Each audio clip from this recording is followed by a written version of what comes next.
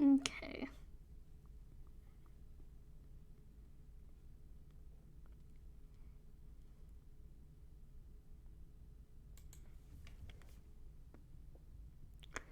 So I totally failed this last time.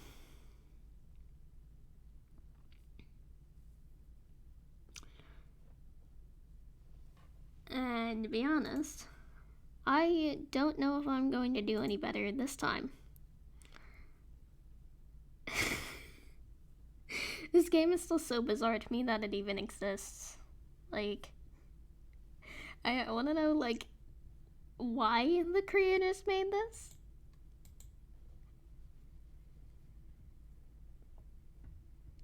Cause like, I played through the Ford route. The Ford route was actually pretty good.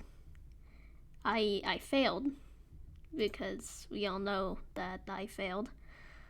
But who knows? Maybe I can do better this time. I have no clue.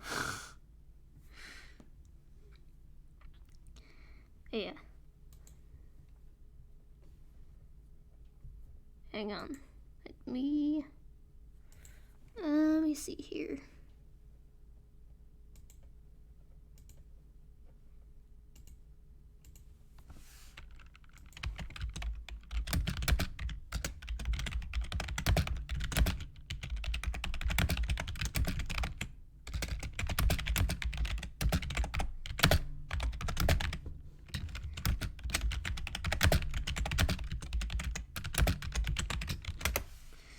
Okay.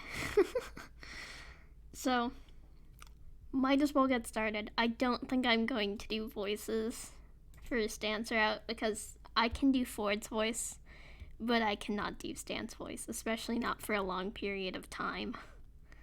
So, I think my voice is wanting to do Stan's voice though, so that's kind of funny because, of course, my voice turns gravelly.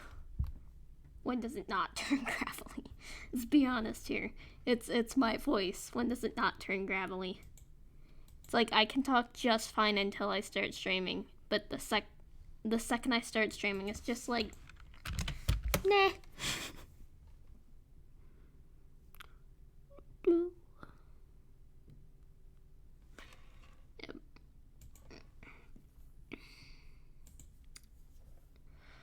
Anyways, let's get this started again.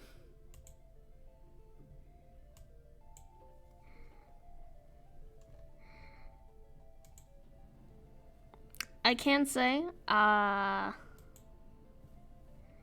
I'll read through it. Why not? Gosh, I can't believe you guys trust me with reading for one. That's probably the dumbest thing that you could trust me with is reading. I'm not a good reader. But anyways, hang on, let me readjust my headphones. Got hair in my face.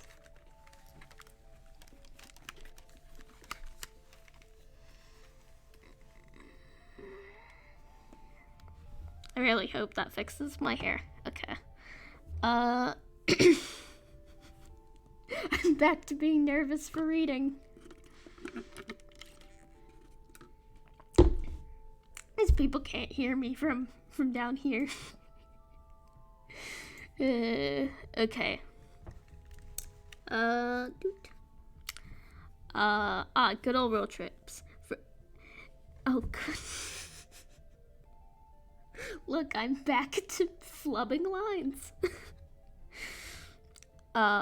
Good old road trips. Full of promise and ripe with potential for adventure, soul-searching, and incredible scenery. Or at least that's what you thought before the novelty wore thin. As of now, your legs are cramping up, you've exhausted your travel playlist 2 times over, and your stomach is begging for something to eat. On top of all that, you're pretty sure you're lost.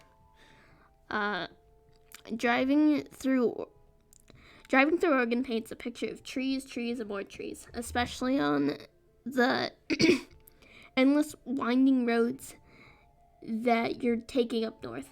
All that breaks the pattern is a sign that zips past with the words that you're just able to make out. Gravity Falls. The road continues on. Giant redwoods looming on both sides. You find yourself anticipating something because as you drive on, you can feel it. Something strange is bound to happen here. Something weird. And that's when it happens. Your car picks up speed. The change came out of nowhere, and you quickly put your foot on the brakes. Just horrifyingly, the car seems to be driving on its own willpower. Boop, boop. Trying to stay calm despite the panic welling in your chest. You pull the emergency brake, only to find that the car resists and keeps moving forward, like something is pulling it. The car begins to rattle, the wheels screech against the country road, and you're screaming until crash.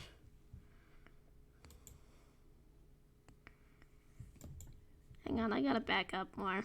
I really did a bad job with having the face cam last time. So I gotta try better. Because I know that, like, y'all wanted the face cam. Like, this was asked for. So, like, I actually got to try and do an okay job with it. And last time was just not the time. Dude. There's smoke. Why is there smoke? You cough, fumble for the door, and manage to undo the lock just before the door is wrenched outward from your grasp.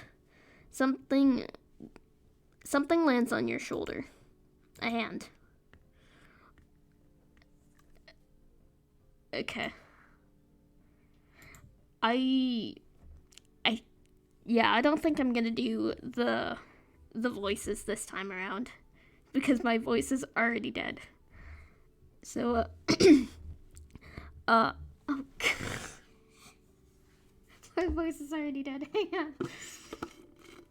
I'm running out of drink.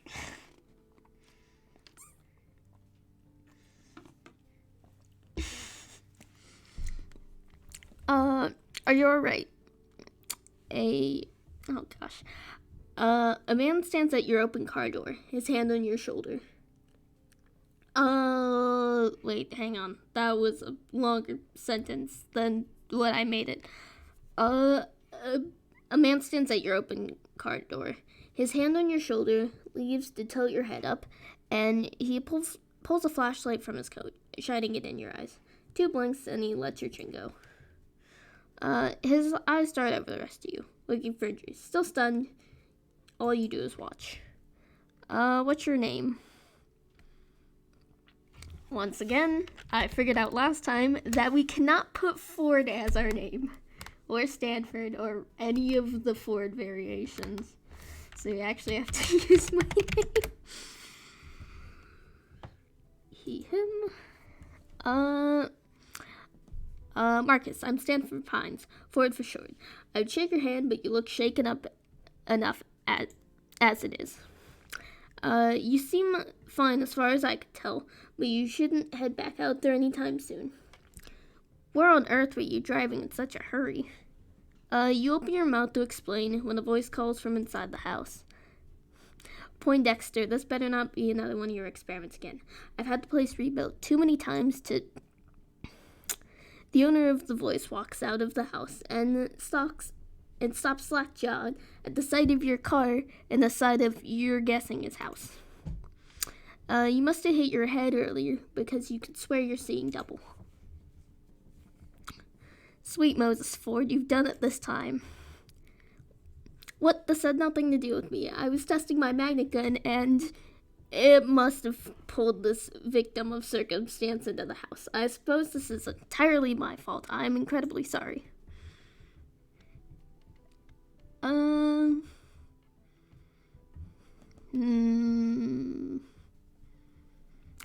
Okay, I've seen the bottom one. I have no clue what this one means, so we're gonna reassure yourself. I can't believe this. My car. What's going on? Who are these men? Why did this have to happen to you? Everything's going to be fine. I'm gonna get through this. Hey, look, it's fine, alright? Sure, there's a dent in the hood from the shack signage and a crack in the windshield that looks like an ominous triangle, but I'm sure she'll run. You try to start up the car, but it sputters, but ultimately nothing happens. You feel like crying. Oh. Well, let's call a tow truck for this unfortunate soul here and forget. I'll take care of it. You're right. It is cheaper to tow it yourself. Sixer, get that magnet gun out again. No, Stanley, I'm gonna fix this. What? Ha? You fix this? Wait, hang on. What? Ha? You fix this mess? I figured out a few alien vehicles in my time. Nah, you kidding me? It'll take some sort of miracle worker to bring this baby back to life, and this miracle worker is on vacation. Stanley, a moment. Ford and Stanley turn away, and you're left to your thoughts. Who can anticipate a car accident like this in the middle of a road trip? You could take care of the car, but how are you going to get home? They run buses out here, right?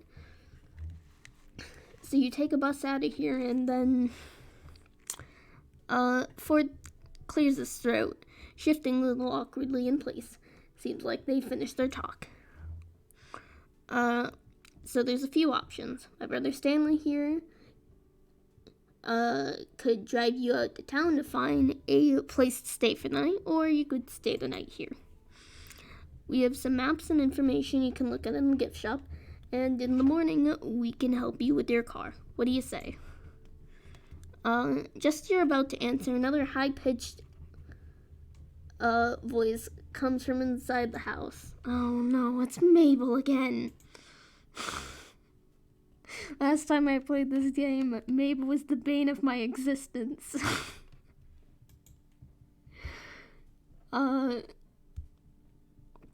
Uncle Stan, picture this, a whole week of, oh my gosh. The girl that runs out of the house comes to a halt at the side of your car. Oh great. Uncle Ford? Why is it that everyone automatically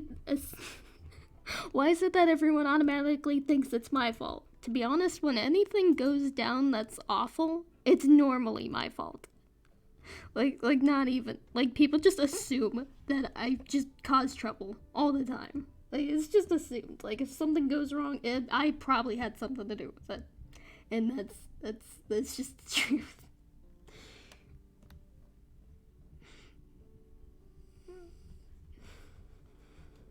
Like the guy who was originally going to co-host this with me, I swear he's seen enough of my actual insaneness to actually deal for a bit with me.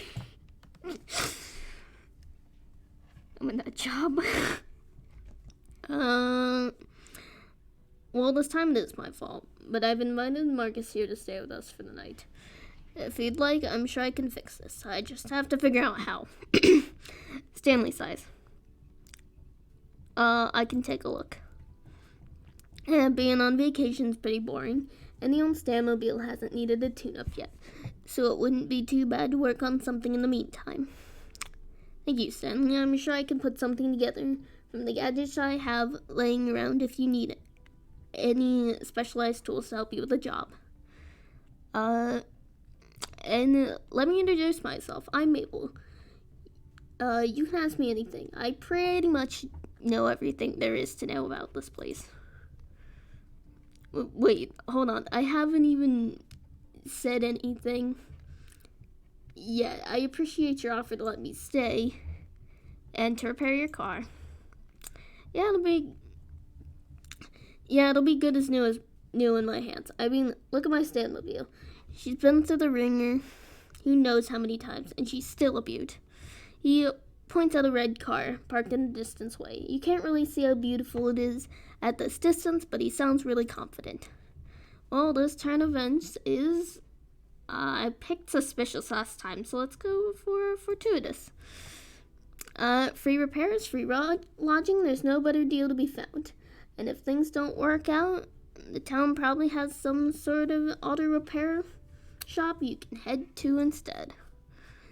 Well, I accept. Thanks for the help.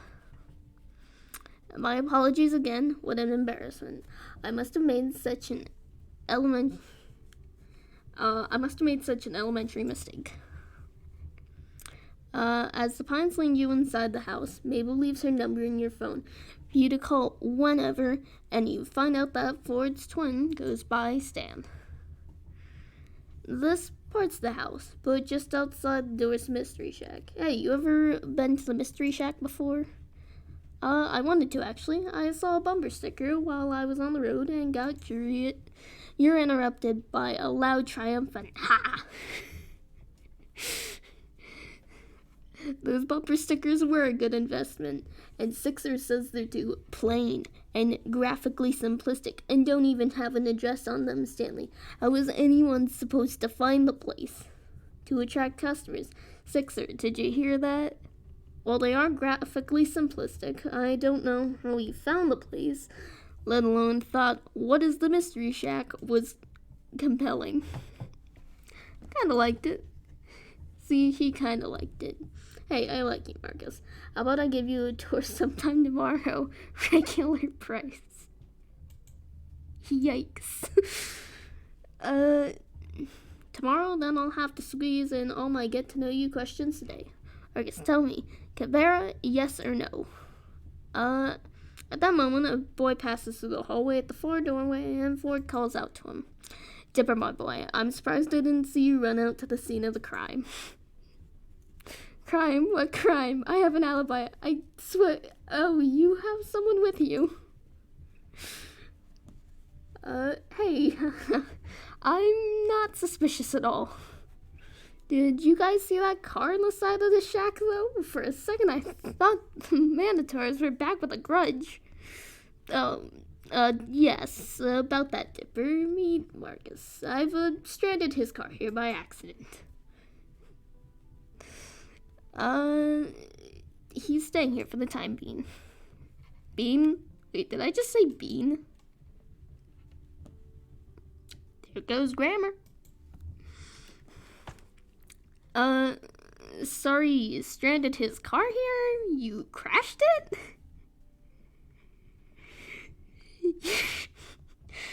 Yeah, the S in the shack fell on it and everything, and the windows are cracked. One window, the windshield. Marcus was lucky to make it out alive. He's fine, no injuries, thankfully. The magnet gun's rather safe despite never having been tested in a formal setting. Yeesh, did you not, take safety precautions or anything? Actually, the irony of the situation is that I was trying to install a safety precaution. Hey, if you two are gonna do your nerd talk, I'm gonna get Marcus set up. Mabel, sweetie, why don't you show Marcus around? I'm staying in the storage room. That's still empty, right? I can make it empty. I'm kind of doing implied voices. I don't know if it helps at all, but I figured might as well give it a shot.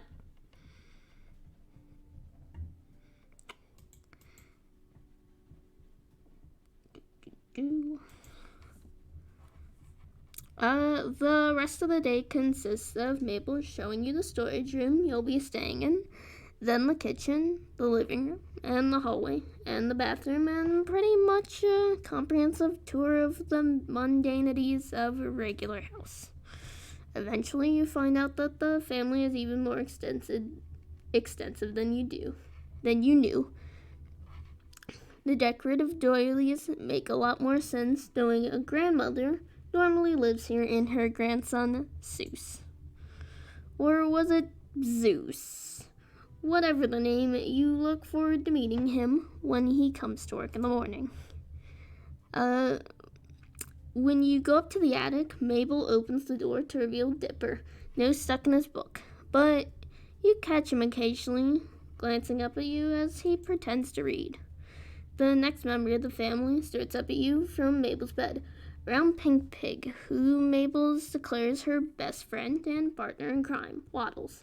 The two are a perfect match, right down to the chubby cheeks and boopable noses. I like the word boop. And in the evening,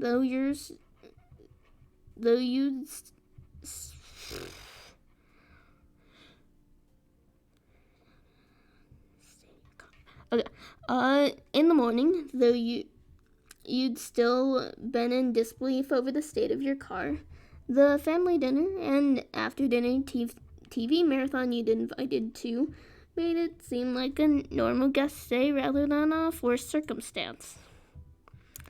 Returning to the storage room, I just noticed the triangle in the window. I didn't notice that first run. Returning to the storage room, Mabel had shown you earlier you would find an air mattress waiting for you and more pillows and sheets than the 7-night warrants.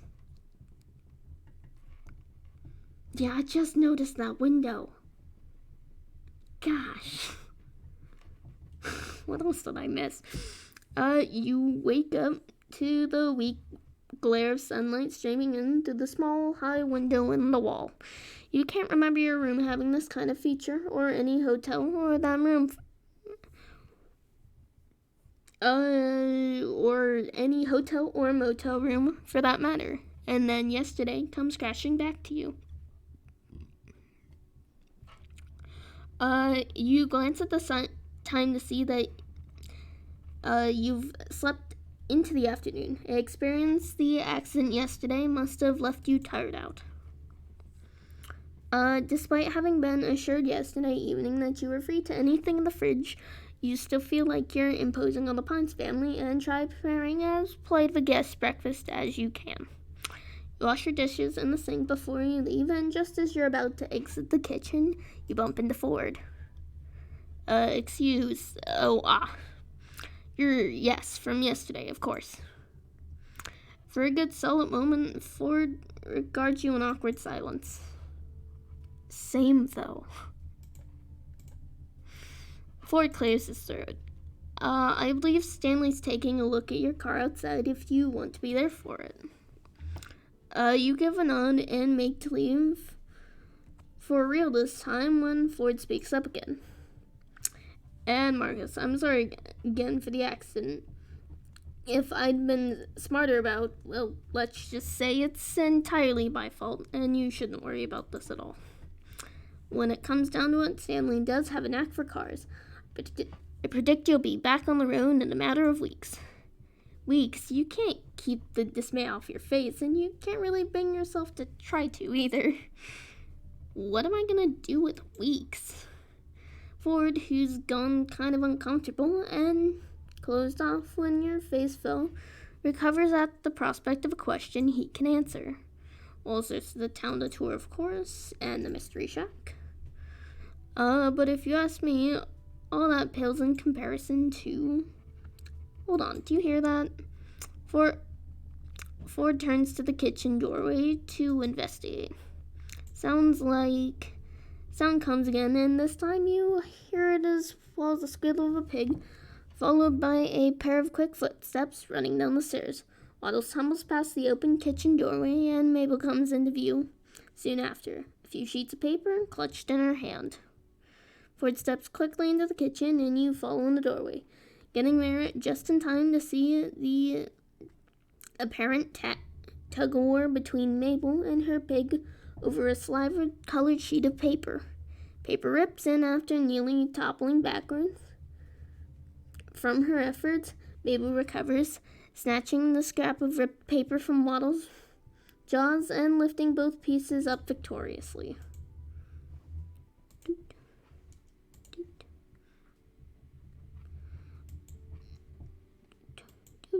Keep clicking the wrong thing. Mabel wins again. Now I just gotta find Goggle Ford.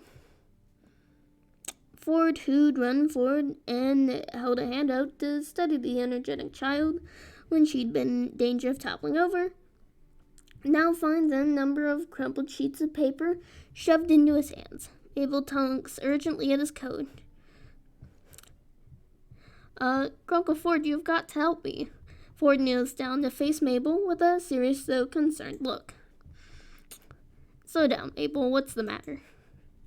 Dipper found a stack of pages from your old journals, and I walked in, and Waddles ran up, started eating at one, and he must have been chewing on it to warn me. Grunkle Ford, because look.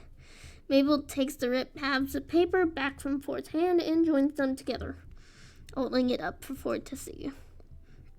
I see. And you took it as a warning? Yes, it says here that it eats small dogs, and Waddles is a small pig, but sort of looks like a dog from far away, and Waddles must have feared for its life. Waddles seems to second this motion with a snort. Or not, as it seems the pig is lounging adorably a short distance away in the hallway. You can't imagine what this dangerous predator could be. Some kind of wolf? Something bigger? You're suddenly not so keen on staying anymore. Remember the pterodactyl I told you about? Waddles was so scared that time. I can't let him leave my side. Pterodactyl? You're suppose pigs are allowed in museums around here? How about I finish that repellent I've never got around to completing? That'll keep Waddles safe from harm. Mabel flops down on the floor in relief. Grunkle Ford, you're an actual lifesaver. Waddles, you have nothing to fear. Ford chuckles, lifting himself off the kneel and standing back up. Right, I'll go get my recipe. Ford turns to leave, and you suddenly remember that with nothing better to do for the weeks you're going to be here, it wouldn't help to get to know Ford. Seems to know what there is to do around town, anyway, and you need that to not die of boredom in the first week. Or, more pressingly, you could go check on your car and see what Stan's made of it so far.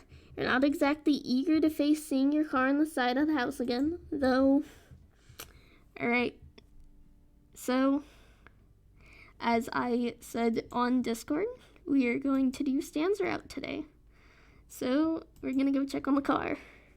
After Ford leaves, Mabel rolls away with her pig towards the living room, and you head out of the house in search of Stan. The mystery shack should only have 4 main sides, but you feel like you've made your rounds past 5 of them before finally seeing your absolute wreck of a car. You swear it looks even worse than it did when you crashed it.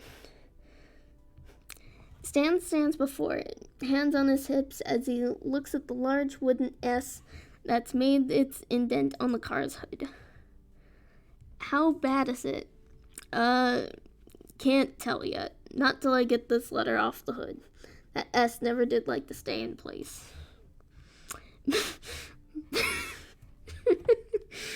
Mystery hack, huh? Look, if you're gonna insult me... Oh, you were reading the sign. I'm fixing that later, alright? Just avert your eyes. Don't look at it. Offer to help him. Guess we should fix it as soon as possible then. Sounds good to me. Give me a hand, would you? Stan directs you to help him push the wooden S off the car. It's also a little in its own dent, but with another firm shove, its end meets the ground. Stan gives it another push with a grunt, and it tips, falling completely to the ground with a lump. Now that it's free of its burden, Stan lifts up the dented hood of the car to take a look inside. He hums and haws and rubs a hand over his chin in thought, walking over to his toolbox, grabbing a tool before walking back, still assessing the damage. You know, that is probably the clearest I have ever read a paragraph, and that's kind of sad. I actually sounded like I could read there for a minute. That's rare. Yeah, this one's gonna take a while. You've got parts that need replacing, not to mention she's not gonna look so hot after this, not unless Ford's got that text squirreled away somewhere. that can smooth out these dents. The more he tells you of the situation, the more this all sinks in. You really are stuck here. Stan spots your worried frown. Hey, Marcus, right? Look, I know how this sounds. With me on the job, you'll be all set and back on the road in no time. You think so? Kid, I know so. I've got a plan to get those replacement parts of yours. Might not be able to clean up all the scuff marks after I'm done, but show run. And hey, so maybe you've got to stay a couple days. So what? There are worse places to get stranded, believe me. In fact, I'd even say that the Mystery Shack is the best place to get stranded. You've got tons of stuff for people just passing through. Merchandise, magic, mystery, my other M words, mayhem, you get the idea. Stan tosses a tool in his hand back in the toolbox, exchanging it for another. He works for a while longer. In your silence, metallic clanks, and the occasional heavy breath. All that mixes in with the sounds of the outdoors. Stand by, awkward, uncomfortable, and a little useless. Can I help with anything? Know anything about cars? Oh. Stan straightens Cactus back and sets down a tool before leaning casually against the nearest load-bearing surface. He wipes his forehead, lets his hand fall to his waist, and gives you an assessing look. How about colleges? Tall tales? Improv? Yeah, I think I can handle that, but what does that have to do with this? You just get your stranded car, held in limbo between life and death by nothing other than Stan Pine's car expertise and a little luck. Okay, I'm really good at improv. At least I like to think that I am. Like, it all depends on the situation, the characters, and whatnot. But depending on what it is, I can do it. I'm a nerd. Us nerds, we know everything. Just trust me on that. Nothing. I was planning on having you help Seuss around the shack. Favor for a favor. What do you say? Oh, if it's more interesting than helping Ford with his pest problem, you accept. But Mothman. Mothman. Alright, follow me. You follow Stan back into the Mystery Shack, passing by the showroom and getting a glimpse of an energetic figure leading a flock of tourists through a veritable sea of obviously fabricated oddities. You hear the words, and this is the ninth wonder of the world, right in the Mystery Shack. It's what makes this place world famous, dudes. Stan notices your pace slowing as you listen and tosses an explanation back for you. That's Seuss. That's Seuss. During operating hours, he's the Mystery Shack's one and only Mr. Mystery. I told him he didn't have to keep the shack running while he's on vacation, but the kid's got a passion for the role. You interested in this kind of stuff? I was thinking about going on a tour. It feels weird now that you're staying at a tourist trap, though, and you were kind of going to poke fun at the exhibits. Hard to do when you have to live around your tour guide. That's fine, really. Nah, I think I want to give you a tour of the place. You get one from the founder himself. You ever hear one of my plugs on the radio? I'm glad that the character kind of has the same reaction as me. Like, you weren't really paying attention to the radio during the drive, just taking in the Oregon scenery. Seen the signs pointing to this place for even a mile down the road? Again, you were pretty preoccupied with the Oregon scenery, but you guess you did see some signs with question marks on them. That's a vague advertising. Just seeing what works. Bumper stickers, huh? Still got one on Ford. Anyway, follow me, folks. Well, folk. Get ready to be amazed. Stan starts leading you back the way you came. You trail behind him, a little skeptical, but definitely curious. Didn't you say the founder would lead this tour? Is Zeus the founder? Stan laughs. What? No, I'm the founder. Built this place from the ground up. Well, didn't Ford technically build the Mystery Shack and then Stan just kind of occupied it? Just saying. Just saying. Well, metaphorically speaking, I mean the house was here and the junk was here, but I was the one who spun the place into a wondrous, awesome, mysterious junk. Okay, fair enough. It did kind of... I spoke too soon. It did kind of answer what I was saying. Ugh.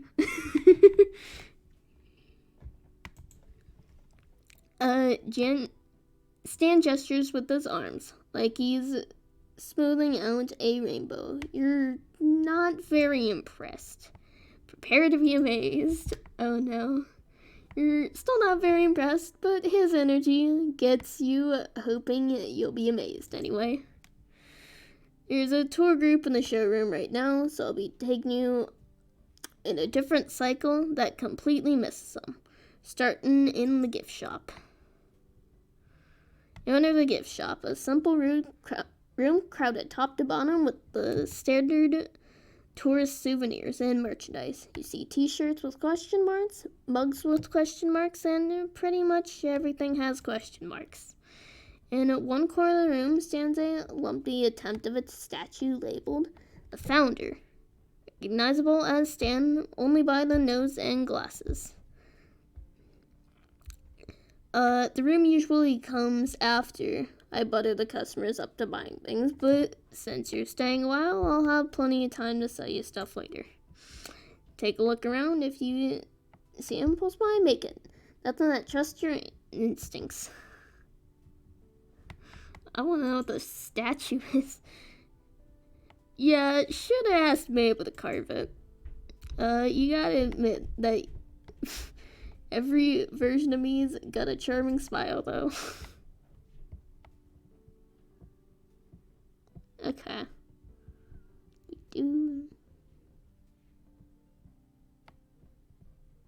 Employee of every month. Sue's always been the hardest work in the place. It's only natural to hand it over to him. Okay. You sure? Well, I think I hear the tour group heading out of the showroom anyway. Now, most tourists don't appreciate nature's artistic genius, by which I mean my artistic genius, because I remembered you to help me out today. You don't think of a money-making wonder like the Sasquatch. Sorry, I can't with that name. I can never do that name. You don't think up a money-making wonder like the Sasquatch by having a boring 9-to-5 office job. You think it up when you wonder, why hasn't anyone found the Sasquatch? Could it be that its name has been mispronounced this whole time? Anyway, just let me know when you've soaked up enough inspiration from this room, as you're gonna need to use it right after. Oh boy. Okay. Alright, come on. You're gonna see what makes this place the Mystery Shack instead of just the shack. We're making another attraction for the showroom. You follow Stan through the living room to the kitchen, where stuffing and animal parts are strewn across a surface to your left.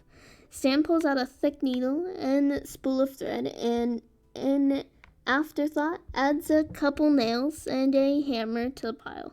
Seems a little unsanitary to do this right across from the fridge, and has the potential to look almost gruesome if it weren't so oddly cartoonish. He stops up at the workspace and pulls at the googly eyes that have been glued over the lifeless glossy ones, typical of taxidermy. Mabel's contributions to the craft project remain firmly intact. That's what I get for letting Mabel bring her stash of scrapbooking supplies. It's one more thing to add to the backstory. Backstory? What, you don't really think tourists are dumb enough to believe that the thing you're selling them is what you tell them is, just like that, do you? Because if you do, I'll be set to do business at Gravity Falls anywhere else, though. Customers take a little more work. See, every good piece comes with some kind of story. If you're Poindexter, some kind of lore. Horror stories work pretty well, because with enough suggestion, people can always find ways to spook themselves. Done it for years, it's kind of an art. Stan appears nonchalant, but you can see a quiet pride with him. Sounds easy. Stan merely looks amused. Oh yeah? Let's see you take a shot at it after we put this thing together. Said you've done this for years? Always had a knack for it, even when I was a kid.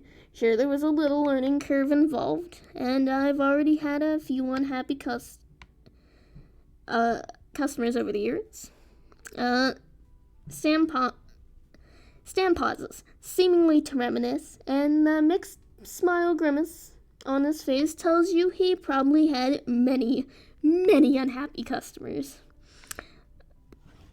But mostly I've had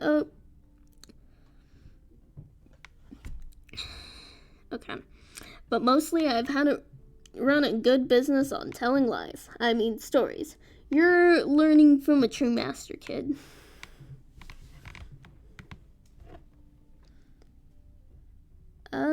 Dude. What was your original vision for the shack? Vision, make money. What other vision do you need? But over the years, sure, I've used a mystery line for advertising. Who isn't curious? Who doesn't want to be amazed? Kids are the most skeptical of the bunch. Though let me tell you, once they hit about 8 or 9, they love trying to prove it's all fake. Then they get older and realize there's nothing good left in the world unless you pretend there is. And everyone pretends along with you, 'cause they're all desperate. So why don't you run this place anymore? Stan's grin melts into something softer, maybe a little bittersweet. My brother wanted to drag me off to a trip with him. Couldn't say no, and I couldn't just close the place, so I left it to Seuss. He particularly grew up in this place, Definitely wouldn't have entrusted it to Wendy. She's usually the cashier around here in the summer. It's weird having to explain all this to you. I keep thinking you already know all this. You work like you're still part of this place. You can take a man out of the mystery shack, but you can never take the mystery out of a man. Specifically me, which is why I'm back to work, even though I don't have to. 30 years of the same routine will do that to you. Stan turns his attention back to the workspace, and you notice once more the daunting selection of items that lay upon the table. It's not the number, but the variety that makes you unsure of how you're going to craft something out of this. Yeah, I don't know what you're gonna do with this stuff. Surprise me. Stan walks off to the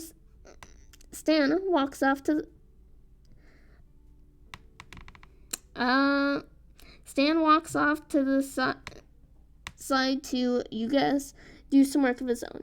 You're glad he's not going to watch you the whole way through. How are you going to approach this?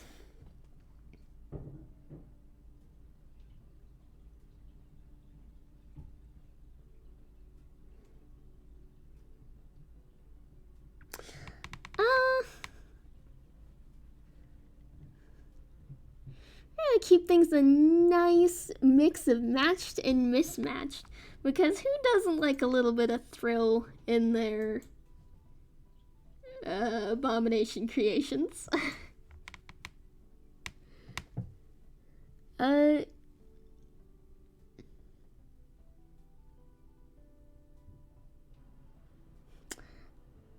How should you keep these parts attached? Let's do some stitching. Okay, you have a base to work off of. What next? Some sculpted details, coloring some of the fur to accent the googly eyes. Just call it a day.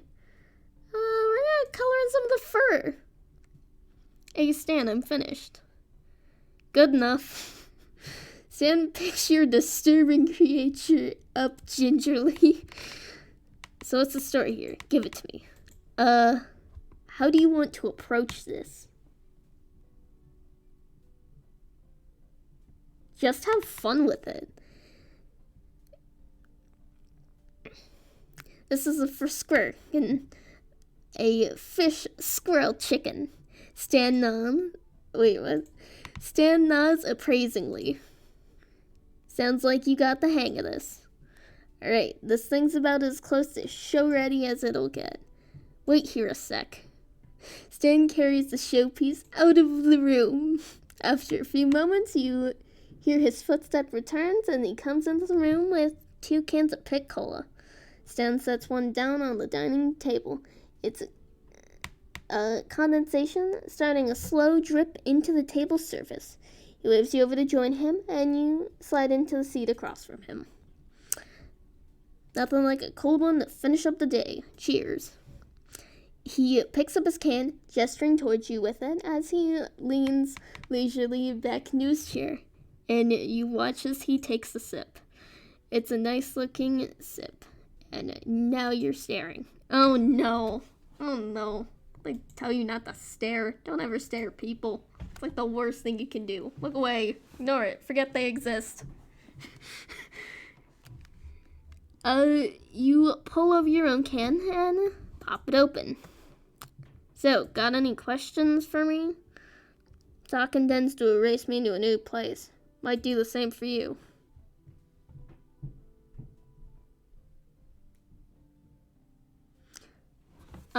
About Ford. Is Ford usually like that? You mean trying to fix what ain't broken and ending up making trouble? Nah, he was the good twin growing up. You know it sucks when you have a good and bad twin. You were the troublemaker, I can tell. Stan laughs. You have no idea. About the exhibits. The showroom already seemed full when I saw it earlier. Why make more? Tourists love variety, but if a sign advertising new attraction and they'll come pouring through the door. When I started this place, I didn't think I'd, be like making these. Used to be another thing that made me money. Now I'm stuck with it. Guess 30-something years of routine will do that to a man. Stan sounds gruff, but it's a fond gruffness. Sixer says keeping familiar habits helps too, so I've kept it up. You think I could sell some of those as art pieces? Yes. Yeah, I could play them up to buyers and sell them, even more ridiculous prices than I usually would. I'd buy one. I'm holding you to that. Oh no. About him. So, tell me about yourself. Stan laughs nervously. What is this? What is this, a first date? Oh, please, no. Don't do this to me already. I'm not ready for this. Well, I'm Pines, Stan Pines, imaginator, town darling, used to be proprietor of the Mystery Shack. He pauses and stays paused. You give him an expectant look that wants him to continue, and he clears his throat, nervous. What, you were serious? I don't get this often. The longest I can get people to listen to me is when I'm selling them something, and even then, it's tough luck. The last time someone listened to me, they tried to eat me. You believe that? I barely got much meat left on me. And keep going. You can't just end it there. Stan gives an uncertain smile, which becomes a full-on grin, and he laughs. Alright, I'll tell you.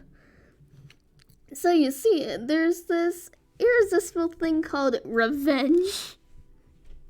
Stan tells you a tale of a road trip, a mount haul of mummies, and a woman who was secretly a spider. You don't believe a word of it, but find yourself enjoying it anyway. Stan knows how to hold his audience in a decent suspense, and he seems to light up if you laugh the right parts, grinning along with you. Before today, you'd never even heard of Mr. Mystery before, but now you feel like you're really seeing something special here, one-on-one with the man himself. So you got any questions for me?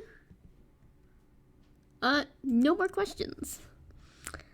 Stan, I don't think asking about the past would have been a good idea. I could have, but we all know where that leads, and that's never good. So, Stan tips his head back to get that final sip of pit, then sets his empty can down with an air of finality. Well, Marcus, bleh, when you can't even say your own name. Well, Marcus, you did good for your first try. If you feel like helping me around again sometime, turning the favor on the car, let me know. You nod, and Stan gets up to leave when you remember something. Wait, I still owe you the price of admission, right? For the tour earlier? Nah, don't worry about it. Gives me something to hold over your head if I need it. He says that and he leaves, but even from what little you've seen from him, you feel like Stan's not the type to really hold that over you. At least not for anything serious. This tourist trap might have more to offer you than you thought.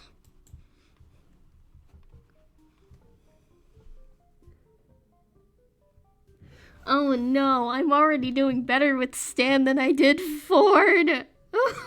Oh no. No.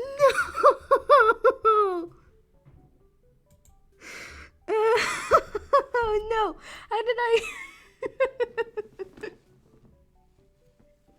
How am I doing better at this with Stan than Ford? I feel like I'm the exact same person as Ford, unless it's like opposites collide or something like that. What's the term? Opposites attract? Is the only explanation that I can think to why I'm actually doing good.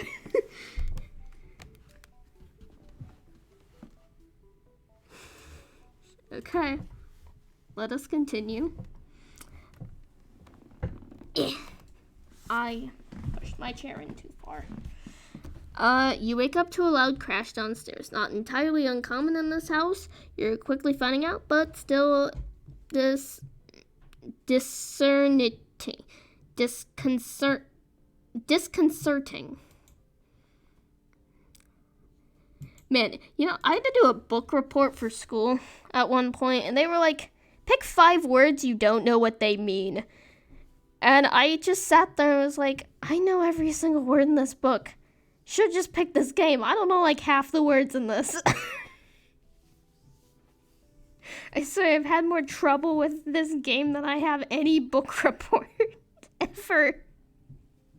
And that's saying something. I've done quite a few book reports in my time.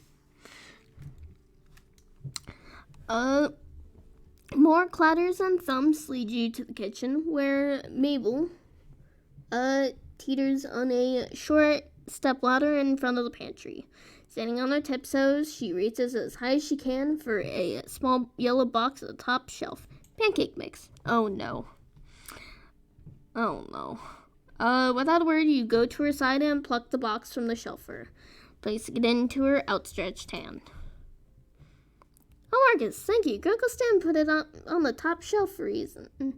But I need some Mabel cakes. It's a breakfast emergency. She wriggles her free fingers in your face, and you can't help but laugh. You can tell the house becomes more alive with this kid around. Want to help me make them? We only need chocolate milk, coffee, pink food coloring, pot of gold O's to make this breakfast a dream breakfast reality. As delicious as this sounds, you're inclined to ask where the coffee comes in the mix. You realize the house is suspiciously quiet. Mabel, where is everybody? Oh, Uncle Stan needed stuff for your car, so you went to go get techie stuff for that. I think Uncle Ford's somewhere. He heard the abominable bro man was trying to steal soda from campers, so he went to help them out. Yep, that's where he went. Totally knew that. So they left you guys to make breakfast on your own? You don't know the family well enough to know this is commonplace, but the idea of leaving two teenagers alone to fend for themselves seems fine. If one of the teenagers wasn't Mabel anyway. You still don't know how coffee fits into your Mabel cakes, but now you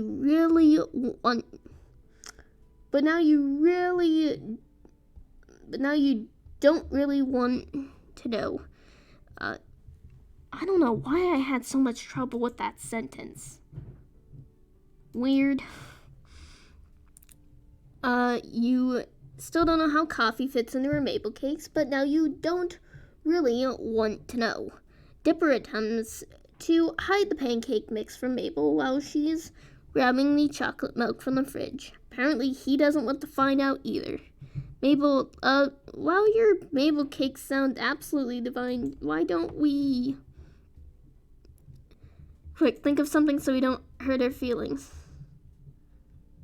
Dipper, can you cook? Maybe Dipper can help you make something different. We should save the Mabel cakes for another day, a more special day.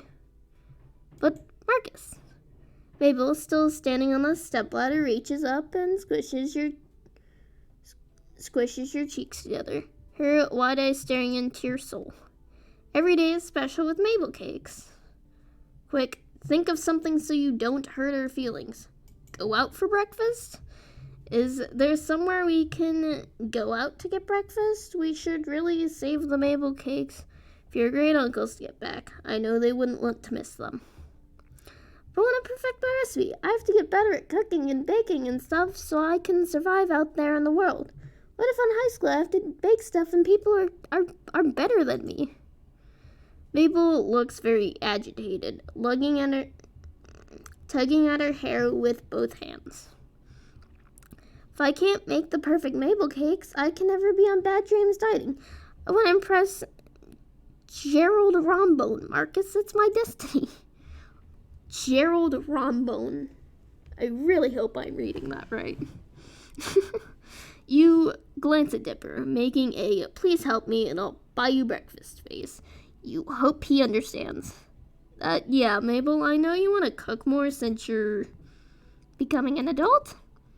Sure, but don't you think Uncle Stan and Great Uncle Ford should be here to try them too? And not just me, again. Mabel hops off the stepladder and ponders her brother's question. Lips pursed, eventually she nods, beaming at you both. Right, Dipper, I can't deny them the experience. You give Dipper a thankful smile over Mabel's head as she puts the ingredients back in the refrigerator. He grins back at you, rubbing the back of his neck. You wonder if he got that from one of his grunkles. That's clever now that you think about it. Great plus uncle to make grunkle. Saves time on syllables. It's very, very... It fits so well.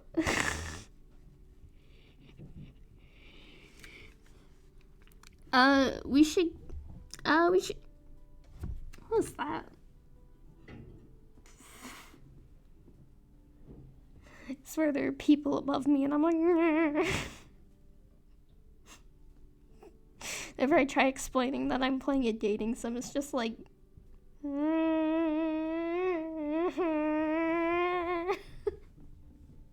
Nobody ask any questions, please.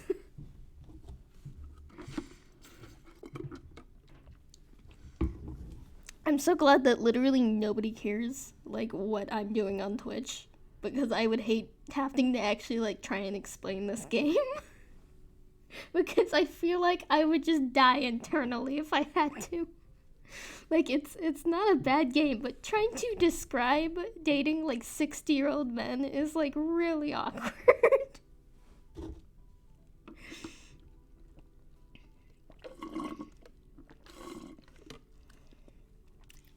And now I'm out of drink. And that last sip was not the best sip. Okay.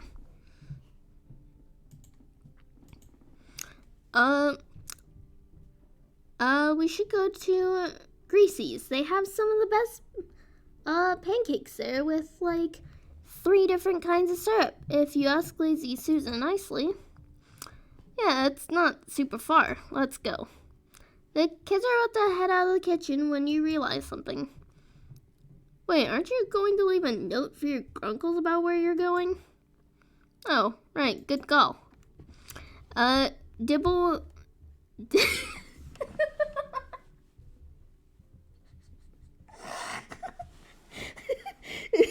I read Dipper and Scribbles in the same word. Yes. Yes, Dibble. Forget Bipper. Dibble. Dibble is the new... This is literally just Dipper, like you get like a 5-year-old to do like a 5-minute sketch of Dipper, and that's Dibble. Dibble. There we go. It's confirmed officially. I'm officially confirming it in my own headcanon. Oh gosh. I'm never going to be able to unthink that now. Dipper scribbles out a note for Stan and Ford and sticks it to the front door of the shack with one of Mabel's stickers. The kids lead the way towards the town, explaining various landmarks and the wild and wonderful stories attached to them along the way. And this is where we saw those 2 ghostly old people. In a convenience store? Strange. But you nod regardless. Maybe she just meant they were so old they looked like ghosts. Dipper points out the diner in the distance, a log-shaped building atop a train cart, and the 3 of you head inside.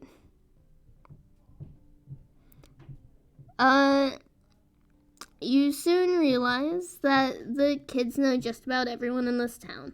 Several people, young and old, wave to them as the 3 of you find a table and get the feeling that they're almost famous in Gravity Falls, though you're not entirely sure why. Pretty cute, though. Mabel blows the paper wrapper of her straw at Dipper's face, and he retaliates by swatting her with the laminated menu. An elderly woman in a pastel pink waitress dress comes up to the table, and you catch the name on her tag, Susan. Hey there, kids and stranger. What can I get for you? Pancakes, and all 3 syrups for me, please, Lazy Susan. Same for me, actually. Lazy Susan turns to you, notepad in hand. Let's go pancakes. Come right up, sweetie. Lazy Susan winks, with her good eye, of course, and heads to the back of the diner. The wait for your food to arrive feels longer here than most, mainly due to Mabel and Dipper using this time to interrogate you. First, it's somewhat intimidating. You literally crashed into their house and started hanging out with their great uncles, so they have lots of questions. Once the irrational fear of 2 13-year-olds fades out, you recognize their interview for what it really is. They care about their uncles. If you do start hanging out with them more, they want to know as much about you as possible. Mabel's questions are somewhat nonsensical. So if you're stranded in a deserted island with no boat, no cheating, what would you take with you? Well, Dippers are careful and calculated. What were you doing before you came here? School, work, both, neither? Did you know about Gravity Falls before you crashed into the shack? You immediately know which grunkle each twin takes after. Stan and Mabel, goofy partners in crime, versus the quiet brainiacs, Ford and Dipper. It's an intriguing contrast, especially now that you're thrown into the middle of the bunch. But as the twins race to see which syrup bottle drips into their mouths the fastest, Dipper's blueberry syrup beats Mabel's classic maple by half a millisecond. You swear on it. You know that these kids do a lot more for their great uncles than just cute counterparts. And here we go. Enjoy, kiddos. Let me know if you need anything else.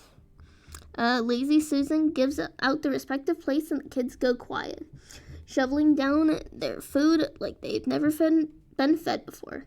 Between mouthfuls, you get a few more questions about yourself and your theories on aliens versus which member of M Synchronize was your favorite. But the table is never silent as the 3 of you eat. That is until Mabel speaks up through a mouthful of pancakes.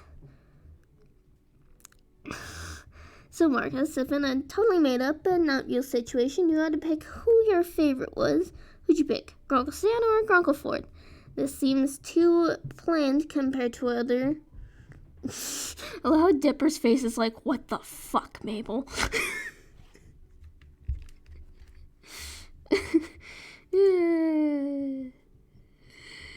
That's great.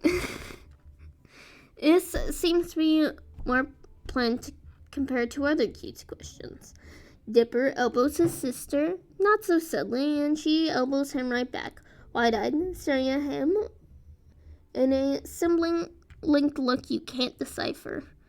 Like, say you're in a movie, like one of those weird movies Grunkle Stan watches on TV with the ladies in poofy dresses riding horses. Awfully specific, but you let her continue, taking another bite of your food. You're the main character of this movie, and you get 2 guys who are both madly in love with you. Oh gosh. This one doesn't mess around with getting right to the point, huh? No, really, she doesn't. She doesn't. She really doesn't. But you could only marry one of them, so you could be the next in line for the throne. What would you do if Grunkle Stan and Grunkle Ford were your choices? Who would you go with? Mabel, that's kind of weird, isn't it? Like, really weird and kind of gross. Come on, Dipper. This is an important information that's vital to my research. What's research? You know, really, what research? None of your business. Yet I'm still gathering other research. Please don't be anything like the Ford route. Mabel in the Ford route. Go watch the Ford route if you haven't. That was a trip. But Mabel in the Ford route was, oh boy.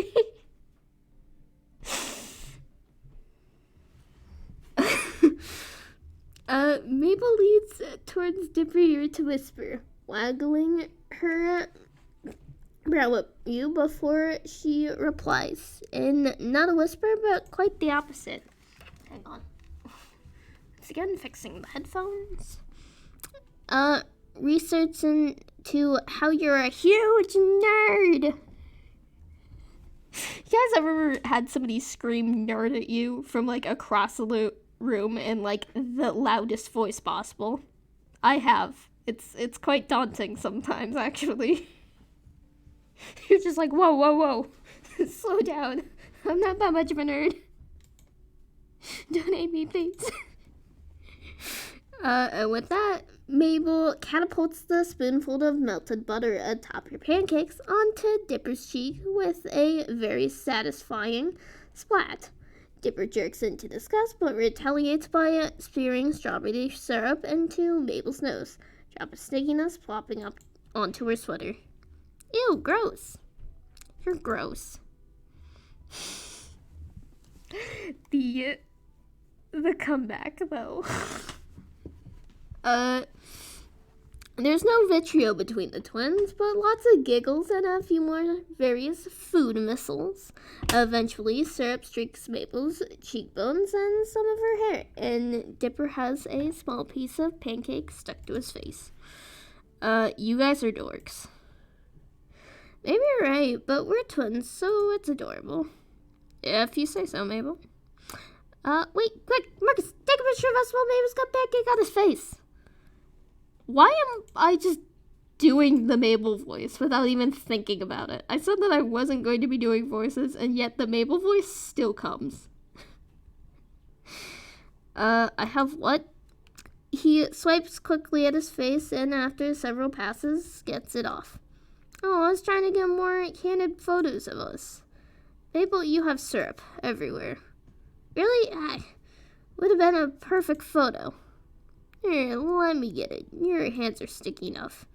You get back up with napkin in hand and try to wipe some of the syrup off Mabel's cheeks. The excess syrup swipes off easy, but a good portion doesn't budge. I mean, maybe syrup and makeup is the next new look. That's one word for it, kid.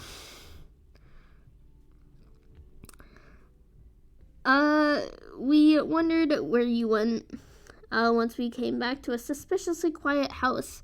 If it weren't for Dipper's note, we would have been worried. Sixer would have been worried. I try to tell him kids pull this kind of stuff all the time. Head out, unannounced, put stress on your poor old uncle's heart. He put his hands over his heart dramatically. All those missing hours of unpaid child labor. Actually, that note wasn't me. Well, I wrote it. Mark's the one who said we should, so that you know where we went. Both Ford and Stan turned to look at you, surprised. I like how Ford is, like, actually surprised, and Stan's like, yes!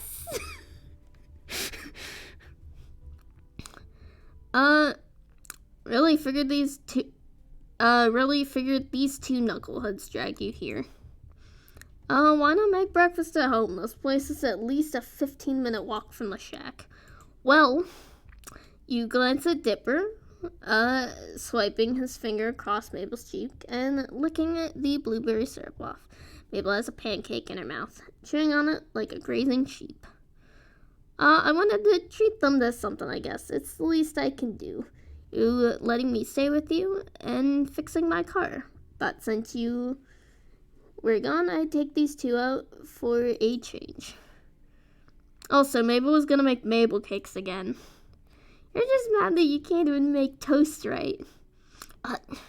Yes, I can. Burn it one time. One time. I said this last time and I'll say it again.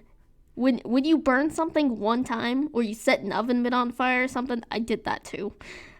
Once you do that once, number one, burning an oven mitt and having like flame like right here, that kind of traumatizes you a little bit. Like, I still am like quite scared of the toaster oven because fire like on your hand is terrifying. But like burning toast and whatnot, nobody ever lets you live it down. Ever. It just, nobody ever lets you live that type of stuff down. Like, not, you burn the toast once, you're a horrible cook forever. It's just how it is. I'll probably think of more cooking disasters that I've done.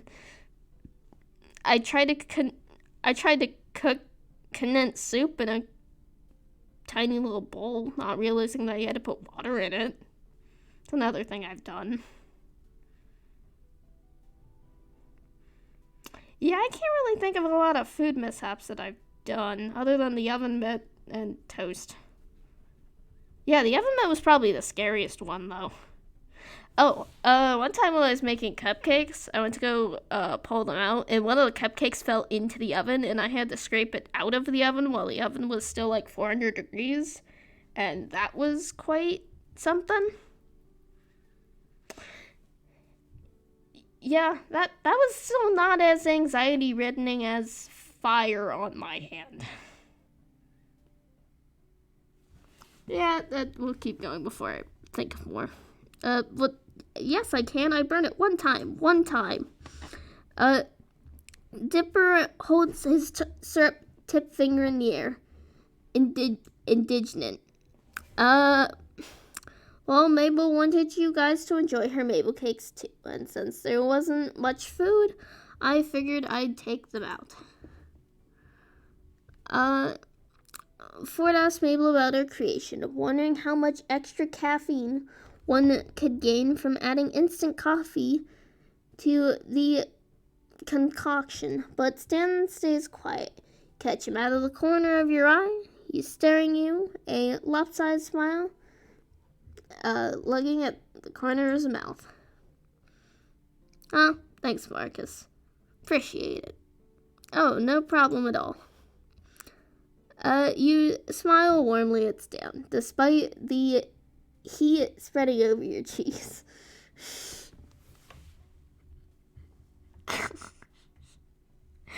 I'm so bad at social cues until I read into them, and then it's just like, oh no. Sometimes I forget I'm playing a dating simulator for good reason.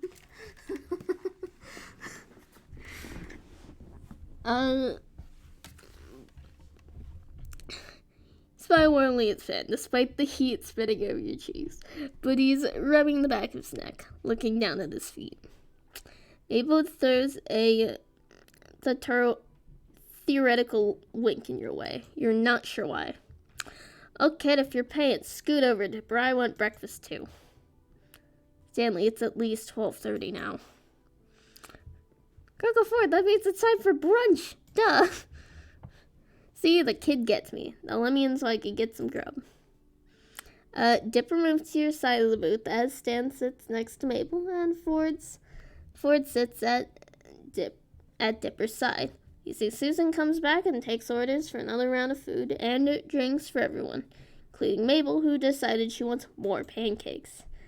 You're starting to regret offering to pay, but as Stan and Mabel try their hand at the syrup drip race with Dipper cheering them on, Ford watching with a wide grin on his face, you know you can't really mind that.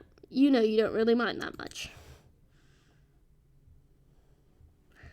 Over the next few days, you continue to help around the Mystery Shack. Not out of obligation, but because you have nothing better to do. Besides, Seuss, practically the golden retriever of people, is really digging the input on the current installments from an outsider's perspective. Bless his soul, the guy even offered you a job if you end up stranded here forever, dude, and need to make a life for yourself. Stan nearly choked on his ice pop as he overheard. Thinking about it now, the relationship between Soups and Stan is unexpected. If not a little odd, but it makes you smile no matter how many times Stan may roll his eyes as he does it. He'll always help Seuss get something done just right. Showered and dressed, you go outside as per usual, but you don't see anyone. After a few minutes search, you find Stan standing with his back to you in one of the exhibit rooms. Admiring the weird and wonderful animal amalgamants he's collected for his tourist trap. Hand on his chin in thought. Am I interrupting something important? I like how I can read that big long paragraph and then it's a simple sentence, and I can't do it. Am I interrupting something important between you and the Grucerki? Stan turns at the sound of your voice, smiling. Nope. You need something? You have any plans tonight? He mulls your question over for a few moments, giving you an assessing look up and down. Got a couple errands to run. Why, you want to tag along?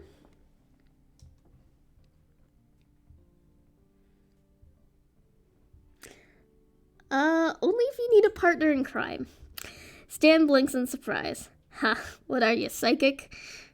Wait, really? It's just a figure of speech. You guess you should have known better. Alright, I'm heading out in a couple hours. Meet me out front. A couple hours, but no buts, Marcus. You can't rush this stuff. Trust me. Okay, sure, not ominous at all, Stan. Yeah, meet me out front if you think you can handle it. He turns to go, but stops for a few seconds and turns back. Oh, and I wear black. Oh, and wear black. Something you don't mind getting dirty. And before you can ask why, he's gone into the depths of the shack. Oh no, are we gonna rob a place? Okay, this might actually be as exciting as Mothman. If we're gonna go rob some place or bury a body or something. I'm on board. Got me on board. I'm on board. A couple hours turns into a handful, which you pass by watching some TV with Mabel and Dipper and dozing off. You have no idea what kind of satellite they got out here, but the shows are now some kind of the most bizarre programming you've ever seen. Once you've had enough waiting, you change into your darkest clothes and sit out on the front steps of the shack, watching as the sun starts to sink past the trees. It's cloudy and unusually warm for this time of day, but there's a nice breeze out. And my vision's playing tricks on me. That's great. That's really great.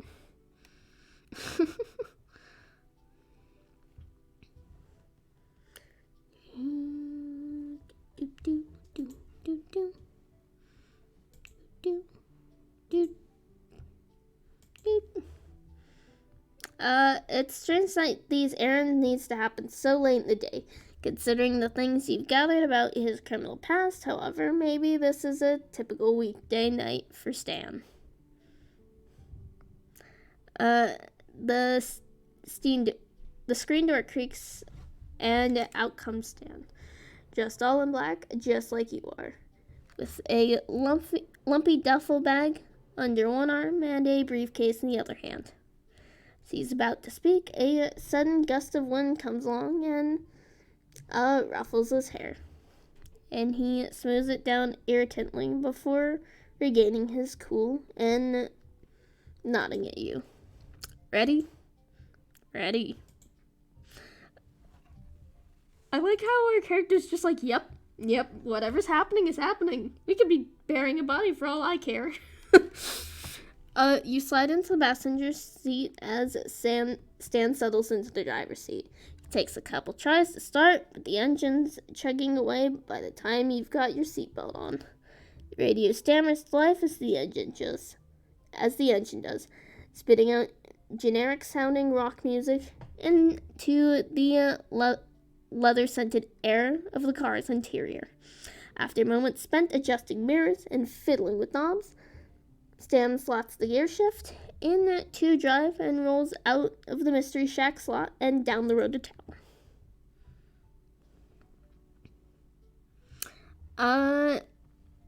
The radio's on and Stan taps his fingers on the steering wheel to the beat of the music while he drives. So I take it we're not making a quick trip for milk and eggs.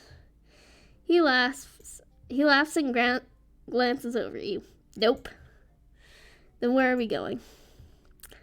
First stop to see a buddy of mine, a hunter. I got all my taxidermy supplies from him. So that's where you get your parts from. Yeah? Oh, I just figured you got them from a local farm or something. Do business with these hippies? Not a chance. Well, I really enjoyed making that showpiece with you the other day. I had no idea you were so creative. He glances over at you with poorly hidden surprise, turning almost immediately back to the road and shrugging. It's just gluing stuff together, really.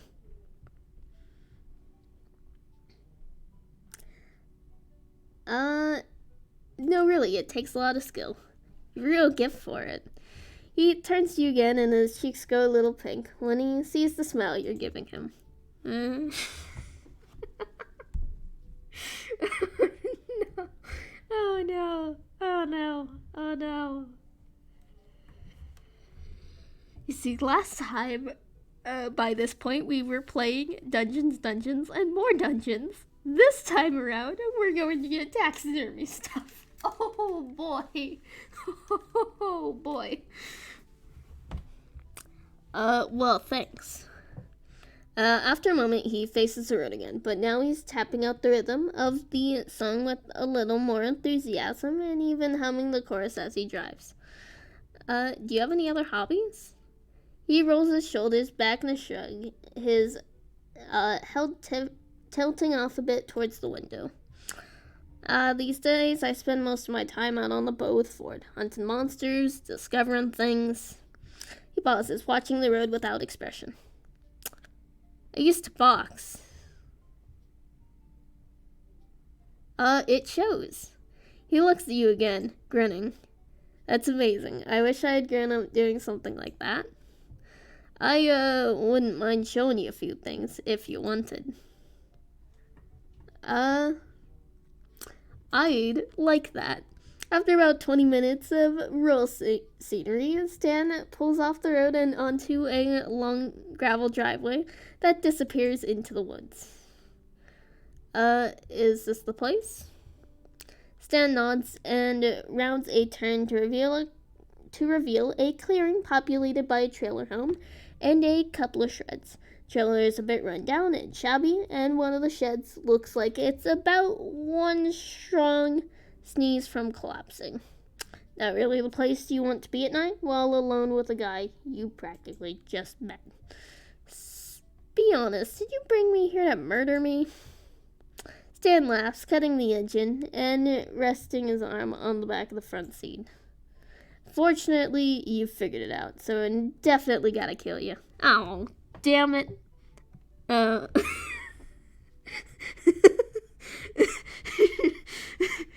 just like, nah, well, yeah, it's kind of expected.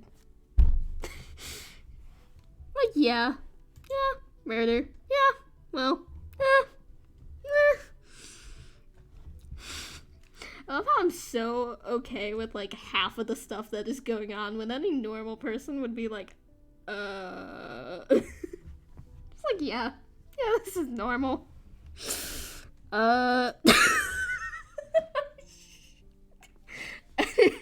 I meant to say, as in, like, my brain was going to read the line, but the line was just, So, I'm kidding, kid, relax.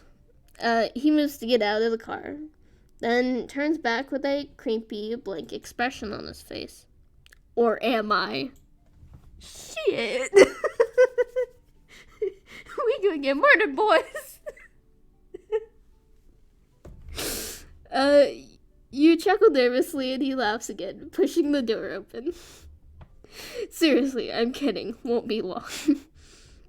At the door to the trailer, Stan knocks and the door opens to a dark interior before he walks inside. The door shuts behind him. You give the yard a few curious glances before realizing that the weird pile of sticks you've been looking at is actually bones. You quickly pull out your phone to look at instead. 10 minutes later, and stands back, carrying a large cardboard box in both hands. You see him fumble with the handle of the rear left door for a moment, and you reach back over the seat and pop it open for him. The box reveals a few various shades of furry somethings and an animal skull you don't recognize. Doesn't seem like something worth busting out your darkest duds for. We aren't by any chance robbing a bank, are we? Because I would have brought gloves. Stan laughs. No, nothing like that. He starts the car up again and you're back on the road.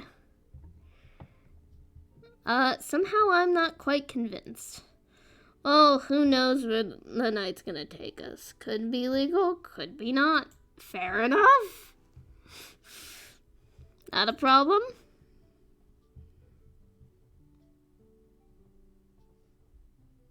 Can we swing by a jeweler? I need a new watch. You're a riot, kid. Stan takes the highway. The final minutes of the sun sets, burnt orange and purple ahead of you. While in the welcome sign for Gravity Falls disappears into the rear view mirror. A new song comes on the radio.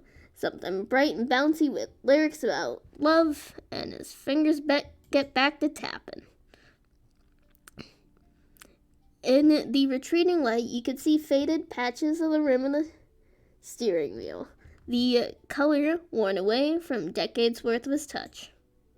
The passenger seat you sit in hasn't taken the shape of someone specific, even after all this time. The springs still feel brand new. Meanwhile, on the driver's side of the car, Stan's settled easily into a seat, which fits him as well as a finely tailored jacket. You tuck your leg up under its mate, leaning back into the dark leather of the DeVille's interior, and watch cars pass and recite out the windshield. After a few minutes of music back silence, you feel like breaking it.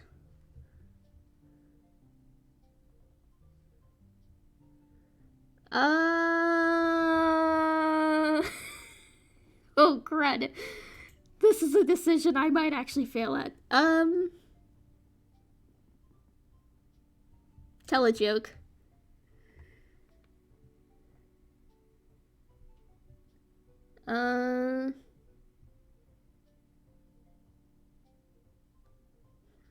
Why are there fences around graveyards? Stan glances over at you, double checking that this is the setup to a joke. I don't know why. Because people are dying to get in. Stan laughs. That's pretty good. He thinks for a minute, presumably to come up with a joke of his own. Alright, a blonde walks into a bank in New York City. Oh no, this isn't gonna be one of those awful blondes are dumb jokes, is it? He levels a withering look on you. Can I tell the joke? I don't know, can you? You grin with your lower lip caught between your teeth, clearly joking, and he chuckles. Anyways, Blonde walks into a bank in New York. She goes up to the bank manager, and she says, I'd like to take out a loan for $5,000. Taking a vacation overseas. A car passes you on the highway, going 20 over the speed limit, and Stan swears and then stifles it. Yeesh, night drivers. So the bank manager goes, well, miss, do you have collateral? We need collateral for that kind of loan. And she nods and says she does, and she takes the bank manager out to the parking lot where she's got a $50,000 Ferrari waiting. And she says, this is my car. You can hold on to it until I pay back my loan. Stan continues, glancing over at you and trying to suppress a smile. Bank manager's confused, but he figures if the lady doesn't pay, he's gonna have a nice new Ferrari in his garage, so he agrees. Sign for an exit ahead points off to the right, text reading County Road 328, and Stan takes it off the highway. So he gives the blonde her 5 G's. She hands him the keys to her car, and she heads off to Europe. A month later, she shows back up to the bank with the 5 G's and the interest for the loan. Figures out to be about $15. Stan continues, turning down an unlit gravel road, headlights coating spooky shadows through the trees. The bank manager takes the payment from the loan and the interest and has one of his employees bring the car out front of the bank to the blonde. Out ahead of the road, a deer turns its face to the car and then leaps across the road to disappear into the woods. Just before she leaves, the bank manager stops the blonde and says, "Lady, I'm real confused here. You're clearly loaded enough to afford this car. You pay back the loan and then some. Why take out the loan if you're so rich?" And the lady turns to him, runs a hand through her hair, and says, "Where else can I park my car in New York City for 2 weeks for only $15? Okay.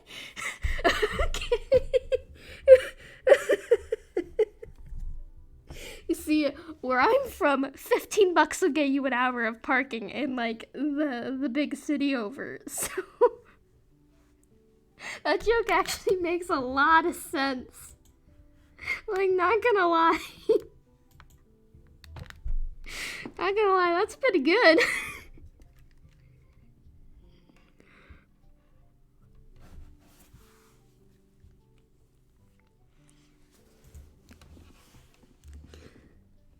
It's funny. It's very funny. Rest a while after and he laughs along with you. And I take it back. That was the best blonde joke I've ever heard in my life.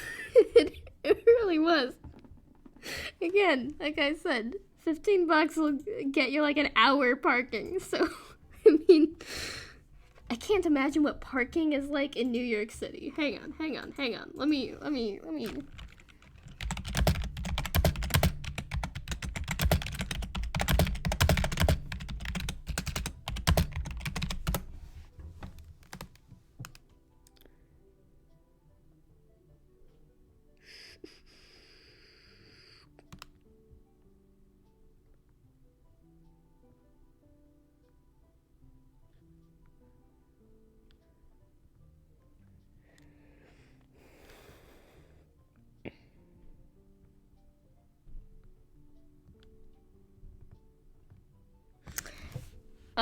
Average cost of monthly parking in the city clocks around $430. Cut that in half, that's $215. So average, yeah, the lady just saved $200 in that scenario. Man, I am a nerd. Why did I just do that? I pretend like I didn't just figure out the math to that, how much that lady just saved. As you finish speaking, Stan pulls off the side of the road and the engine dies. As you step out of the car, the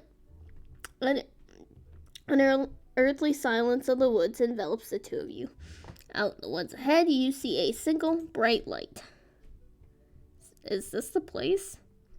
Just about. You follow him back towards the truck, where he opens quietly and slowly, frowning as it squeaks. What are we doing here? Well, you might not guess it looking at me, but I got a thing. The two of you stare at each other for a moment, and he looks a little nervous. For art.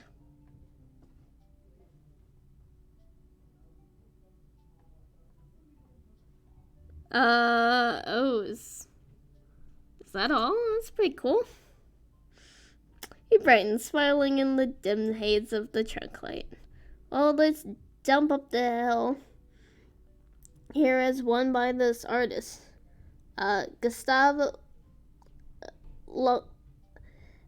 Cloggin. Not even gonna try anymore. Not gonna try on that. Stuck it from right out under me at an auction. I've been trying to buy it off him for years, but the jerk won't sell no matter how much I offer him. And trust me, you meet this guy, you know it's out of spite. So we're stealing it? You got it, kid.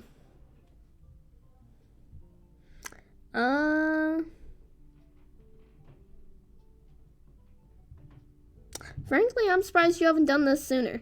Stan laughs quietly, fishing around in the duffel bag for you don't know what. Wait till you see it. It's a master's piece. I've been waiting 6 months for him to go out of town. Here, take these. He pulls out a pair of gloves from the bag, handing them to you. When you slide them on, they fit almost perfectly. I guess your size right? You nod, wiggling your fingers. Stan chuckles, pulling on a pair of his own, a set of black leather driving gloves with silver snap closures that glint in the light from the trunk. You ready, kid? As I'll ever be. Gosh. Okay, we're playing, Dungeons, and more Dungeons with Ford. We're robbing a guy with Stan. Can we just acknowledge that? Just the contrast between the little nerdy goody two-shoes Ford and Stan robbing a guy.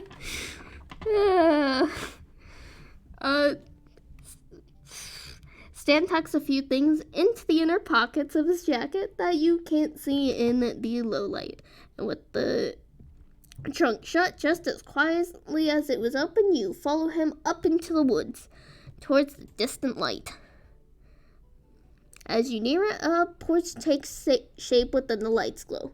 Behind it, the dark shape of a house sits in the even darker woods. Stan leads you past the front porch and around the corner of the house, to a set of stairs that appears to lead into a basement.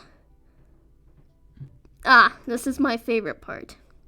He withdraws a small black shape from its pocket, and something that looks like it might be a pen. The pen-shaped thing turns out to be a small flashlight, and he holds it in his teeth as he opens the black case to reveal a set of lock-picking tools. You're a lucky person, kid. You get to see the artist in action. He gets to work inserting one tool in and wiggling it down to the bottom of the keyhole, and then pulling out and poking at the innards of the lock with it. You glance around in the darkness as he works, half expecting to get caught before you get anywhere, but then the lock clicks and Stan stands. A tongue twister. Opening the door for you with a flourish.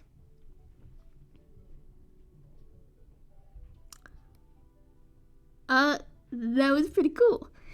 So, fun fact, I actually wanted to learn, like, lockpicking and whatnot at one point. I know that kind of sounds weird, but it was kind of something that I've thought about before.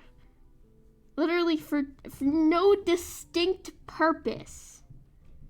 But why not? Why not? The most lockpicking I've done is having to use, like, a hairbrush to, like, lockpick the bathroom door to get in. And that's about it.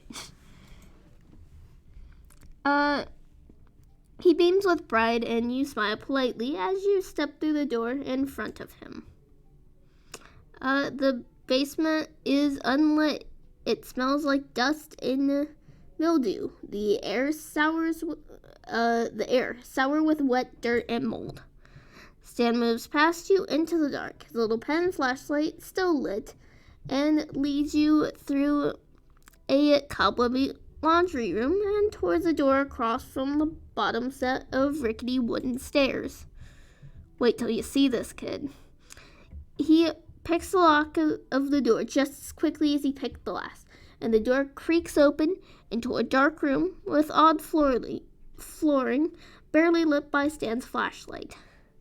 Stan goes first, and as you follow him in, he hits a light switch, revealing a beautifully designed gallery of plush scarlet carpets and gleaming wood paneling full of paintings of sad clowns.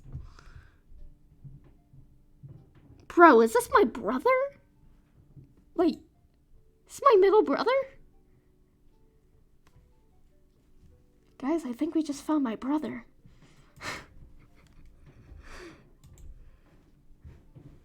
Stan looks more excited than you've seen him yet. His arms crossed over his chest and a warm smile on his face. Can you believe that Hillbilly Chump has a collection like this?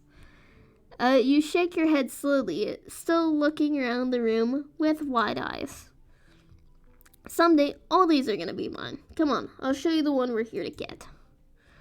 You follow him to the back of the room, and he stops in front of a large painting of a clown with bright red lips and blue circles on his cheek. His eyes outlined with black, comically large eyelashes painted onto his eyelids. His neck rough droops. His neck rough droops sadly, and his costume is dingy and worn. What do you think? I'm just gonna say it's beautiful. It's beautiful. Yeah. This is weird. This is really weird. You really like the kind of thing? No kidding. Stan's voice is edged with hope. Oh, beautifully done. It's nice to meet somebody who really appreciates these like I do.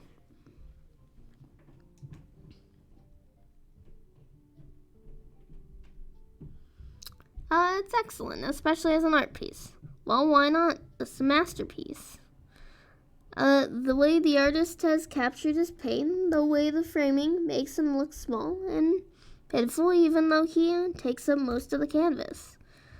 The juxtaposition of the inherent joy of clowning and the anguish this man clearly feels is what makes this kind of painting really special.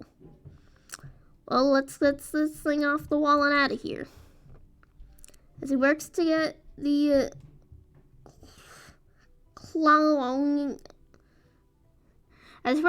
picture down off the wall, you wander the room looking at the other paintings. As you look over a portrait of a mime with dirt on his white and black striped shirt, you're suddenly grabbed by your shoulders. Boo. Ah! You screamed, eyes shut in fear, and threw a weak karate chop at the source of the noise, making uncomprehensive impact with something solid and muscular. After a moment's panic, you squeeze whatever the thing is with your hands and open your eyes, finding... Yeah, it's Stan. Was that supposed to hurt me? Stan's arm and shoulder. Boy, he's really packing some heat in there. Wow. Oh no. This is slowly turning into like an anime, and I don't like it. Is this hatful boyfriend? I also have hatful boyfriend too. Y'all need to stop giving me games to play. I have hatful boyfriend also. I haven't played it on stream. I've played a couple of the routes off stream. I played the doctor one at like 3 a.m. and it freaked me out for some reason. I don't know why. It just did. And I don't get scared very easily. So yeah, it was kind of weird. But yeah, that was kind of weird. He laughs, apparently very pleased with himself for scaring the absolute life out of you. You need those boxing tips even more than I thought. You couldn't defend yourself from a fly with moves like that. You laugh shakily, and it's then you realize you're still feeling up Stan's arm. So Sorry about that. You pull your hands away a bit too fast and he chuckles, blushing all the way up to his ears. No problem, kid. He clears his throat and the silence between you begins to grow awkward before it's interrupted. Upstairs, in what is supposed to be an empty house, you hear footsteps crossing towards the door to the basement. Stan apparently hears them too, a sudden series of expressions crossing his face from shock to confusion to terror and finally settling on indignation. Not even gonna try. He quickly takes you by the arm, whispering harshly in your ear as he drags you towards the entrance of the clown room. As soon as he comes in here, shut the door, and I'll shove these boxes in front. You know, just as a line of light from the top of the stairs blooms within a wide swath, you and Stan duck behind a wall near the door to freedom, one corner of the stolen painting poking you uncomfortably in the ribs. Who's down there? Slippered feet come down the wooden steps ahead of you, and when their owner notices the light on, he holds something long and gun-shaped in front of himself. Pines, if that's you, I swear to God, I'm really gonna shoot you this time. Gun-shaped? Gun-shaped? Gun? Gun! Stan nudges you, jabbing a thumb towards the door leading outside, and jerks his head towards it. You take a step out from behind the wall, take Stan's hand in your own, and pull him into a jog, and then a run, and the two of you scrambling up the concrete steps out the cool night air as a voice shouts swears behind you. Stan kicks the door shut on his way out, and there's a startled yelp behind you as it makes contact with the owner of the house. There's more swearing, but you lose it behind you as you run, flashlight in hand, and Stan's hand in the other. When you reach the tree line, you part and maneuver your way through bushes and bramble. It was actually brambles. I wasn't just reading that wrong. Stan crushing through them behind you. As you run, a deafening gunshot goes off behind you, and you realize that you're being chased. Holy smokes, run for it, Marcus. Goodness gracious. This really is a contrast. This sitting there with Ford to play dungeons, and more dungeons. Like, oh yeah, this is fun, fantasy, violence, whatever. With Stan, you're being chased by a guy with a gun, running for your lives. Why is this so accurately Stan? Oh boy.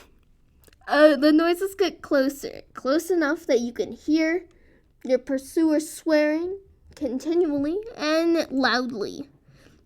You slow a bit, flashing your light behind you and raising the beam to find the distant but visibly enraged face of a man with a rifle in his hands.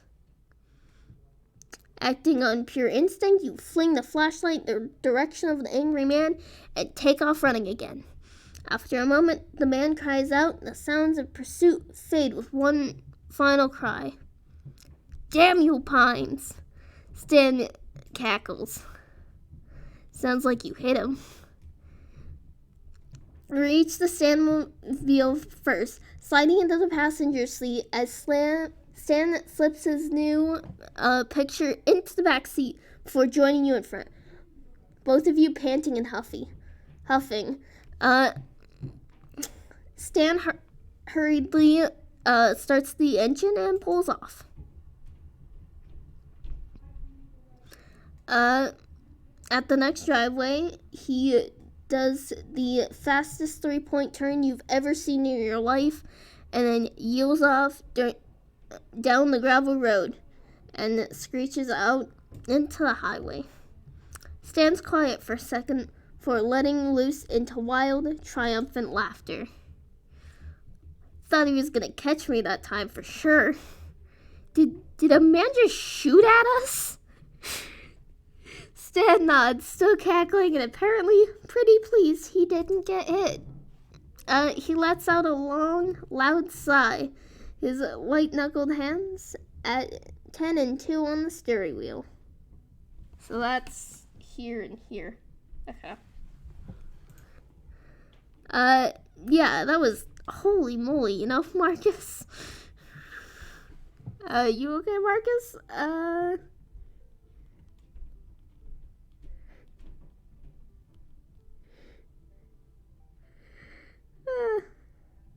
I'll let you know when I find out. He pulls back onto the highway, back in the direction you came from, and lapses into uncomfortable silence. After a while, he starts humming along with the radio, and knowing the song this time, you hung along with him.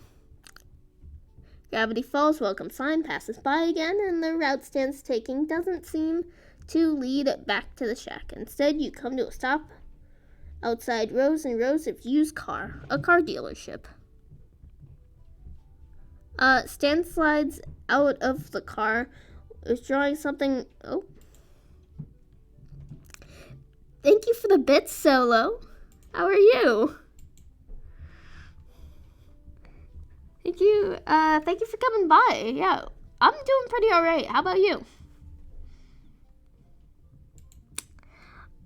Stan slides out of the car, withdrawing something from a pocket within the breast of his jacket. Once you get out and around to the front bumper, you can see that it's a cigar. You mind if I smoke? Yeah, go ahead. Thanks. I don't like smoking around the kids. You know, I'm already a bad enough influence.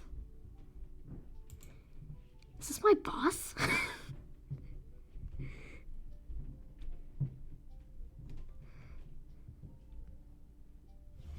Good job, Stan. Yeah, no kidding.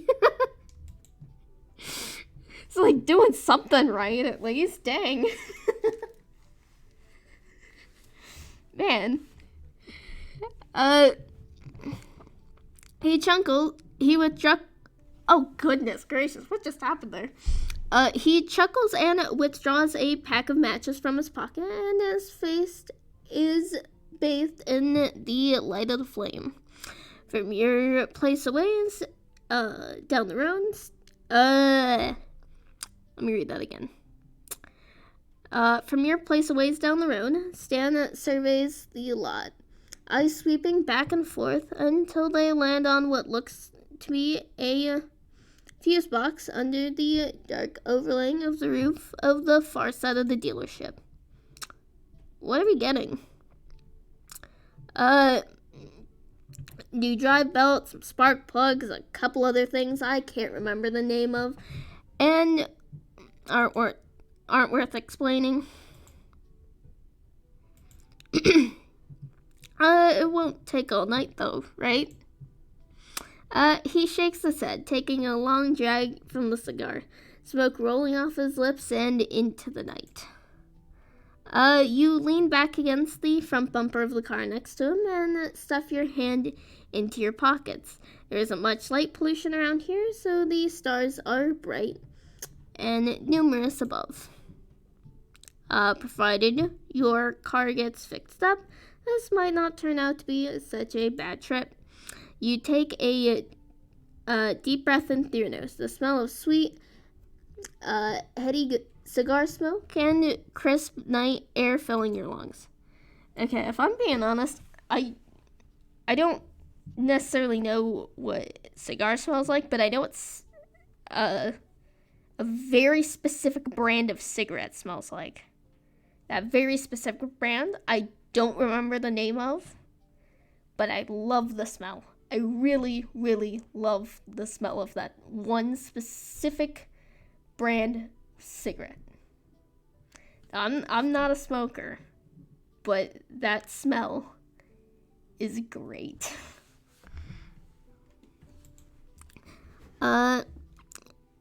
So how are we doing this? We gotta get rid of the lights. I doubt Bud's clever enough to have night vision cameras. He laughs a little as he speaks, smoke blowing out into the night with each individual laugh. But we cut the power to the whole place, and the cameras are gonna be gone anyways. So we cut the power, find a car the same make and model as yours, and dig out the parts your car needs. An hour, maybe an hour and a half, tops. I can get the lights.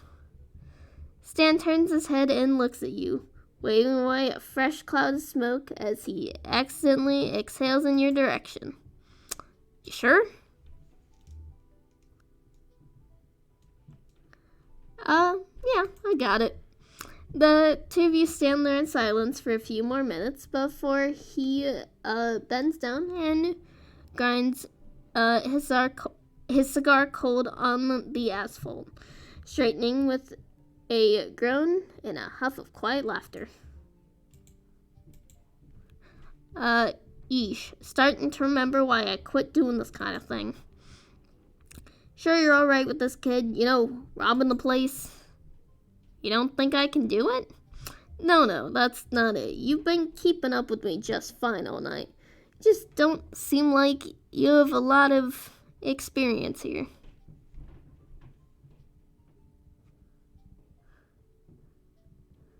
I think I've gotten enough experience tonight alone. He smiles, a warm and genuine expression that ignites something fuzzy and soft inside you. You don't notice you're stirring until he turns away and moves towards the trunk. He reaches into the car and pulls a lever under the driver's side of the front seat, and the trunk pops open.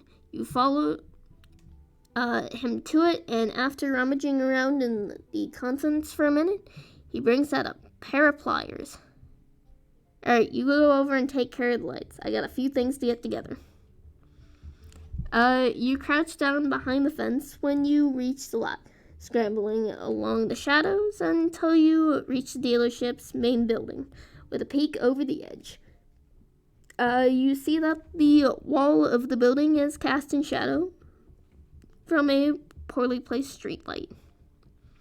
Another peek and you spot a car the same make as yours off back of the lot, near a sign that says discount section, big deals. Takes an embarrassing amount of effort to get over the fence, but you manage it and press yourself flat against the wall, inching towards the fuse box. It's locked, but you pry it open with the pliers and look over what's inside. Bunch of switches, some wires. Flip a bunch of switches, flip the biggest switch. Rip some wires out, why not? Not the most elegant job, and you realize after you've done it that you're glad you're still wearing the gloves Stan gave you from earlier, in case what you did was dangerous. The lights, however, remain unchanged. Just flip the biggest switch. Oh, there we go.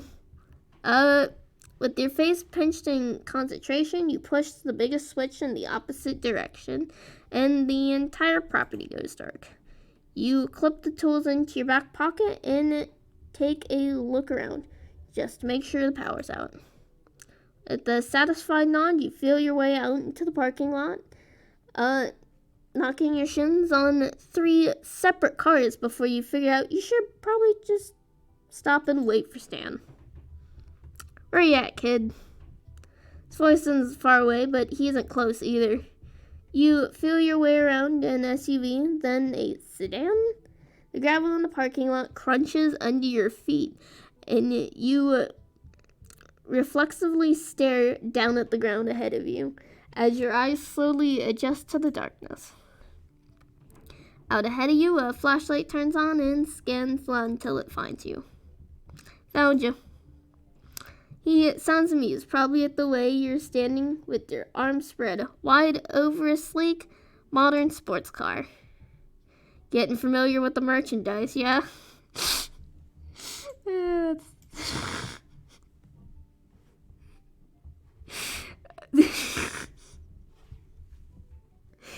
Okay, you see, Alex Hirsch, I saw an interview with him one time where he was talking about how he wanted to make a episode with Stan and Wendy where they like go to rob the like diamond in a museum or whatever, right? I'm getting the vibes that would have had from this, and I'm quite happy, and I'm sad now that episode never existed. You give the car an awkward pat and make your way towards the beginning of the flashlight's beam. See anything the same make as yours when you shut the lights off? Yeah, there's one back in the discount section. It's kind of insulting now that you think about it, actually. It's like, well, shit. He hands you the flashlight when you reach him, and you start slowly back towards the discount cars. Discount. Your car it's a classic. It's usually extremely low. Bleh.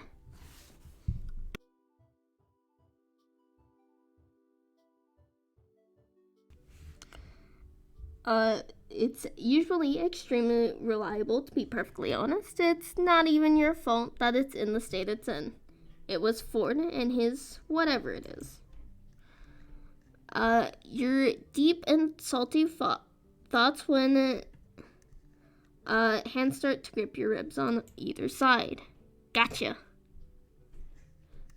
Another panic guy.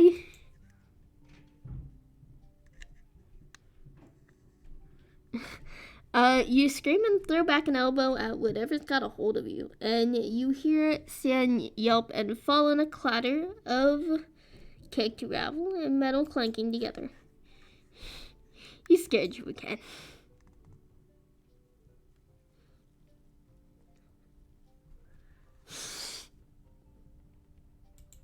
Okay.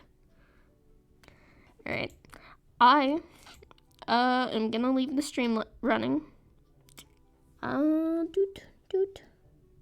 Sex box's wish. There we go. Yep, I'm gonna leave this running just like this. I'm gonna go get some food, and then I will be back in 15-20 minutes, and we'll continue.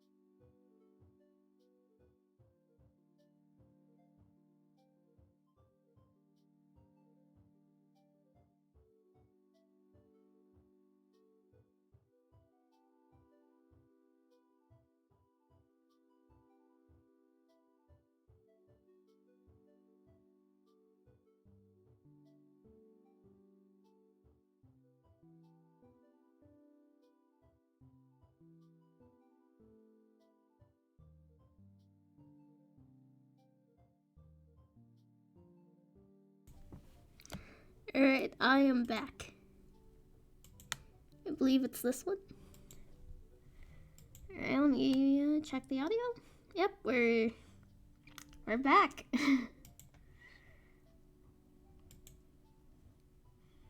Cool. Okay, let me put my headphones back on. Okay. He scared you again. Oh wow, I really got you that time. Holy smokes, kid. Turn the flashlight to where you heard him fall and you find him with a hand cupped over his face. Blood dribbling out from between his gloved fingers. Yeah, I deserve that one. Oh shit, I didn't. I'm really sorry. Nah, I'll be alright. Just help me up. You tuck the still-lit flashlight into your back pocket for a moment, reaching down and finding his hands in the dark to pull him up. Once he's on his feet, you retrieve the flashlight from your pocket.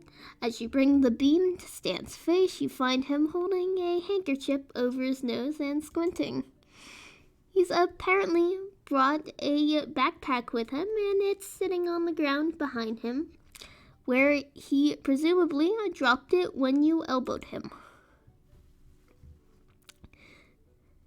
You know, that was a really solid hit. You got a lot of power in there. I don't know if you were just saying it to be nice earlier, but I really could show you some moves. Teach you how to direct that strength. Yeah, that sounds fun. He removes the hanky from his nose for a moment, gently prodding at the bridge of his nose with a finger and frowns. Oh, snot's broken, that's for sure. That's good. He laughs quietly, taking a clean corner of the handkerchief and dabbing at his nose with it, grimacing and sniffling hard when it comes back still clean. Good to go. You sure you're alright? Yeah, of course. I've gotten worse beatings than that, believe me. His face is flushed from the sudden injury, but he does look otherwise okay. So you sigh and plant your hands on your hips. Then let's finish this. He reaches out towards you, then catches a glimpse of the blood and reconsiders, wiping his gloves clean as he can with the hanky. When you reach the car you spotted earlier, he pops the hood and drops his pack on the ground next to the bumper, unzipping it to reveal a jumble of wrenches and tools. Alright, hold the flashlight steady on the engine and keep an eye out.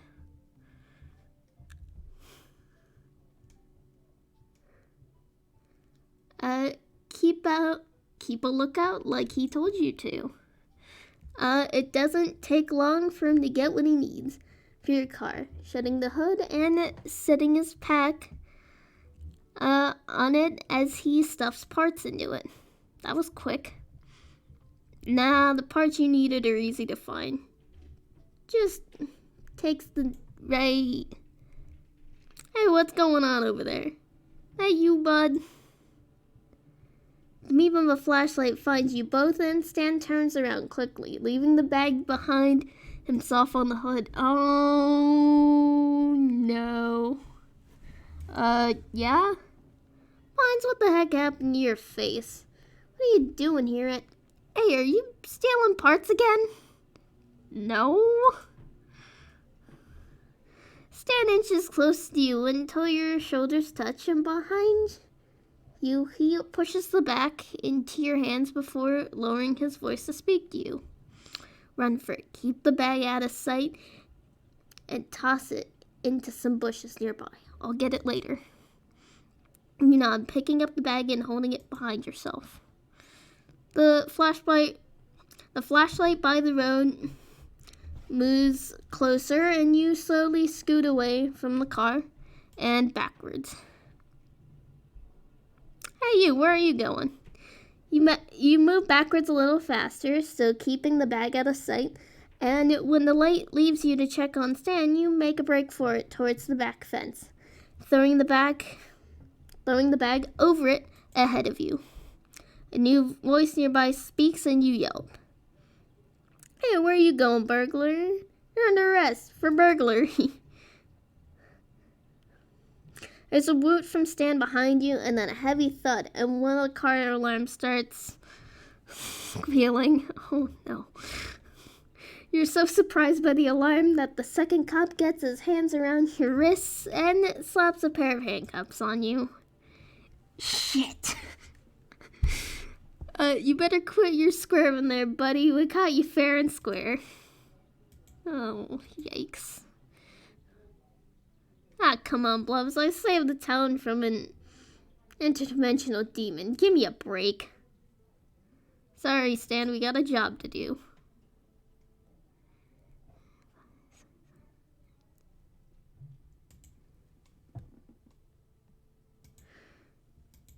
Doot, doot, doot, doot, doot. Stan grumbles quietly, and the man behind you leads you toward the road behind Stan and Blubs, who's now got him in cuffs. You need to get out of this, but how?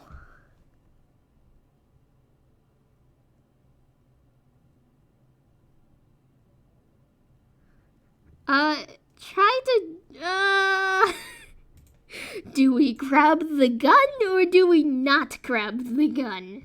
I feel like if we grab the gun, we're gonna end up in jail, and this one is less likely to end up in jail, but still pretty likely to end up in jail. So either way, we're probably gonna end up in jail, so we're gonna go for the cop's gun. You close the space between you and the cop behind you, reaching your hand back in search of his holster, but not finding it. Once something moves between your fingers, you grab it, bringing it back. Well, you're not sure what it is, but it feels like it might be keys, so you slip it into your back pocket.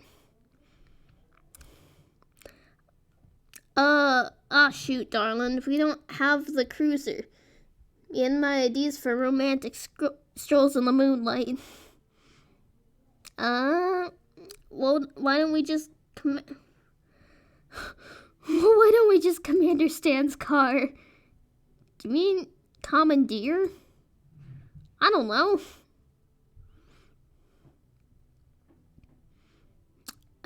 Edwin Derlin, you are an absolute delight, and I cherish having you as my life partner. Derlin giggles behind you, and Blubs giggles with him. The two of them push you and Stan into the back seat of his car, crowding you in with the picture. Stan grabs it protectively, muttering under his breath about the fuzz. He's quiet for most of the ride, only speaking up once. Okay, Marcus?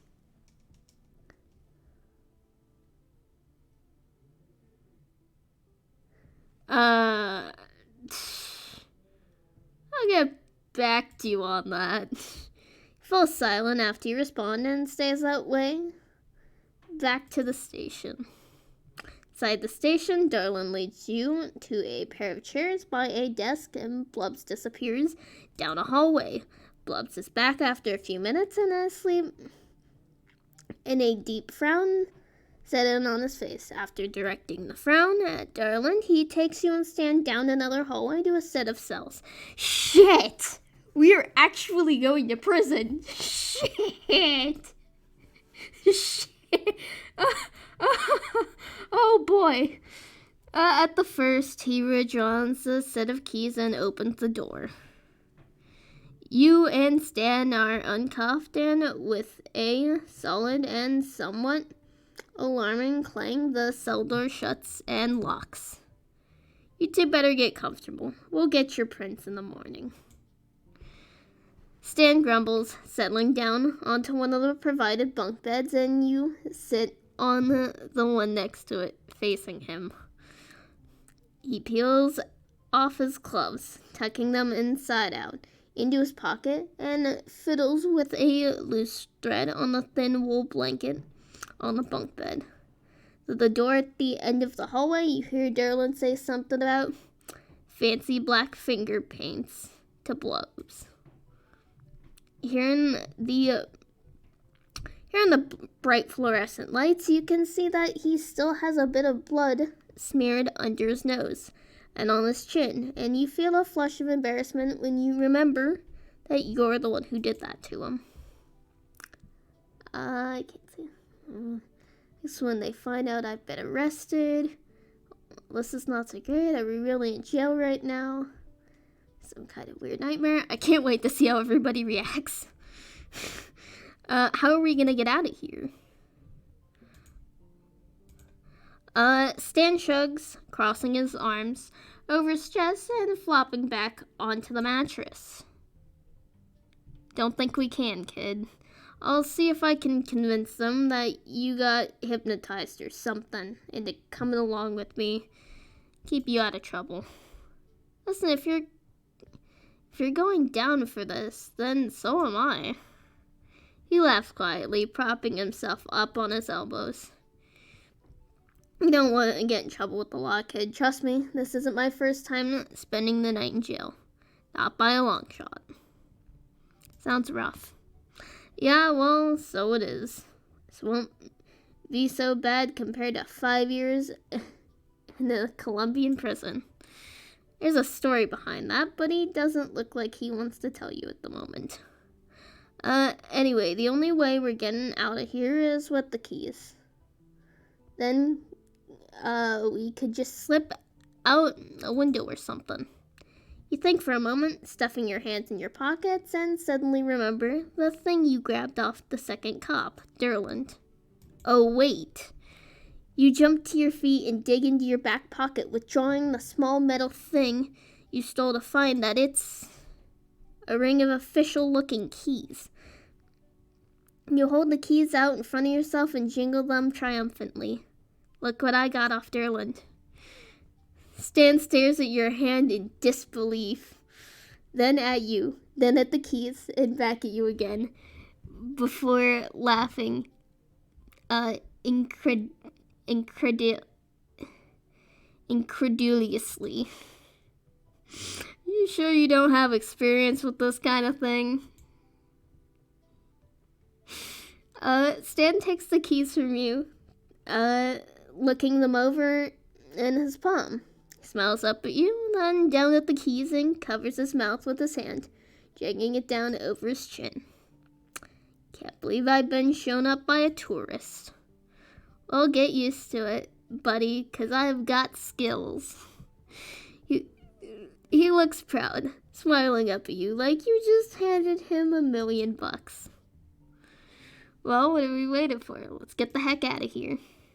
He stands as you reach through the bars and try keys until one works. The door swings open with a quiet creak and you creep out down the hallway to the door.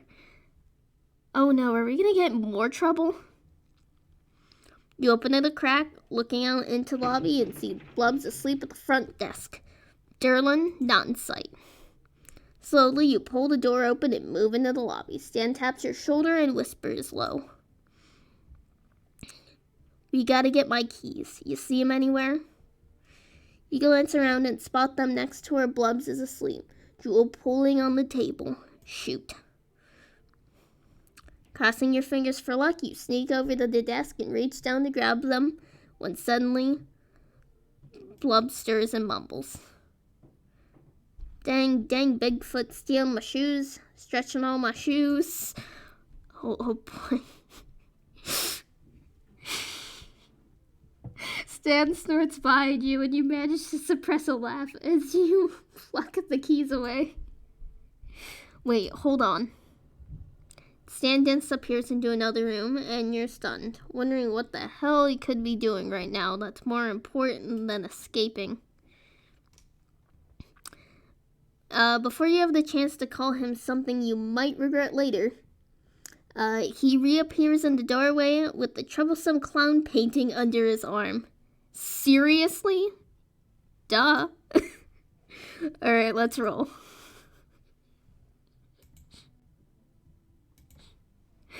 Uh, Slipping out with only a click of the station door closing behind you, you and Stan climb into his car and escape through the night. After stopping by Bud's dealership to pick up the hidden backpack, you and your partner in crime head back to the shack in comfortable silence. Feel tired if it weren't for the adrenaline. Carry the backpack inside while Stan brings in the painting and the briefcase, sitting both on the kitchen table. Call that a successful night. Even though we got arrested, so would I. And fun, too. You grin over at him and realize in the bright kitchen light that he's still got blood on his face. How do you keep forgetting? You're the one who elbowed him, after all. Come here. You pull one of the chairs out from under the table, gesturing for him to sit down. Oh, there's one of the Stan pictures. Okay.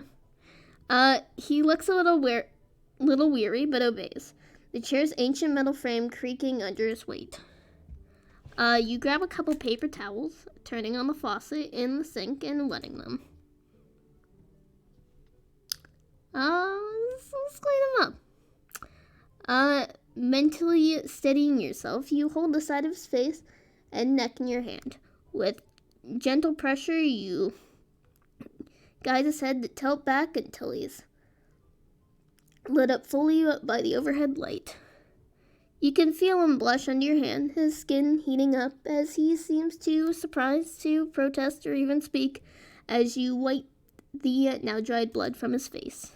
He's quiet while you work, watching you with warm brown eyes rimmed by dark lashes. I could have taken care of this myself, you know. He says this, but he hasn't pulled away or made any move to leave.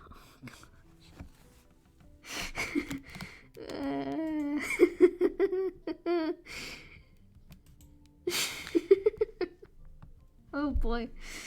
Oh boy.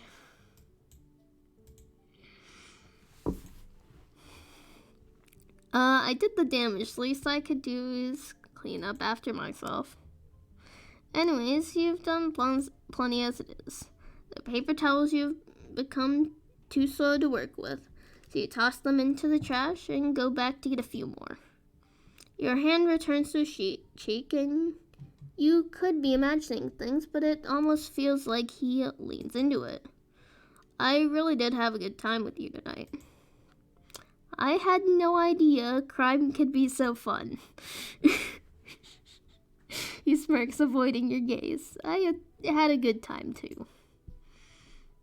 You pause for a moment, realizing something. Those cops aren't gonna come after us, are they? Stan shrugs. Probably not. They're nice enough guys, but not exactly competent. You laugh quietly and he smirks up at you. You stand back to make sure you're finished and toss the last paper towels in the trash. You're sure it's not broken? Nah, I'm fine. Don't worry about it. Your hand lingers on his cheek. Give him a hug. You take a fortifying deep breath and lean down, wrapping your arms around him. Thanks for the car parts. You pull away and he's got a funny look on his face. And for the good time. Well, good night. He stares at you for a moment with that look on his face, then composes himself and gives you a goofy smile. Sleep tight, Marcus. You brush your teeth and change into your pajamas, and it's not until you get into bed that you realize you're still smiling. The rush from it all hasn't completely faded, but after a while, your eyes grow heavy and you drift off to sleep.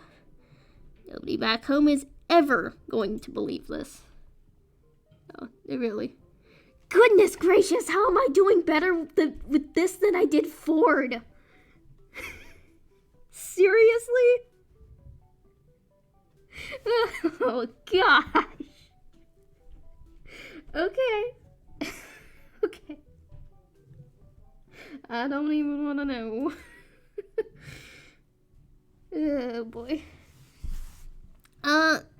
Someone thumps their fist on the storage room door, stirring you from sleep with a jolt and a thud as you fall off the mattress. Scrambling to your feet, you step over the door and swing it open wide. Marcus, I need your help. It's at this moment that you look down to see Waddles swaddled in her arms, wearing a top hat and a small bow tie. Why is Waddles looking so dapper? He does look pretty dashing, doesn't he? Wait, we're not here to dish out compliments. There's an emergency. Ah, yes. A love emergency. Mabel stares at you with wide eyes, her little arms, and moving as Waddles attempts to wriggle free from her grasp. It gets stronger than she looks. Knowing Mabel, this could mean she has a new crush. From what Dipper's told you, she's still deeply rooted in her boy-crazy phase, or she desperately wants to wed Waddles to some unsuspecting critter outside. Waddles and Gompers are renewing their vows today, and I can't find Gompers to put his gown on. You gotta help me find him. You weren't actually expecting your second guess to be right. Okay, wait, Mabel, just calm down for a sec. But we have to find Gompers. The ceremony's in 20 minutes. Waddles wriggles himself free and runs down the hallway to freedom, ignoring Mabel's shouts of protest as she chases him. You're compelled to go back to bed, deciding this is almost definitely a dream, but you jog after Mabel regardless. You catch right after Mabel as she leaps over Dipper, who's sitting on the floor with a large array of graph paper and chewed pencils. She runs to the back door, suspiciously open, after Waddles' snorting self yelling at him not to lose his tie. Mabel, what's going on? Waddles, wedding, Gompers? You're a little out of breath. Mabel's fast. Dipper smacks a hand to his forehead, dragging it down his face dramatically. Of course. She told me they're renewing vows or something. They got married last year, but she misses the pizzazz of weddings. Dipper looks nonplussed, but you can tell he's at least a little invested. Are you gonna help her with whatever that was?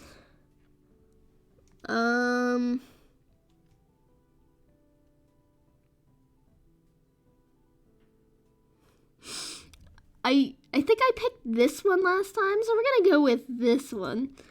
And with that, you run past him.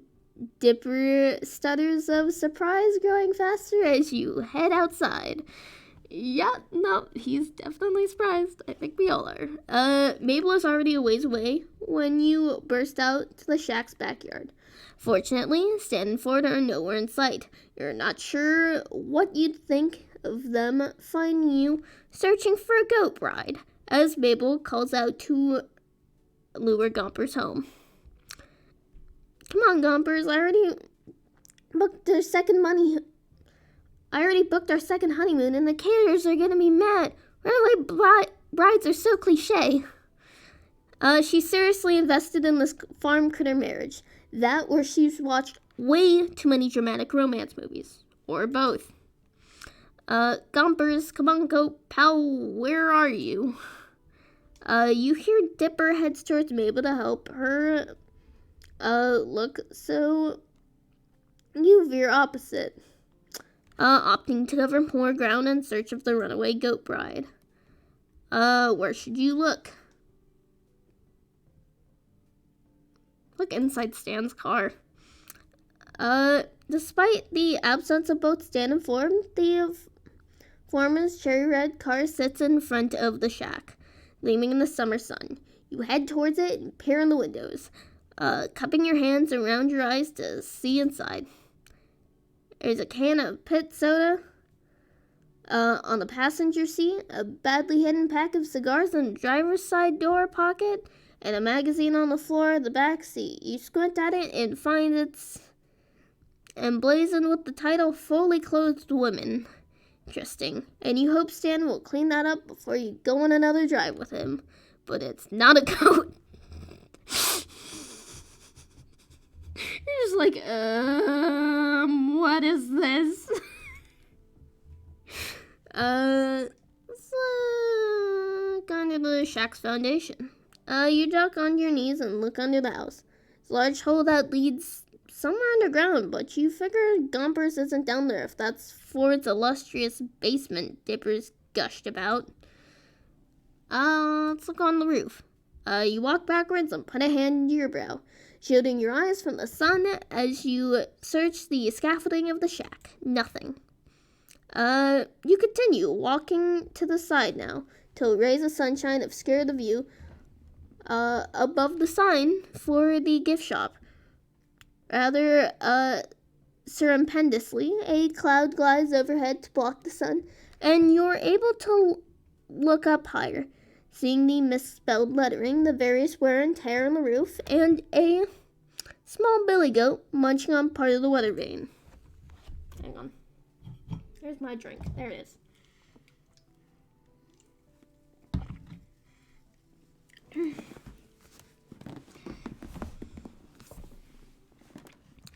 Wait. Hey, Mabel. Yeah? You point up to the roof at Gompers. Here comes the bride. Mabel shrieks, Gompers, and sprints into the gift shop, slamming the door so hard the open sign flips to close.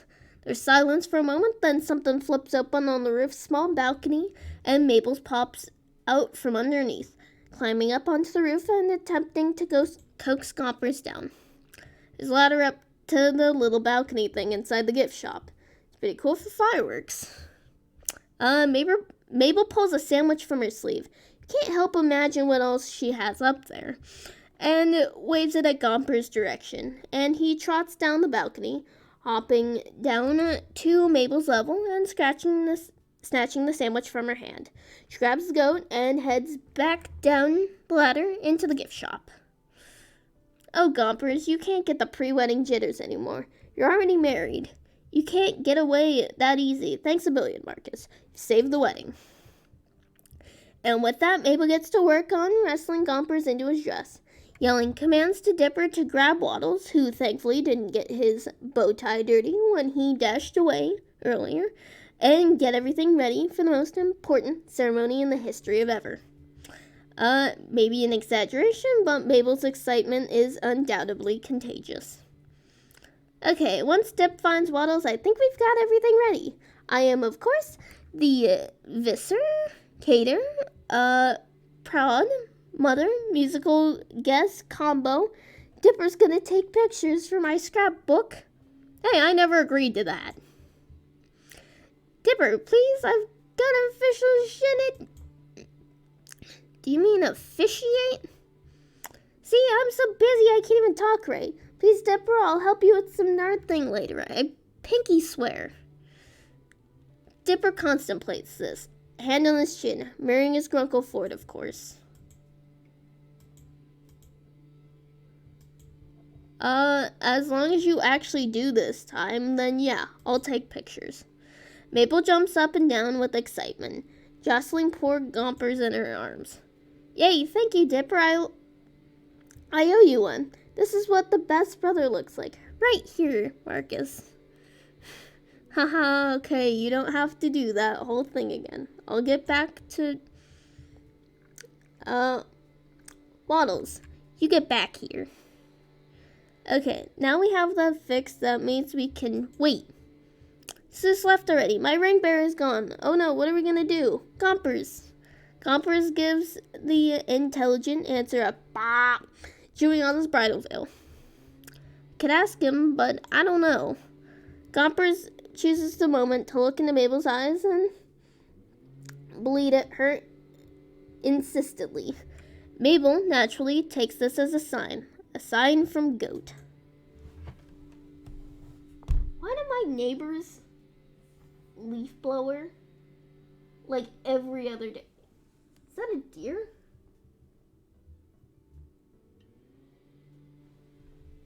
I don't even know anymore. I don't know what's going on. It's a leaf blower. There's a deer, I think. I'm not quite sure if that's...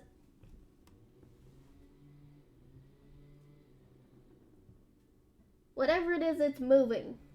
I think. I could just be hallucinating.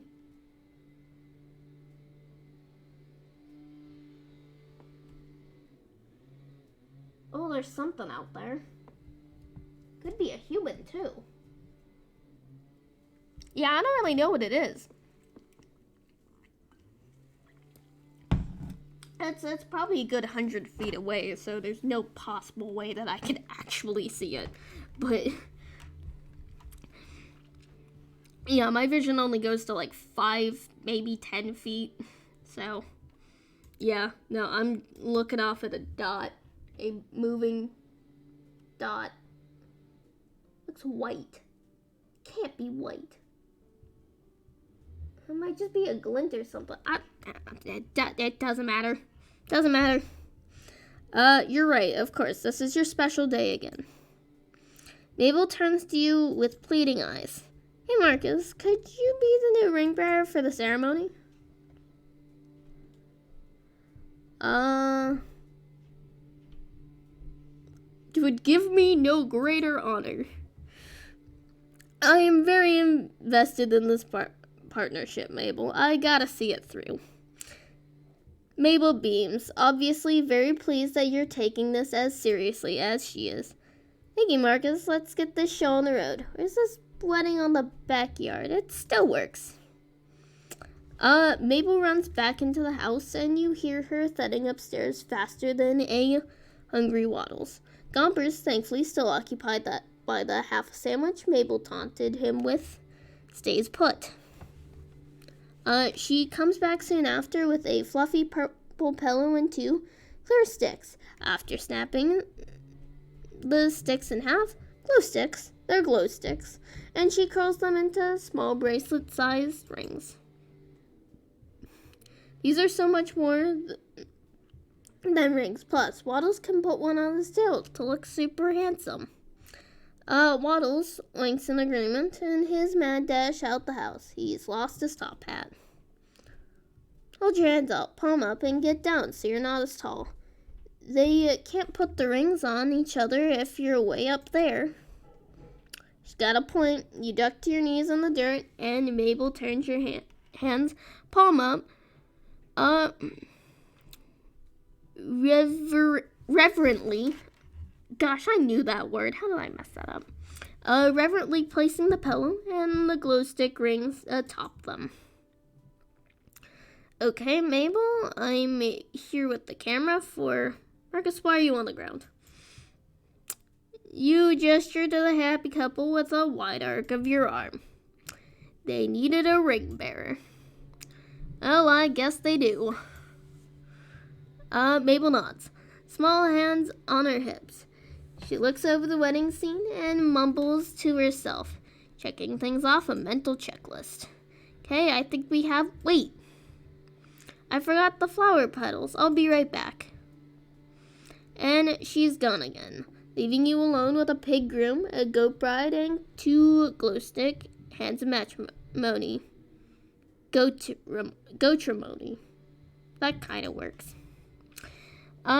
You decide not to crack that pun on Dipper, who's examining his disposable camera. Pops the back open and sighs, smacking a hand to his forehead. This one's out of film. It must have been the one Mabel used at Candy's party. He looks up at you and shrugs. I'll go get one of my spares. Make sure these 2 don't go anywhere, or Mabel will, well, you know Mabel. You haven't known Mabel as long as Dipper has, but you understand immediately. You're left alone in the backyard with a groom's pig, a bride goat, 2 glow sticks, and a broken disposable camera. While you'd love to say you've absolutely been in this situation, you unfortunately have not. I actually have. I played this part with Ford's route. I really am very happy for you both, Waddles and Gompers. Both animals turn to you, nonchalant to the current state of events. But I can't believe Mabel forgot the flower petals. Jeez. Love how your character is just like, yep, I am playing along with this now. this is what I do.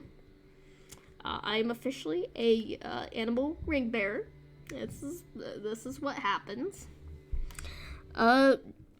Just as you go to continue the one-sided conversation between human, goat, and pig, you hear two voices coming around from the house. Two very familiar voices. Listen, Sixer, if you hadn't gone on about the woolly junker, the gobblewonker Stanley, has Dipper really never told you? Then you wouldn't have freaked out the kid at the store we needed, and we'd have, the stuff to fix my house after you got a car stuck in it. It's still my house, and besides, as a fisherman, he needed to know. Both Stan and Ford round the corner to find you sitting on your heels, next to Waddles and Gompers, brandishing a pillow and glow sticks in the dirt. The three of you stare at each other in silence. Mabel needed a ring bearer for the wedding. Well, I love how your character's just like up and out, like, listen, guys, I didn't want to do this, but yeah, well, one thing led to another. Yeah. It's at that moment Mabel kicks down the back door, runs to your side, and throws rose petals atop your head. Ta-da! You blow a rose petal off the tip of your nose and grin at Mabel. I think our bride and groom are ready to renew their vows, don't you? Mabel nods, empathetically at you before turning to her grunkles, lighting up a 100-watt smile. Yes, Grunkle Stan, Grunkle Ford.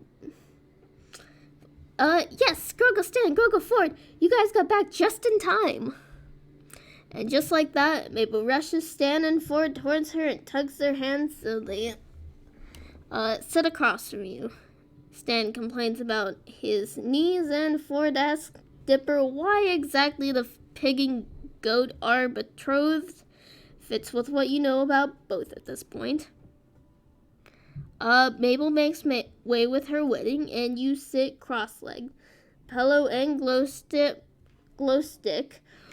rings in your lap. Every so often, Mabel stifles a theoretical sob, wiping a very real tear from her eye before she turns to you for the rings. Oh, Mabel, how should the betrothed, wear their rings since they don't have ring fingers? Just put them on where you think they fit best. One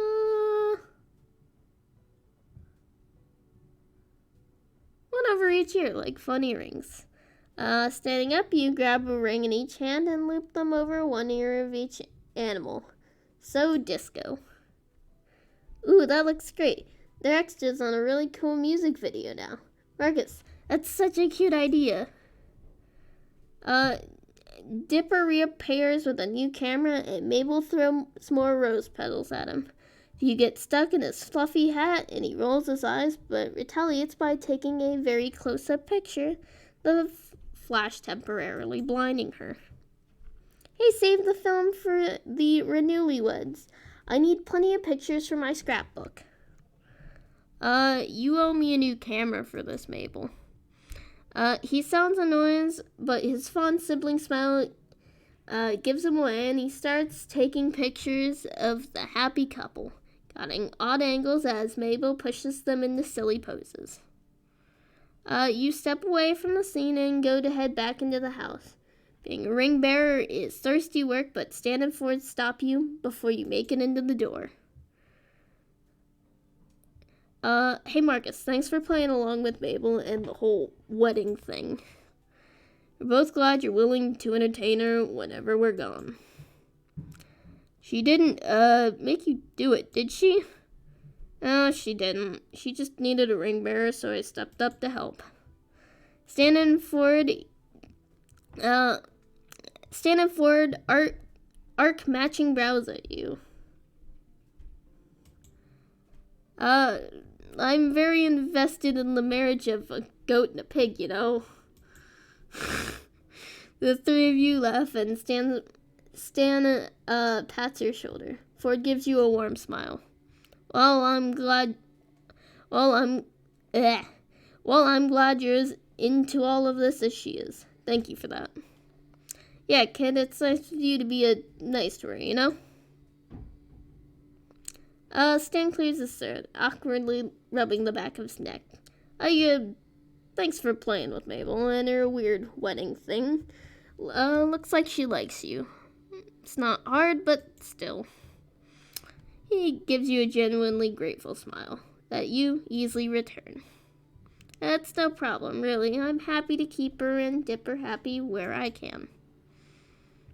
Stan nods at you, pink in the cheeks, before going past you and heading into the house. You swear you see Ford give him a funny look, but you could just be imagining it. Hey Marcus, you're gonna miss the party. We got popsicles. I call the red ones. Pineapple ones are mine. I call dibs. But the pineapple ones are the best ones. Mabel and Stan wrestle over a yellow popsicle while Dipper contently unwraps a red one, holding it above his head and out of Gomper's way. Ford gingerly picks out a purple ice pop and leaves the ice chest open for you to grab one as well. While Stan and Mabel aren't looking, you hide the pineapple popsicles at the bottom of the chest. Dipper sees and starts laughing, but doesn't tell. They're a strange bunch. It's 2 sets of pine twins, but they're certainly making your summer a lot more exciting as you stay at the Mystery Shack. As your stay at the Mystery Shack continues. Your wreck of a car sitting outside in the heat of the setting sun. It's another day of summer where nothing to do but wait. Schedule surprisingly clear today. Stan usually has something going on for you to help with, and if not, Ford, Zeus, or the kids do. Who do you want to find? You know, I would say Ford just to see what's going on, but we're gonna find Stan. You pass through the living room and Mabel spots you from her seat at the table. Marcus, I was hoping I'd see you. Come on, I want to ask you something. Oh, no. I know where this is going. We all know where this is going. Private time with Mabel means love talk. Whatever the hell that means.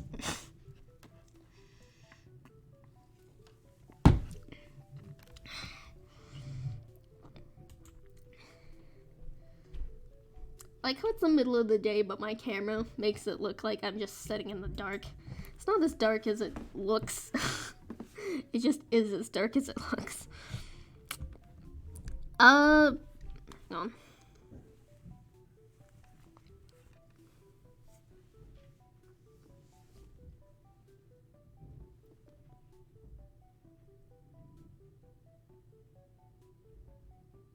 Starting to think I'm just seeing a tree. It's a weird looking tree though. Mabel points down at the table with a raspberry pink colored pencil. Her art supplies, scattered across the table, lie across various sheets of paper with brightly colored doodles and lots of glitter. You see a drawing that looks like a cross between Barney and Godzilla. A page full of puppies and a page with a drawing that kind of looks like you with... Is that Ford or Stan? Mabel's not finished with it yet, but the telltale jawline gives it away.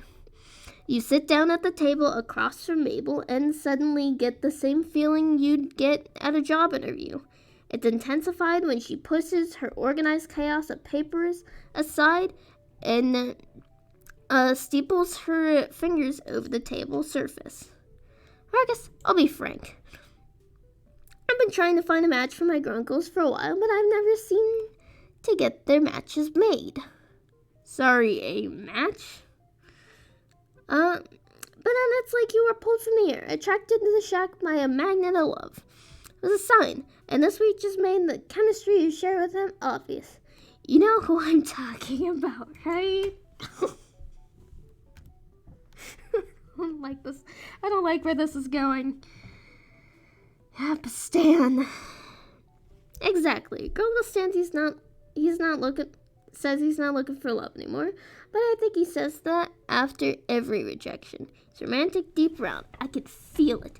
And you know what they say, even if you're not looking for it, love will find you no matter what.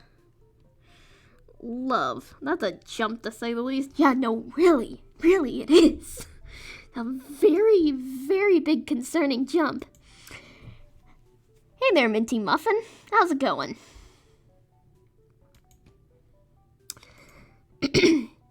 Oh, well, you've certainly had enough time to form your opinion of Stan, and that's shifted and changed with every additional minute. He's got his own fair share of mysteries, and damn it, you're curious.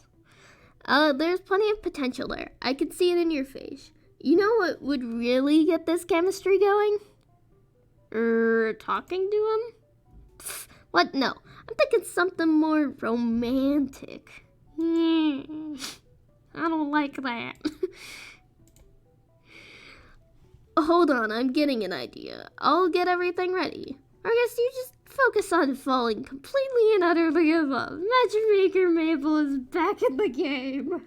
I don't like it. I don't like it.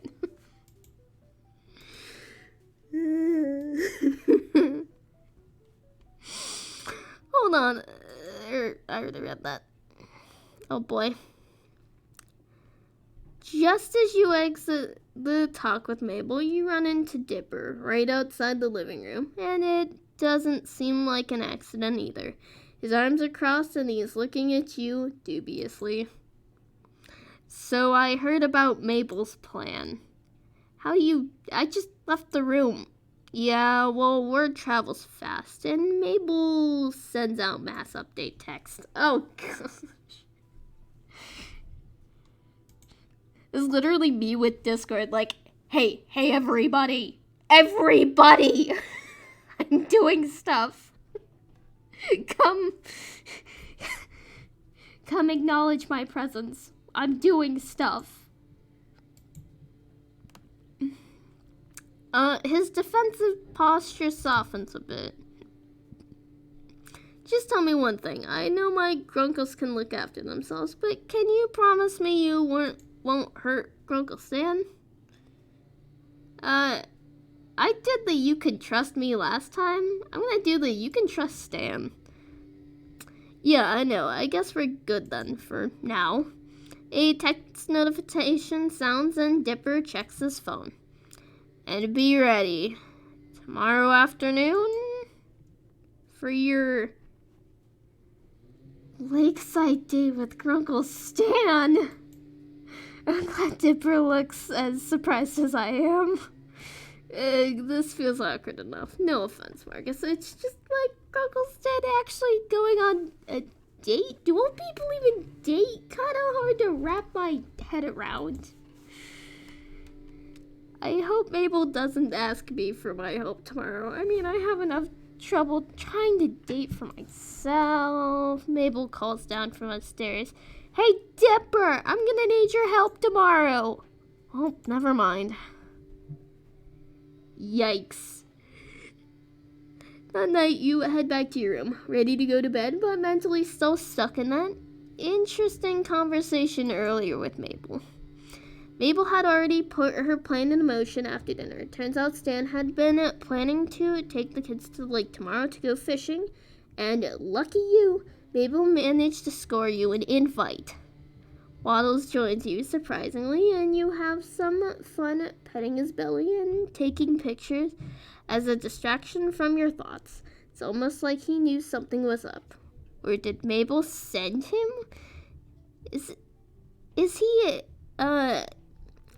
infiltrating your safety zone for intel? You decide not, laying back on your mattress to try and relax. Waddle settles back at your side, snuggling up. Yes, guys, we get the pig. Thanks for the support, little buddy. Eventually, you get tired of your phone and decide to close your eyes, but you just can't stop thinking about what Mabel said. Santa, romantic. Is that what Mabel said? Yeah, right. No way. Maybe charming in his own way, sure. But the type of guy to go on an actual date planned by Mabel? What was Mabel planning anyway? She might go for something fancy or formal, but Stan really seems in his element with the hands-on nitty-gritty stuff. Hopefully calling it a date won't ruin the natural thing you have going. Yeah.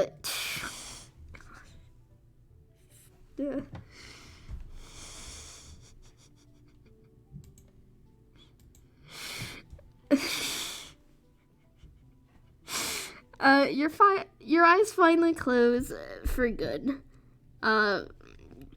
Feeling weighed down and heavy, you give Waddles a pat while you still can before slipping into unconsciousness.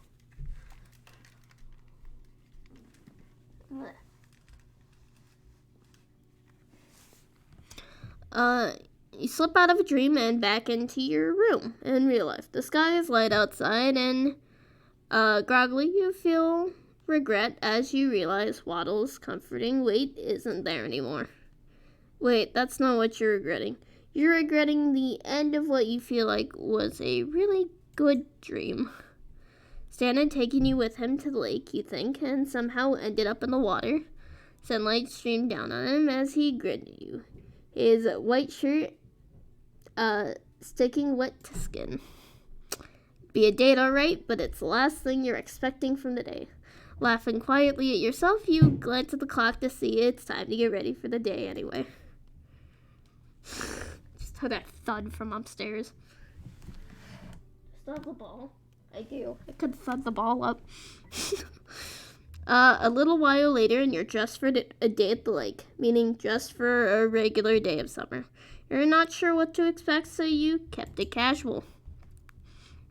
You would have eaten breakfast with Stan and the kids, but you were barred from the kitchen by Mabel, who was shielding you from a surprise. And instead, you were handed a slice of toast, topped with an oddly cheerful sunny-side-up egg, and waved outside. Now that you're out in the sunlight, you could see that Mabel had stuck a smiley face sticker on top of the egg. You peel it off with a shrug and dig in. Leaning in against the scarlet door of the El Diablo.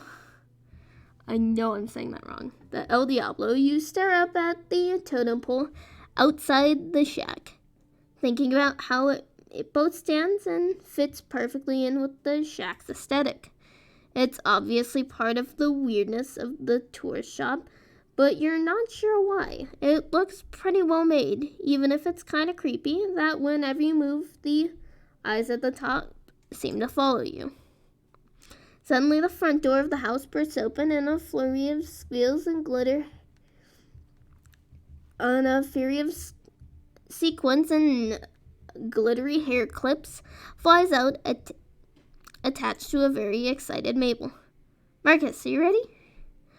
You're not spying any conspiracy nudges or winks, so you kind of think Mabel's dropped the whole date setup thing, at least for the moment. For what, fishing? Yeah, aren't you excited? This isn't just regular lake fishing. This is like Gravity Falls fishing, where adventure awaits. Danger is hot on your heels, and the islands shift and move in the corners of your eyes. The what move? Are we talking about Scuttlebutt Island? I love telling that one. So we were out on the shore, right? And we saw this giant... Hey, you kids better not be giving up Marcus that lake monster story again. Stan comes out of the shack with several fishing rods in the crook of his arm, as well as a large tackle box in his right hand. In his other hand are 4 fishing hats with a haphazard embroidery on the front of 2 of them. The look revealed that there are actually names stitched in the hats, including Mabel and Dippy. Critical Stan, you don't have to pretend not to believe us anymore. I swear, it really happened. It just rose right out of the water and started chasing us. And we had to row back as fast as we could It was speaking in creepy monster language, and what did I say? No more of that monster talk. You're gonna scare Marcus away. Wait, did I spell my own name wrong? No. Wait, did I? No, I did not spell my own name wrong. We're just gonna forget that I thought that I spelled my name wrong and move on. Hang on. I'm trying to get my hair to, like, stop falling forward.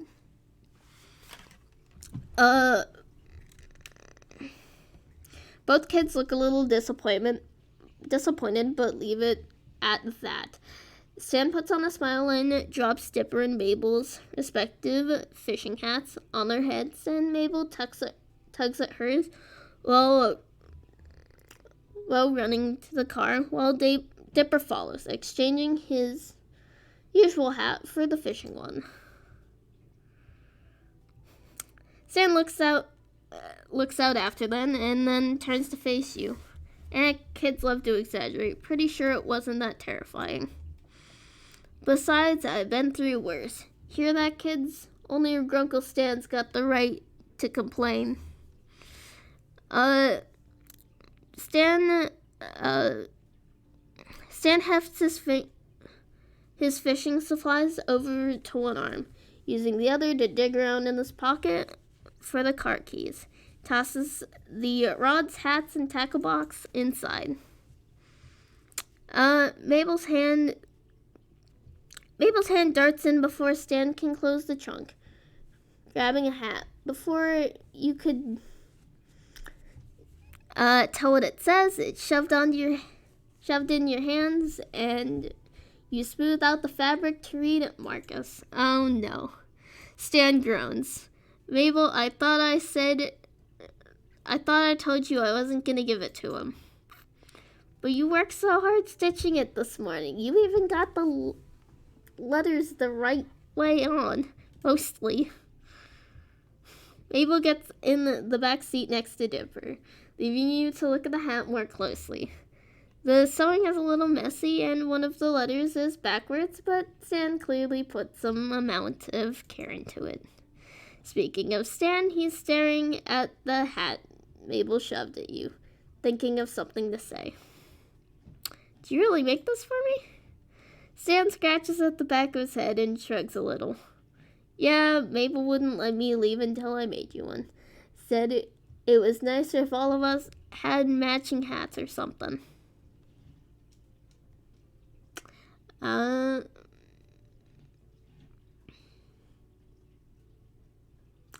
Put the hat on. Yeah, put the hat on. Put it on and beam at Stan. He doesn't respond. Just reaching up and closes the trunk, but you see he looks almost too privately pleased to give comment.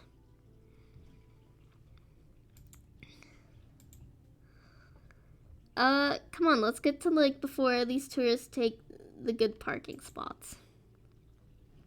Yikes.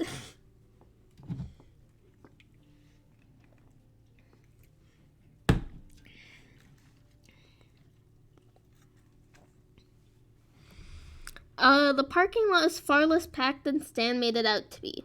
The weather brought out the true fishing fanatics, and you recognize a few customers from the Shack's gift shop milling about. There are a couple clouds out, but the sunshine is warm against your skin as you step out of the car, and you shield your eyes from the light as you look out over the lake. A few boats bobbing up and down in the blue-gray water. Sport telltale signs of fellow fishers with poles sticking out over the boat's edges, but some people are just relaxing in the water. Families sit on beach towels and sunbathe, and you spot a couple kids standing in line for a hot dog stand. For a small town, this place is pretty lively.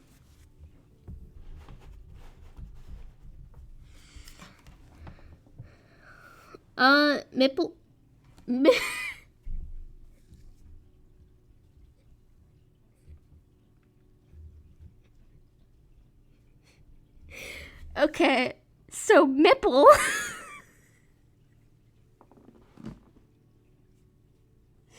Yeah, as you can expect, that's a word that my mouth would do on accident.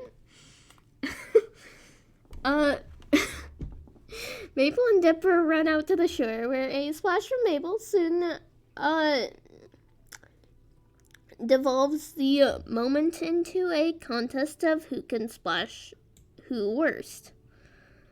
You grin at them and their laughter, but a quiet grunt from behind you catches your attention.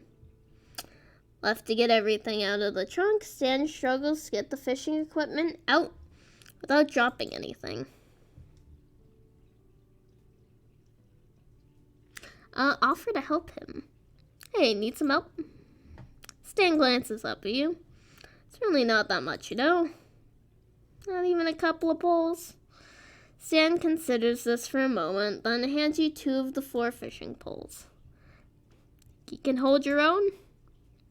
What, under the crushing weight of a couple fishing poles? I think I can manage. You hear Mabel's voice from the distance away to the shore. Truce, hold on, I've got a phone call.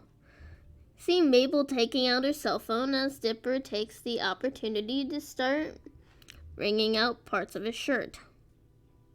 Okay, I'll be there in 5. Bye, Granda. Mabel hangs up and rushes to you and Stan. Uncle Stan, I'm really sorry, but I have an emergency that's happening right now as we speak. What, is somebody dying? No, the opposite. A birthing. Granda Jr. is having a baby right now, and Granda needs me there for motherly support. Uncle Stan, you gotta let me go. Stan scratches his head and frowns.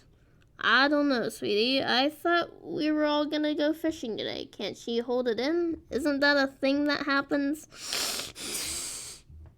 Nope, it's not every day I get to see the wonders of iguana childbirth. Grunkle Stan, please. Mabel gives him those patent.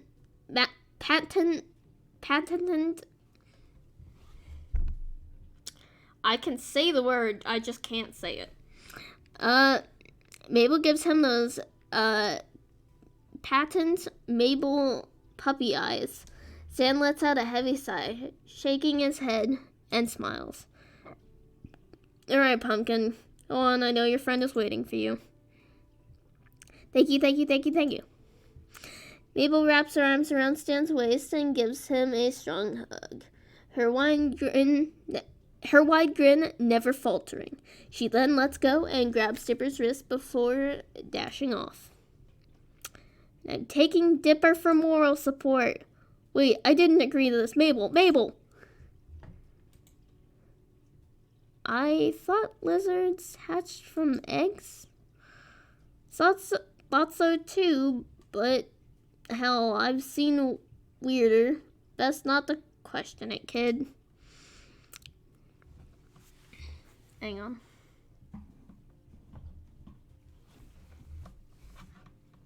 Let me see how I'm changing my chair angle.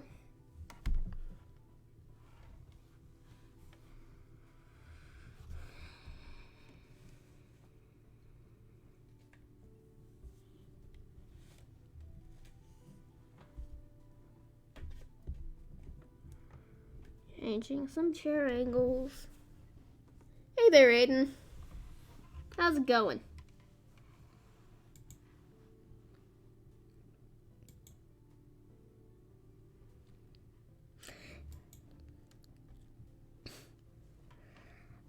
I'm doing alright. We are playing Stan's route right now. Actually, I'm really liking Stan's route. It's quite interesting. You missed us robbing a guy for his art sad clown painting, and then we broke into a dealership, stole a bunch of parts, got caught by the cops, got arrested, got thrown in jail, and then I snatched keys off of one of the cops and broke us out of jail.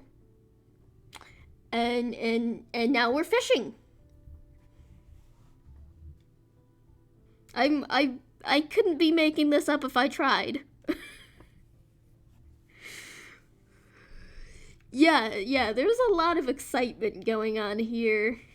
A lot of excitement. And now we're going on a fishing trip with Stan. Before you delve too deeply in the thought of live birth lizards, your phone buzzes in your pocket. You pull it out and it's a text from Mabel. Hi, Marcus. I fixed you up so that you got a whole day with Grunkle Stan. Have fun. Oh shoot, I gotta go. Grendel says Grendel Jr. is getting really close to baby time. See ya. That clever little devil. Something wrong?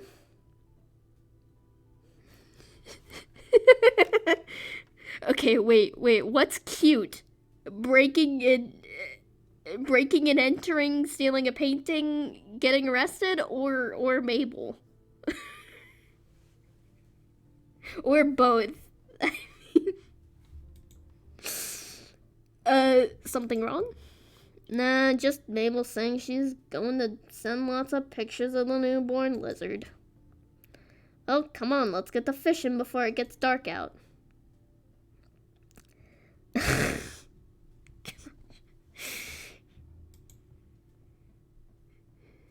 Yeah, it's a pretty cute game. I am actually really enjoying it so far. It's actually a lot of fun.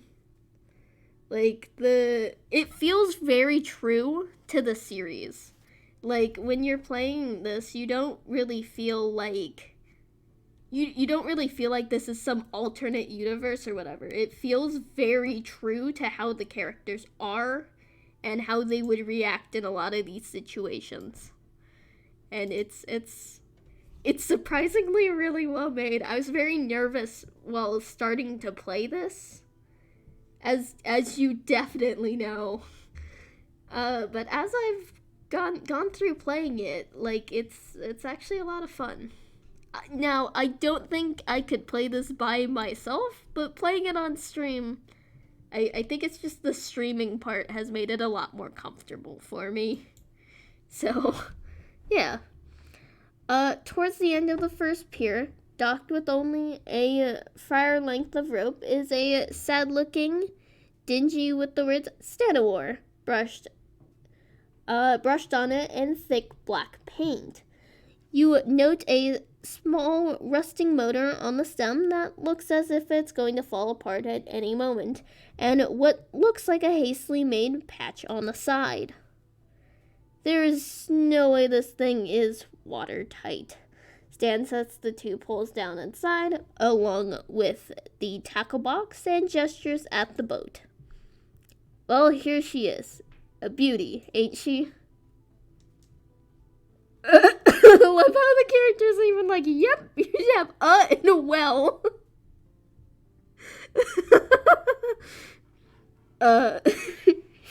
Look at Stan, then back at the boat, then back at him. It's a bit small, don't you think? Stan crosses his arms. What, you saying you got a problem with my boat? No, it's just... Compliment the man's boat.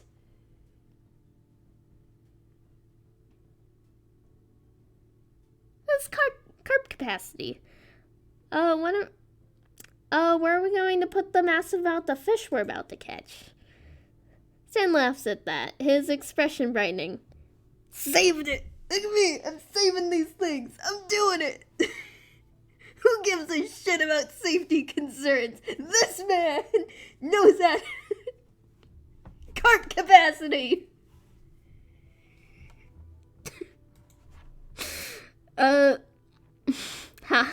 Optimistic. I like it. I'm gonna reel in so much fish, it'll be coming over yours, Stanley Pines. Alright, Hotshot, I'll hold you to that. Oh no. Stan climbs down into the boat first, then offers you his hand to steady yourself as you follow him down. The boat wobbles a little, swaying dangerously away from your body. But Stan's grip is firm and you're able to get the boat without incident. Whoa there, careful now. Wouldn't want you getting wet before we've even started. The footing's a little tricky. See, the plank here has a habit of moving and tipping this boat the whole way over. And when that happens, you want to swing your weight over here. Okay, no, I'm getting out. Like how your character's just like, nope, not even. Not even. Stan chuckles hardly, making it clear that he was joking. In your relief, you notice that he's still holding your hand from the assist earlier. I'm just messing with you. Don't worry, you're not gonna get wet. That's you're in good hands. And this isn't the only fishing vessel I own. The other one's bigger, called the Stanley War 2. Creative. Hey, I'm not joking this time. I've got pictures. Hold on, and you, quit standing. Take a seat. Don't want you losing your balance. You sit and watch as Stan digs out his wallet and opens it. So the photos that several come free, fluttering down at the floor of the boat. As you pick them up, you see that they're pictures of Seuss, the kids, and a teenager you've been told is Wendy.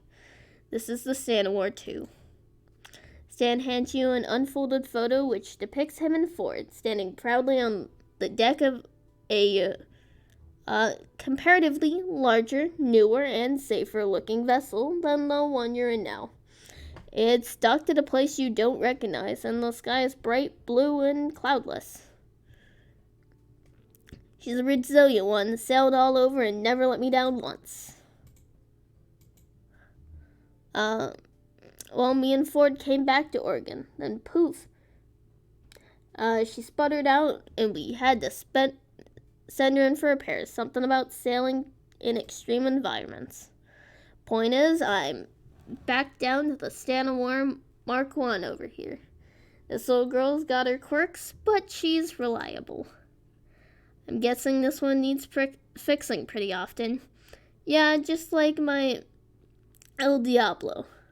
Every time it broke down, I just fixed it up again. Learned real quick what to do and what not to do under the hood. He chuckles to himself and dusts off his hands before presenting his outstretched palm to you. See that big scar right across my palm? I told the kids I got it fighting off a big grizzly bear. You should have seen the looks on their faces. Thought it was some kind of hero, you know? But the real story is I burned it on the engine when I was 16.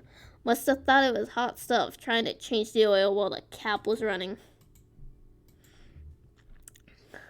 Oh my gosh, were you alright? That must have been so painful. And my pops called me an idiot for thinking the engine wasn't hot, but my mom cleaned me up in the end. You remember you're still holding his photos, and you hand them back, while he returns to his wallet with some difficulty. Hey, does that wallet just carry photos, or does it hold money from time to time? Stan chuckles at your teasing. Nah, I just keep a lot of photos in there to remember. Keeps me grounded. Anyway, let's get this show on the road. Stan turns, busying himself, cranking the motor, and with a few pulls, it stutters to life, expelling a thick plume of exhaust. He coughs and attempts to wave it away quickly.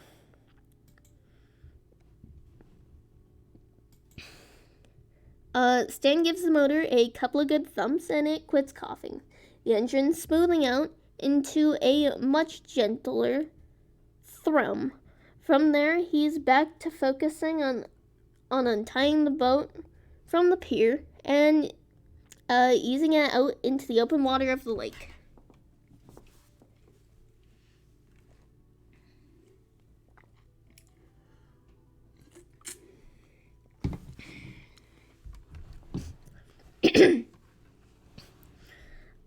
Dancing.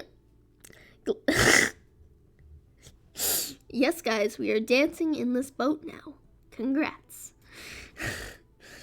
Glancing around, you spot the 2 policemen from your night in the clink, and you quickly duck out of sight, hoping to avoid being seen. Stan turns his head and notices you crouched at the bottom of the boat and quirks an eyebrow. Hiding from the sun or something? No, it's those 2 cops from a few days ago. Stan whips his head around, spots them, and lets out a laugh so loud it startles you. Ooh, Blubs and Derlin? Ha, I told you those 2 are harmless, and besides, I think today they're a little more focused on each other than us.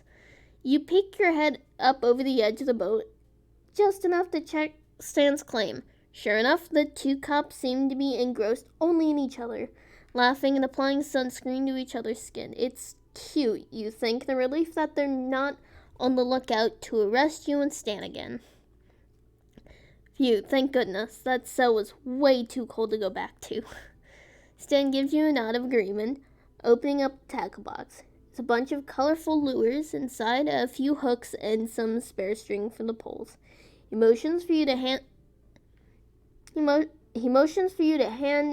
him your pole, and within moments, he's got a hook tied to the end of your line.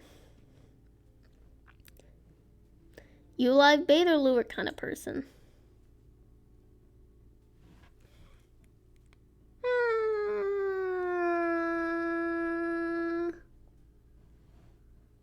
Let's go with live. Ah, gotcha. I'm a lure man myself, but I bet I can swing you over my side in no time. Stan picks out a piece of live bait from the tackle box and attaches it to the end of your line, then hands you back your pole. The 2 of you settle into the relative quiet as you wait for bite, and you look over the lake at the other people outside today.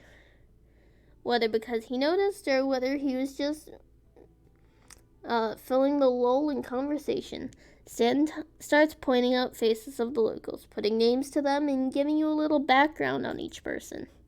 You quickly realize that the background info he gives has too much of his opinion mixed in to be useful, but try to remember the names anyway.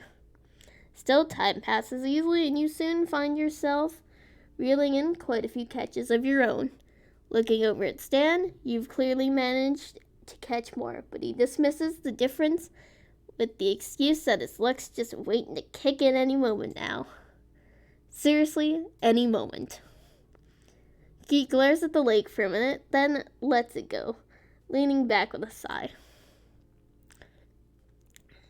Phew, I think it's time for a water break, don't you? Trying to distract me so you'll gain the advantage? Hey, if you faint out here, that's not gonna be good. That's not gonna be on me, kid.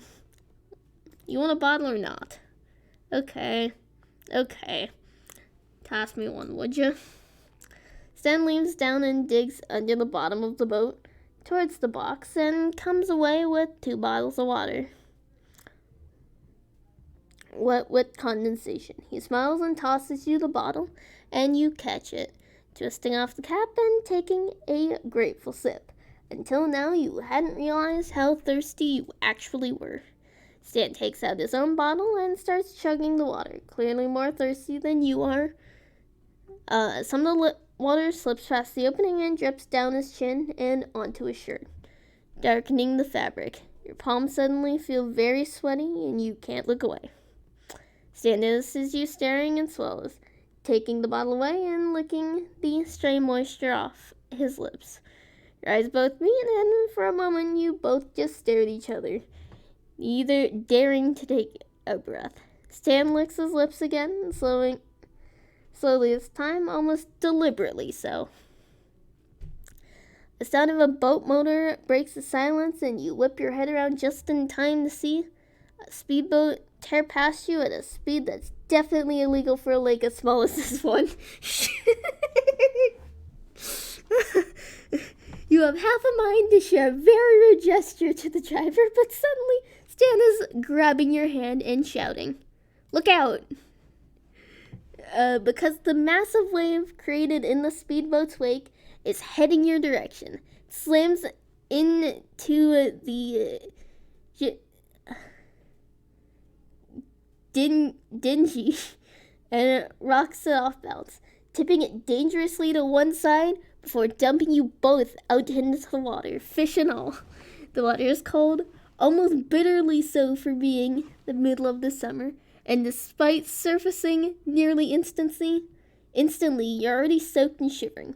The poles, the tackle box, and the fish are long gone. The boat floats upturned some distance to your right. You swim over to it and grip onto the curved underbelly, gasping for air. You hear Stan sputtering behind you, making his way to the boat. He's yelling at the offending boat, using some very colorful terms you've never heard before, but make a mental note to remember later for prosperity. Once he makes it to the stand-oar, he sags heavily against the wood, taking in deep, measured breaths. He too is completely soaked, and his wet shirt clings tightly to his body. As his chest heaves, you can't help but look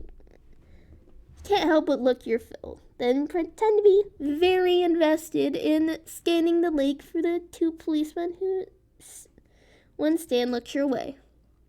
Well, that's one disaster of a fishing trip. You could say that again. Stan lets out a disappointed groan and starts pulling off his jacket before tossing it onto the upturned boat. Are we gonna tell Dipper and Mabel that her old uncle's lost his fishing touch? You wish. I could outfish you any day. I'd like to see you try, old man. Old man, why I had a... Shit. He splashes water on you and you shriek in mock outrage before a wicked grin fills your face. Dunk him. Go big or go home, as the saying goes. You shove Stan under the water for a brief moment, and he comes up coughing and spitting water. Less thrilled than you'd initially hoped. What are you trying to do, kid? Kill me? The sound of an air horn led by Derlin saves you from the awkward moment, and you breathe a sigh of relief knowing you're about to be rescued. The ride back to the shore is a quiet one, and you take the opportunity to start wringing out the hem of your shirt. Everything smells like briny lake water, and you wrinkle your nose at the scent. Definitely not the most glamorous end to a fishing trip, you think. The walk back to the car is slow and methodical, a relief from the adrenaline rush you just had a little while ago. Stan is wringing out his jacket, muttering under his breath something about damaging good Moroccan leather, when a sudden and violent cold chill runs through your body. Despite the warmth of the sun, your soaked clothes and clammy skin from the water all catch up at once, and you start shivering. Oh, geez, here, take my jacket. Before you can protest, Stan is draping his jacket around your shoulders. It's damp, but you're immediately surrounded by a sense of warmth, and your chills subside just a little bit. Somehow, despite having taken a dunk in the lake along with the rest of them, the jacket smells good. It's got a faint woody smell to it, a faint smokiness. Gosh, I am actually shivering right now though. It's freezing cold. I'm actually gonna go get a coat. Hang on.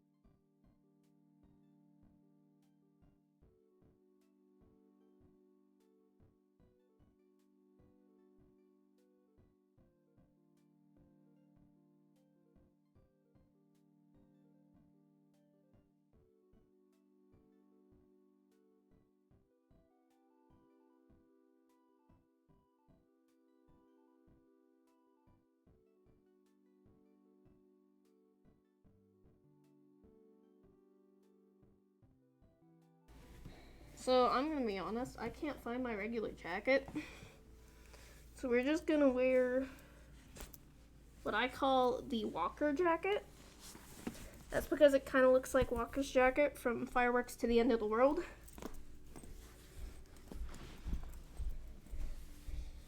But in reality, it's an old school Zelda jacket. I don't know if you can see this, hang on. But yeah, see?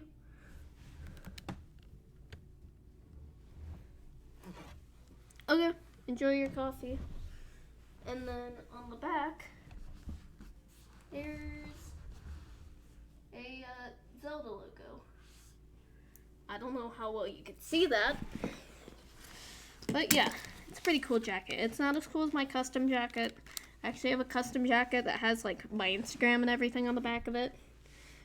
But yeah, definitely not as cool as that, but still pretty out there.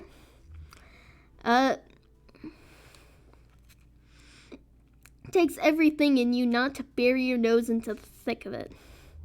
While you're busy taking in the jacket, Stan hops into the driver's seat and has the El Diablo cranked and running in a flash. Need a ride back? Stan, you are my ride. I know, I'm just teasing you. He reaches across the bench seat and opens up the passenger door, motioning for you to come inside. Come on, let's get back to the shack. It's a lot warmer in here than out there, you know?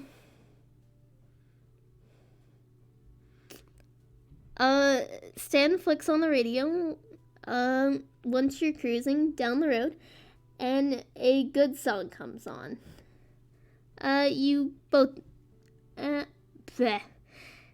Stan flicks on the radio once you're cruising down the road and a good song comes on. One you both know the words to.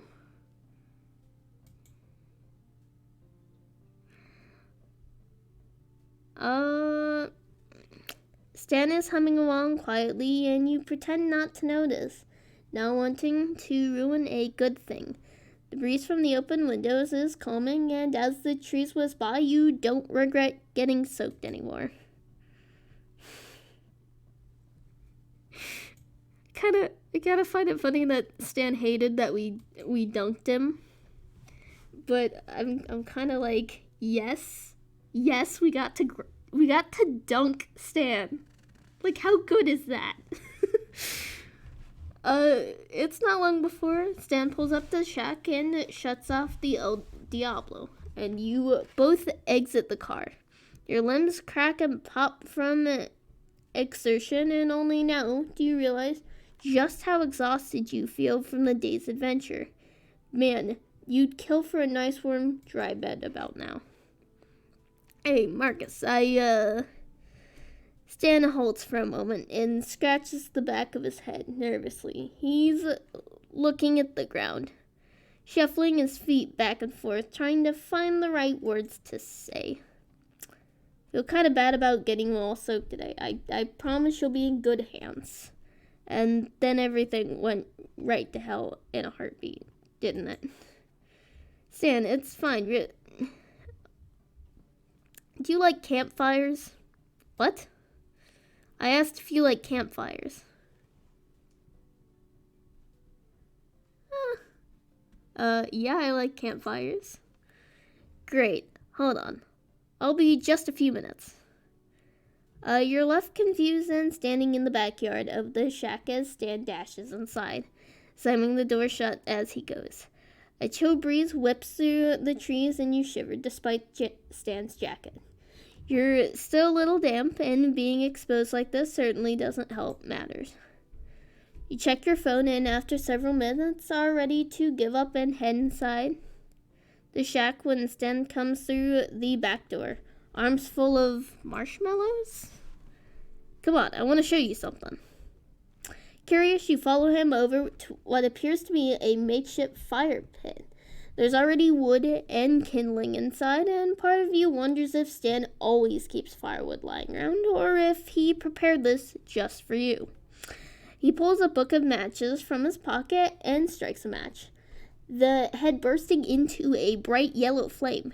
He tosses it into the woodpile, where gradually the kindling ignites. It's not long before you have a modest but warm fire at your feet. I figured you're still pretty damp, and I'm sure you're hungry as hell since we didn't catch any fish, so he trails off and gestures at the fire and the marshmallows again. It's the least I could do for screwing up your day. Stan. This is wonderful. This is wonderful, Stan. I thank you so much. Stan blushes, just a little, from the praise. You can tell he wasn't expecting it with that much sincerity. Well, shucks, I'm glad you like it. You're not sure how long you sit out by the fire, roasting marshmallows over the open flame. Stan burnt his mouth more times than you can count, trying to eat a marshmallow far too soon. And you've burnt enough of the treat to make even the Stay Puft Man weep. Yeah, that's pretty good. Sam plucks another marshmallow out of the bag and turns it over in his fingers a few times, like he's contemplating something before turning back to face you. Play catch with these, huh? I mean, toss him up and try to catch him with your mouth. Yeah, who doesn't do that? Hey, thought I'd ask. You never know with some people these days. Suddenly, a grin spreads across his lips, and he tosses the marshmallow up in the air, straight towards you. Catch! You lean back and open your mouth, just in time for the marshmallow to sail right through your lips and in your mouth. You bite down, chewing it with a triumphant grin. Victory has never tasted sweeter. Suddenly, the back door flies open, and out come Dipper and Mabel, running up to the campfire excitedly. They're both in pajamas, but look wide awake as ever, and are already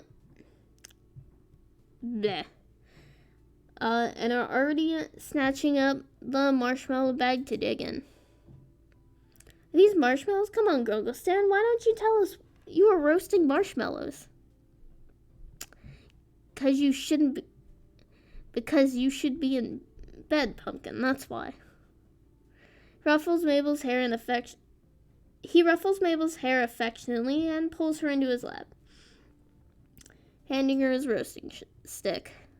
Nope, we're teenagers now. Teenagers don't have bedtimes. Yeah, exactly. So, Grunkle Stan.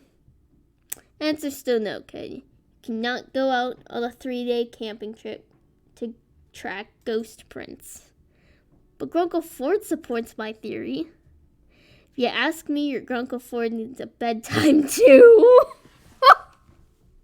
Holy shit! He just said it!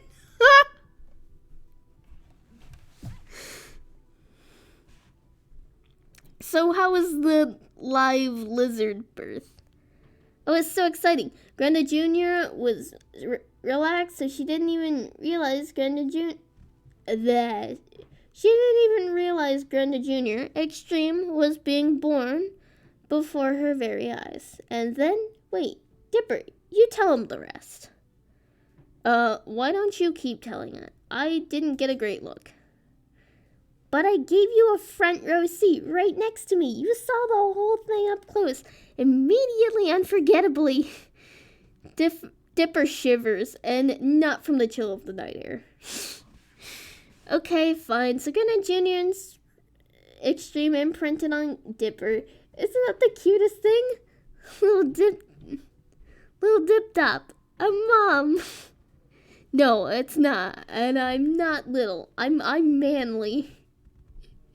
You and Stan chuckle at the kids' antics and give each other knowing glances as you each pop another marshmallow in your mouths. Fire crackles and you draw Stan's jacket further around yourself. feeling truly warm for the first time today.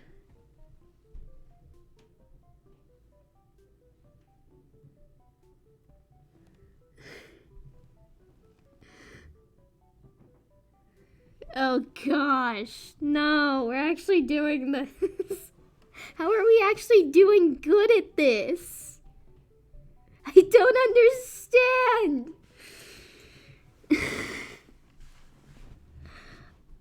It's a new day and you wake up early, grasp at the desire to go outdoors. You decide breakfast for once doesn't sound too bad, and maybe a walk. Greasy's isn't too far and the food there is pretty good. You'll be back before anyone even knows you're gone. To fend against the morning chill, you put on Stan's jacket, which you haven't yet returned from yesterday. You didn't see him when you got up, so it wouldn't hurt to wear it one more time, would it? When you arrive at Greasy's diner, you're immediately greeted with a scent of fresh coffee and sizzling bacon. Looking around at the other diners, you guess this is the breakfast rush. Of course, in a small town like this means about a dozen other people are here. You've only been in Gravity Falls a week, but you're starting to learn some of the names, and Stan refreshers yesterday hoped some too. Big burly guy over there with the bushy red beard you're struggling to recall his name. Let's say it was Dan. Hey, Dan. Huh. Hey, you're the tourist staying with the Pines. My kids are off somewhere else. I got an open seat if you need it. It could be nice to talk to someone with other than the Pines for once. While fun, their hijinks can get tiring, even for you.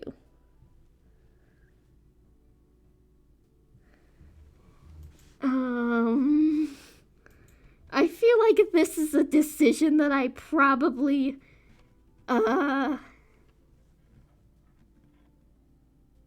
sit with them. Let's do it. Let's do it. Let's do it. Let's do it. Let's do it. We're doing it. We're doing it. I already clicked the button, so we're doing it. You take a seat at the empty stool next to Dan.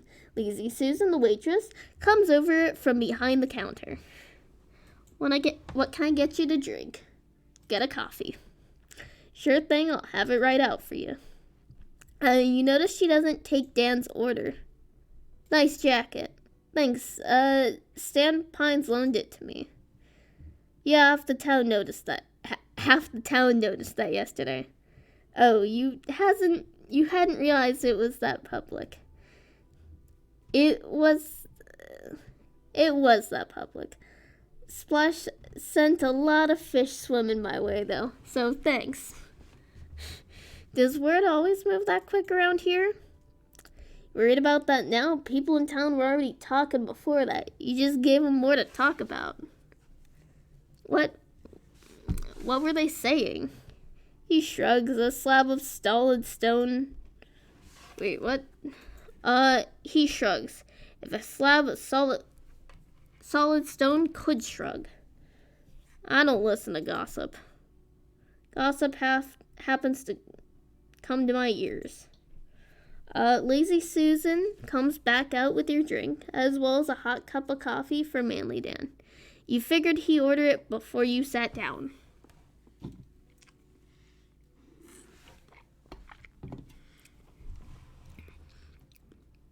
You watch as Dan lifts the steaming mug of coffee to his mouth and then chugs the whole thing. It looks like an instant recipe for a second-degree burn, but surprisingly, almost sickeningly, he seems relieved by it. You're starting to realize why this guy has such a tough guy reputation. He sighs, putting the now empty mug down, and turns to you. What were we talking about? I seriously can't remember. I'll get your refill. You ready to order, sweetie? Me? Oh, yeah. Can I have Let's get some waffles. She leaves and you and Dan are left to sit in silence. Break the silence. Ask him about Stan Pines. Hang on.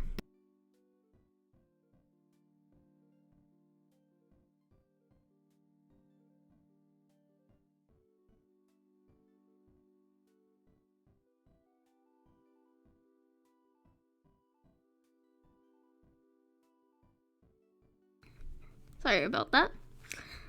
What do you know about Stan Pines? Real con artist type. Not a friend of mine, but as long as Wendy's getting paid out of his pocket, I don't care either way. Doesn't matter what I say, though. Looks like y'all already know what to think of him. Ask him about his order. She didn't take your order? I'm a regular. Pancakes and hot black coffee, like usual. Ask him about his family. Tell me some more about your family. Wendy's my oldest, and there's the 3 boys. Marcus, Kevin, and Gus. Well, that's awkward.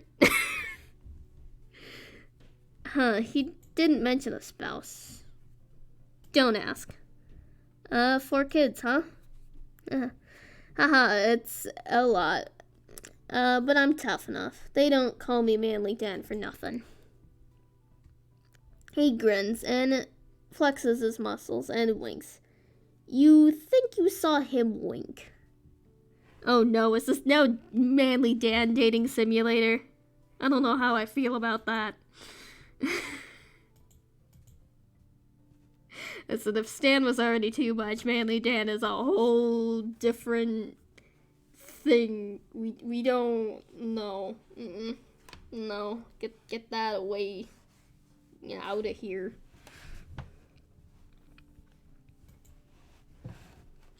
Lazy Susan comes back over to the counter, setting your plate down in front of you. She gives Manly Dan a big stack of pancakes and a refill on his coffee.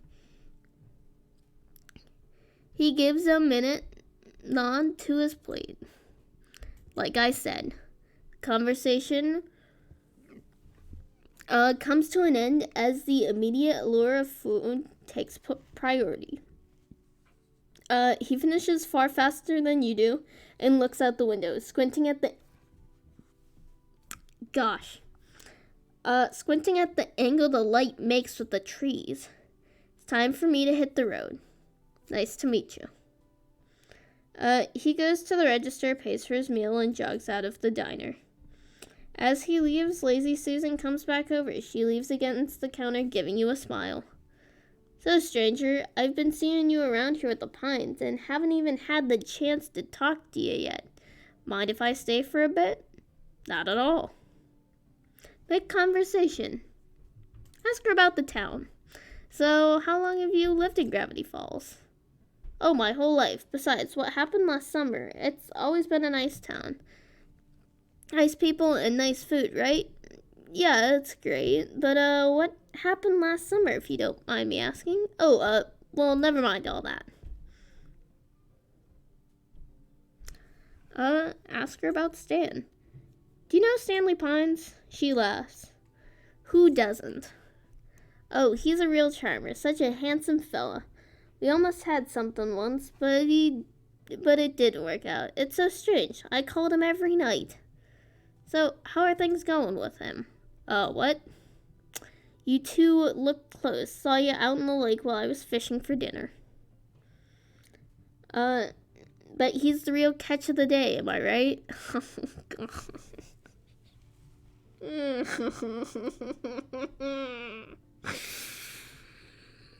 Laughing, Lazy Susan elbows you, companionably. But you're speechless. She winds down with a sigh. Am I right? Am I right? Ask her about the diner. So, are you the owner? Oh, gosh, no, I'm just a waitress. Been here ever since I was a teenager. Me and Matilda have been the only waitresses here for years, but we've had a promising new trainee working here since the spring. She points the She points out the window to where a blonde girl around Mabel's age is shooing a raccoon away from the diner's trash cans. You see Susan puts her hands on her hips with pride. We're starting her out small. Woodpecker's next. Well, I better get back to work. It was nice meeting It was nice to meet you, Marcus. Enjoy your breakfast. And you do, digging back in your breakfast with gusto until your meal is again interrupted. This time by the buzzing of your phone from inside your pocket. Oh, it's a call from a number you don't recognize. Pick up. Maybe this one won't be from a telemarketer. Hello? This Marcus? Wait, Stan? Yeah, it's me. Look, I've got a surprise waiting for you back at the shack. Think you can get back over here from wherever you are?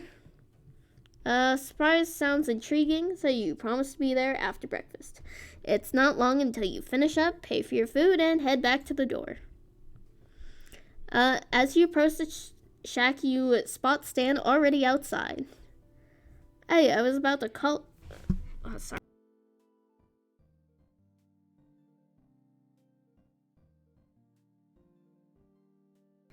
Sorry about that. They're doing whatever the heck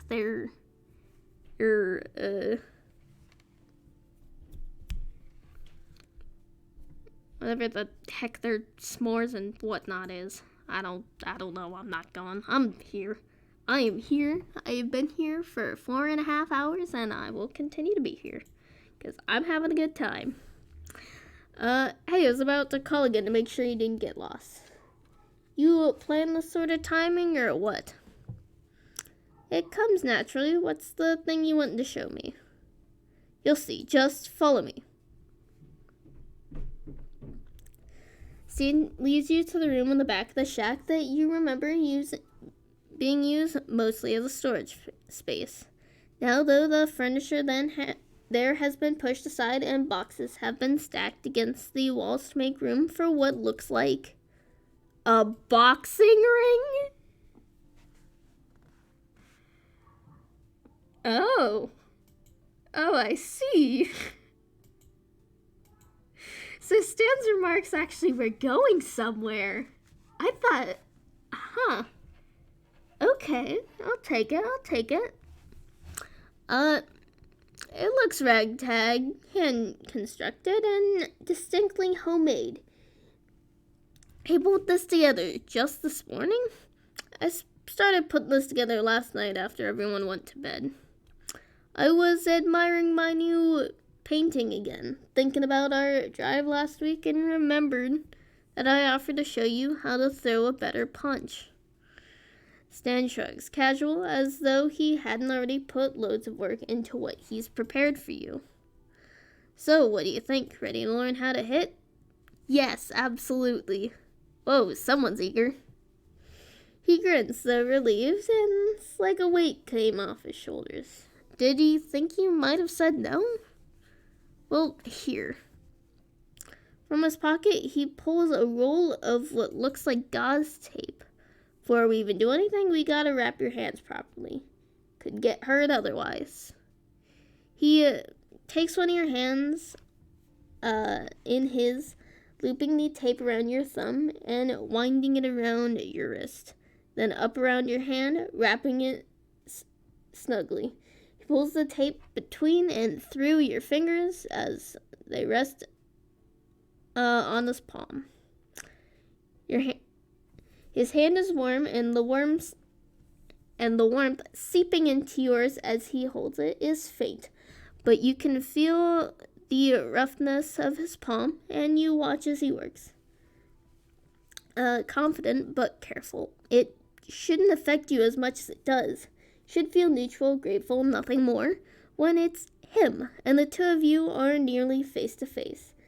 The act holds an undeniable intimacy. He pulls the tape back around your thumb, then around your knuckles, expertly. It feels tight. No, not tight, secure. Stan finishes the wrap at the wrist, and you watch him pull the tape forward in his mouth, clenching it between his teeth. Jerks his hand to sever it. Ranger is then wrapped back around, snug and complete, as Stan smiles down at his work.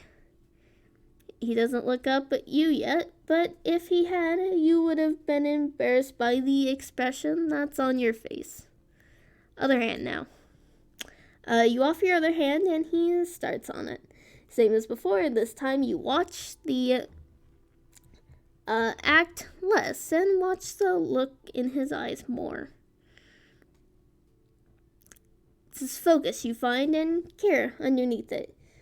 You can see it in every pull and twist of the tape.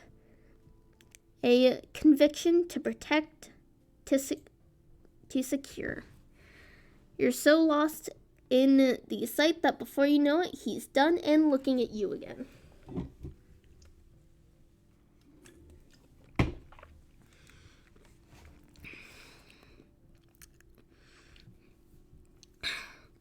Alright, not too tight, is it? Nope. Let me show you. Then let me show you how you should be standing. Standing, is there something wrong with your posture right now? Stan starts giving some sort of explanation, but the moment he steps up to you and places a hand at the small of your back to guide you, words lose their meaning. You don't want to be too stiff, you see. He directs you, smoothing out the line of your shoulders. Widening your stance, placing guiding hands to show you how you should be positioning yourself. He's talking again, but you're more than a little distracted. And that's why we do that. Make sense? Yeah. Good. Now on to punching. I've got some personal experience with the way you hit. I already apologize for that. And it could use a lot of work, kid. I'm telling you, I barely felt it. Here's how to direct that strength. He demonstrates, moving to your right to assume the same stance he's guided you into and swinging through empty air. He does it again, slower this time for him to explain how to shift your weight, where to start from, where to go.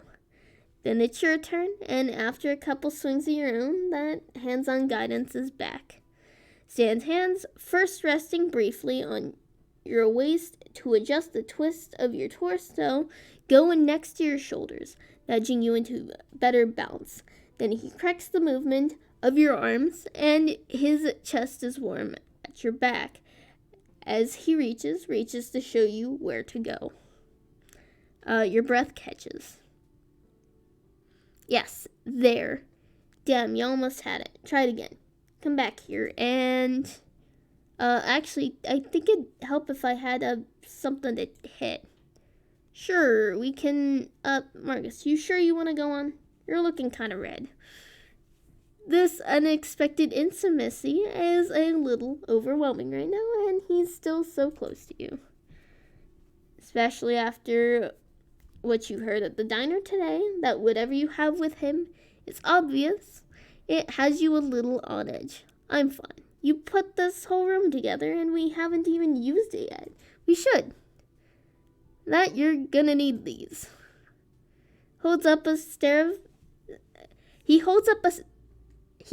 pair of standard, albeit but a bit old, boxing gloves, handing them to you. You have some trouble putting them on. They're a little big. Hold on, let me do it. I'll lace them up for you. He takes your hand again, like earlier, pulling the laces of the glove tighter and tighter until the fit is snug. Is that too tight? No, it's fine. He ties it off and takes your other hand, cradling it in his own for a moment before his hand moves up, brushing along your wrist. He pulls the laces together, and as he does, you steal a look at his face. There's that same focus, that same care, The longer you stare, the more you feel heat rushing to your face, turning it red. How about that? Feels perfect. He looks up and his eyes lock with yours. He looks away, clearing his throat with a gruff cough. And you notice now that his face is pink. We should get started. It's nice to see you aren't the only one affected as you watch Stan quickly wrap his own hands with a lingering blush on his face. He pulls out a pair of fingerless gloves next and walks into the makeshift ring. You're gonna try and land a hit on me, alright? What, you're just gonna stand there and let me hit you? Stan laughs, shaking his head. Think I'd make it that easy on you, Marcus? No, I'm gonna be hitting back. Of course, I'm not gonna let any of my hits land, but I'll stall you enough to make it a bit challenging. Remember what I showed you. Jab, swing, and block. Hitting him in action is the next step. Boxing's pretty simple when you get down to it, but it's all in the timing. You need to know what that other person in the ring is thinking. If it's like, it's almost a dance.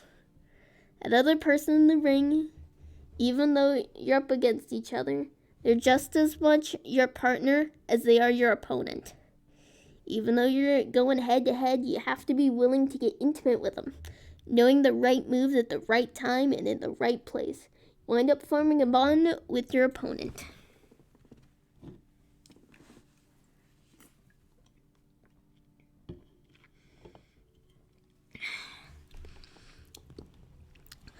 You nod and step up to join him in the ring.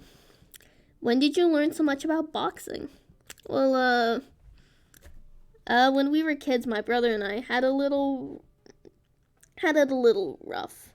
We weren't too popular with the other kids in the neighborhood. So our old man put us through boxing lessons. He wanted us to be tougher. My brother couldn't quite take to it. Not exactly Poindexter could ace the lessons. Same as how he was good at anything. He put that big old brain towards. But he quit first chance he could. But me, what else did I have going for me, you know? If anything, I had to be tough enough to protect him or keep us all safe. Always gotta be the tough one. And I've always been. It's hard, but sooner or later you forget what it's like not to feel tough. So I guess you could say it gets easier. After I left home, I was on the road for a bit. Got into my fair share of trouble that followed me whenever I went. But I was fine. I was tough enough. I knew how to fight. It got me far enough. Didn't it? It's got me through all these years, and here I am with you. Stan's eyes seem to glisten, but he looks away before you can... But he looks away before you can tell for sure. He smiles with that big ridiculous grin, as though to reassure you. He fakes a cough and wipes at his nose. Geez, it's so dusty back here. We might as well get started already, huh? You probably don't want to listen to me rambling all day. Like I said, timing is key. Is it the time to make that big swing? Or will they be able to block it? Sometimes it's smarter just to take a quick jab. And if you don't hit that hard, being quick enough to wear your partner down and keeping them blocked is enough to get you there. So let's dance. Oh boy. Oh boy. Oh boy. A jab is faster than a block and does 1 damage. Swing does 3 damage, but is stopped by a block. Neither opponent blocks. Both hits will succeed.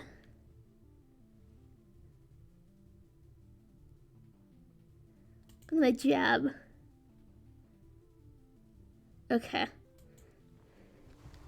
So unsteady, right? This should wear him down eventually. Shit. Stan doesn't look like he's tiring out anytime soon. You gotta swing at him. Oh, dang it. Stan doesn't look like he's tiring out anytime soon. Oh boy. We're gonna block. Stan doesn't look like he's tiring out anytime soon. Okay. Let's jab. Well. Okay.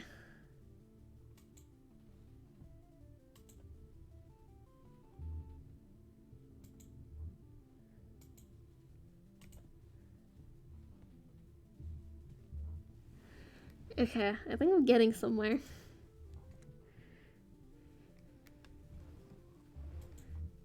Okay, let's block. Okay. Okay. Swing at him. Yes, okay.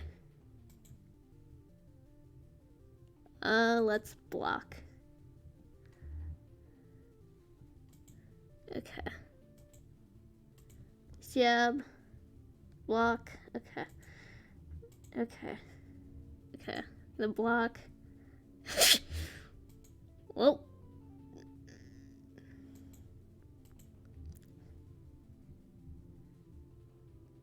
I did it! Stan's panting by now.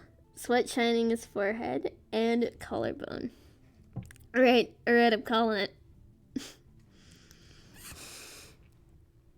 We got him, boys. Stan laughs. It's been too long since I had a decent fight. Hey, you were great. You laughed too. The two of you lock eyes again, and there's that warmth, that redness.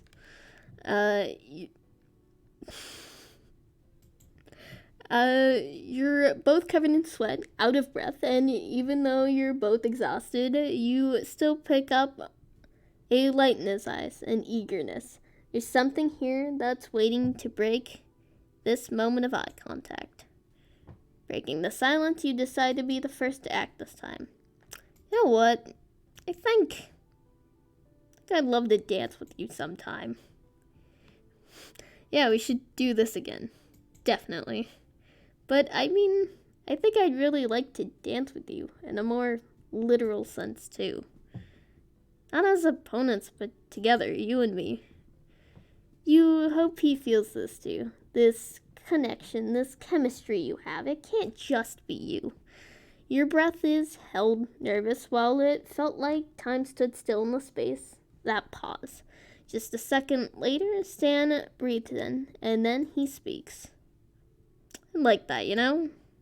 I really like that. He's smiling in a way that lights up his face, like you haven't seen it before. You're smiling too, wide and goofy, full of a sheer goodness you can't contain. There's something intoxicating about it. That feeling running through you, it's a hard fall back to earth. Hey, you help me get these gloves off? Stan laughs, loud and free, and obliges. It's later that day, just after dinner, when you get around to telling Stan about your time at the diner. So I'm guessing, is it always like that around here?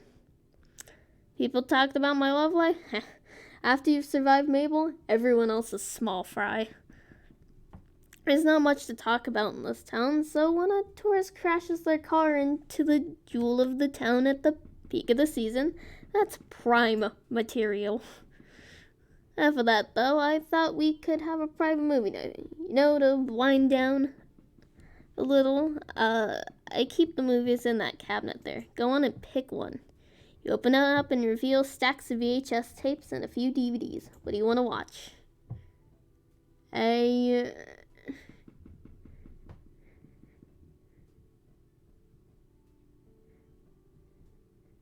We're gonna watch a heart-wrenching classic drama. It's an old black and white movie about a young woman whose lover has to leave the country to pursue his dreams. The film's climax, right as he's about to get into the boat to sail off for foreign lands, the lovers kiss as violence fell.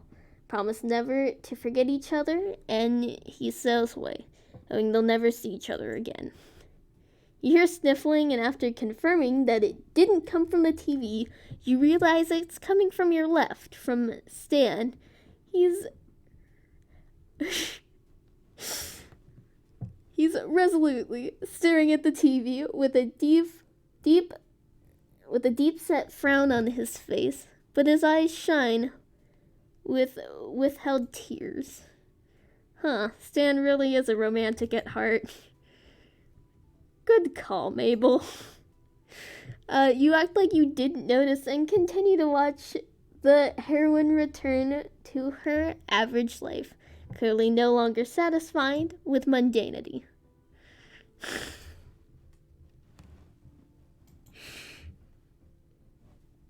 I have the face cam on, but I realized that y'all really can't see much. But I said that I would keep it on, so it's just here. It's just there. I know it's awful, but why not? Feeling comfortable, you shift your position a bit to rest your head on Stan's shoulder. Getting sleepy? A little, but I gotta see how this ends. There's no way she's just gonna go on like that. Stan chuckles before making a sound of excitement. Look, this is the best part. He's said that about 3 times already, but you don't mind at all. Not too long after the film concludes, leaving exactly what the woman did when she returned to the dock late at night unclear. Setting up for a sequel, you know Stan has in his collection. The ending credits scroll across the stream against a melancholy orchestral accompaniment.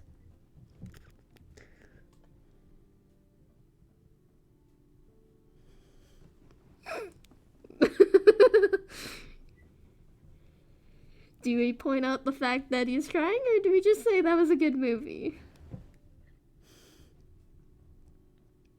I know that we can go back on actions. I just don't want to, just because it's like, you can't go back on actions. How could you go back on actions? Like,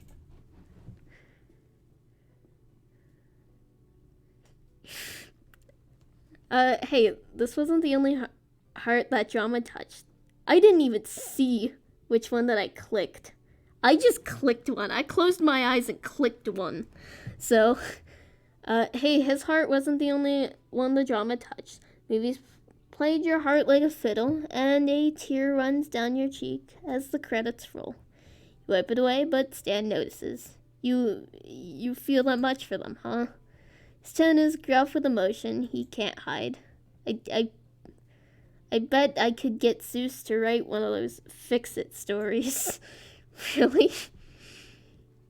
He fixed Detective so that Detective's twin brother loved him again.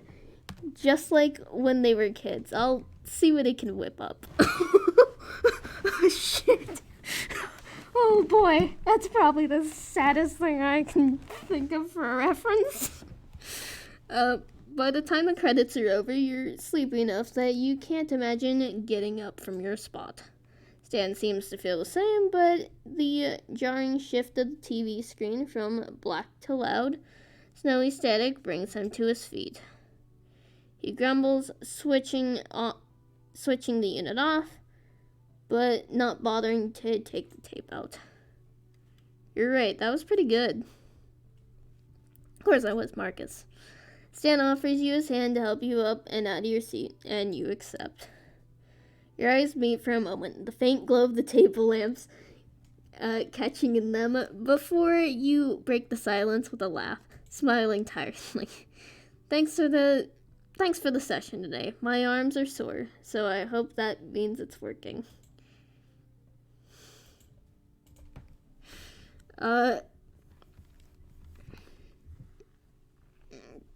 It's then you realize that your hand is still in Stan's, and he beams at you.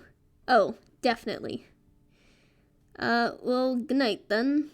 Stan, I'll see you when you glance to the clock. Few hours, I guess. Sure thing. Good night, Marcus. You go to bed. You go to bed that night, comforted that perhaps Seuss's fanfiction can fix all. How am I doing good at this? How? I failed Ford's route so horribly, and now it's just like, woo, you're doing great. I hate it. Snort. What in the? When you open your eyes, you're being stared at by a fat, wet snout. Ah! Oink. Oh, Waddles, it's you. The plump pig is lying on your chest, and boy, he's a real hefty. Marcus! Ah! You jolt up at the sudden voice from above you, sending Waddles falling from your chest into your lap with a squeal. You turn to see Mabel, all metal-faced smile and rosy cheeks, barely able to contain her glee despite nearly scaring the life out of you. Hey there, sleepyhead, it's lunchtime. Is it? What happened to breakfast? A glance at your phone tells you slept past noon. Instead of leaving and letting you get ready for the day, though, Mabel sits right down on the edge of the mattress with you and looks at you expectantly. So, how have things been going with Grunkle Stan? Has he told you about feelings yet? Have you two kissed?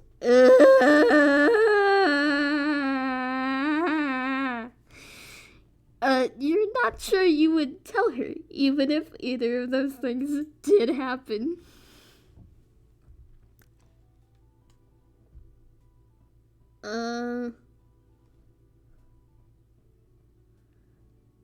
Well, no, neither of those has happened. Okay. Maybe there haven't been any milestones, but things are going great, right? I just get changed now. Alright, but you gotta promise to fill me in later. I'm counting on you, Marcus. Come on, Waddles. They leave and you're left to your thoughts. With all of the hectic supernatural stuff in Gravity Falls that unexpectedly often finds itself in or near the shack, you haven't been able to spend much significant time with Stan since your boxing session. You've only found short moments, like a late-night game of cards that ran longer than expected, because by the end of it, you'd both just left the deck on the table as you listened to him tell a story about how this one time you guessed that was a significant amount of time. You just never really wanted those moments to end. And just yesterday, Ford came up to you in the kitchen, standing with a bowl of cereal in hand that he was apparently in the middle of eating, and basically gave you a condensed version of, if you break my twin brother's heart, I'll make you regret it.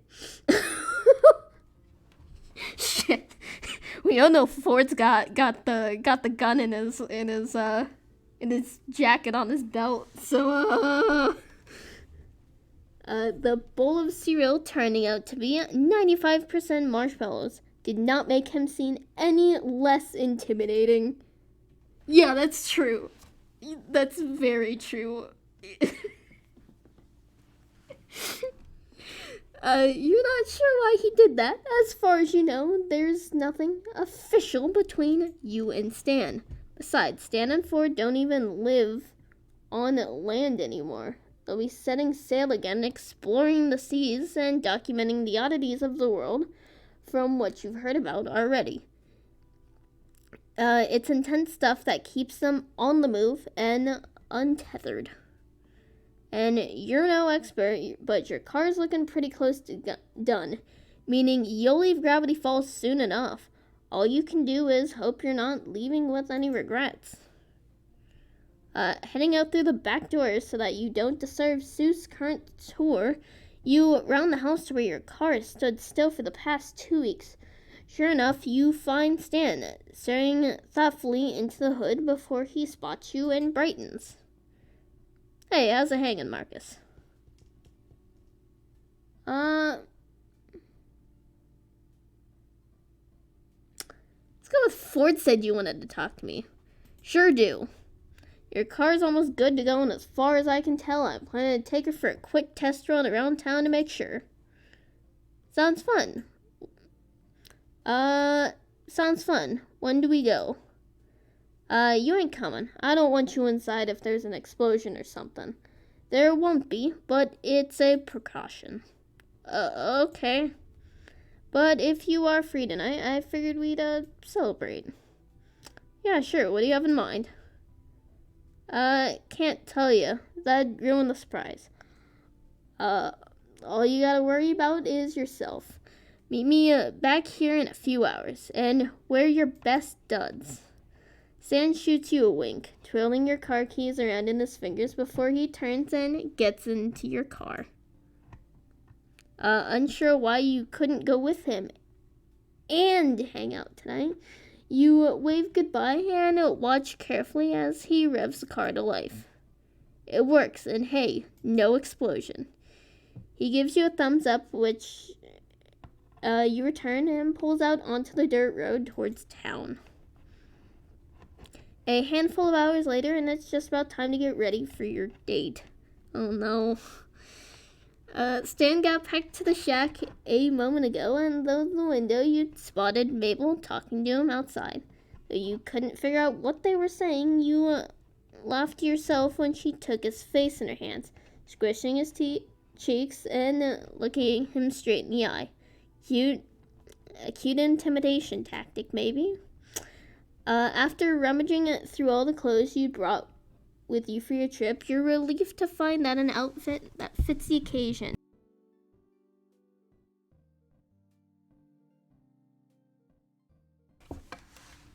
It's say something classic. Feeling good about the outfit you chose, you head outside to meet Stan.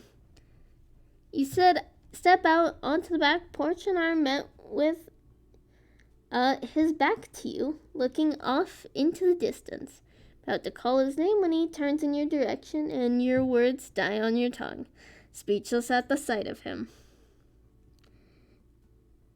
Kind of looks like Ford.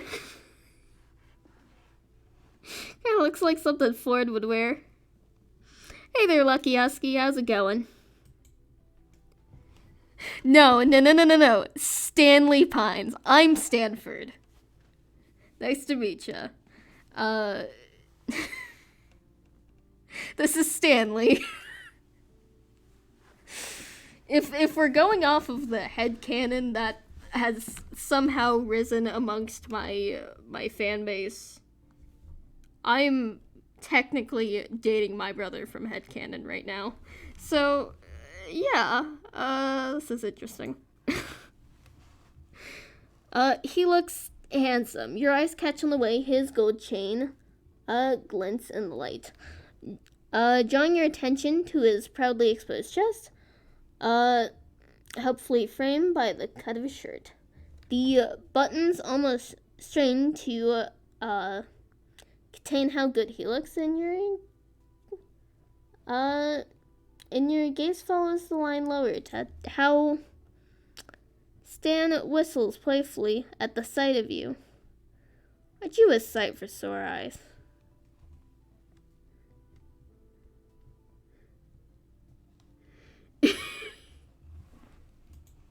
This is...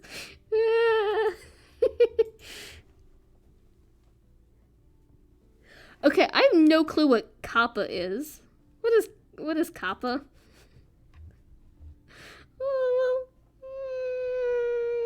Let's do a turnaround. You do a turnaround, making sure to give an extra flourish as you spin. Stan's eyes light up as he laughs, tipping his imaginary hat to you in appreciation and whistling again. So, where to? Hands in his pockets, Stan nods over to the Stanmobile, a few feet in front of you. Only one way to find out. Who wants to put on some blindfolds and get into the back of my truck? That was a good episode. An emote. Fair enough. Wow. Yeah, big wow. He offers his arm around and escorts you to the passenger side, opening and shutting the door for you before heading over to the driver's side. While you are already looking forward to this, the way Stan looks makes you all the more eager, and that cologne, it suits him.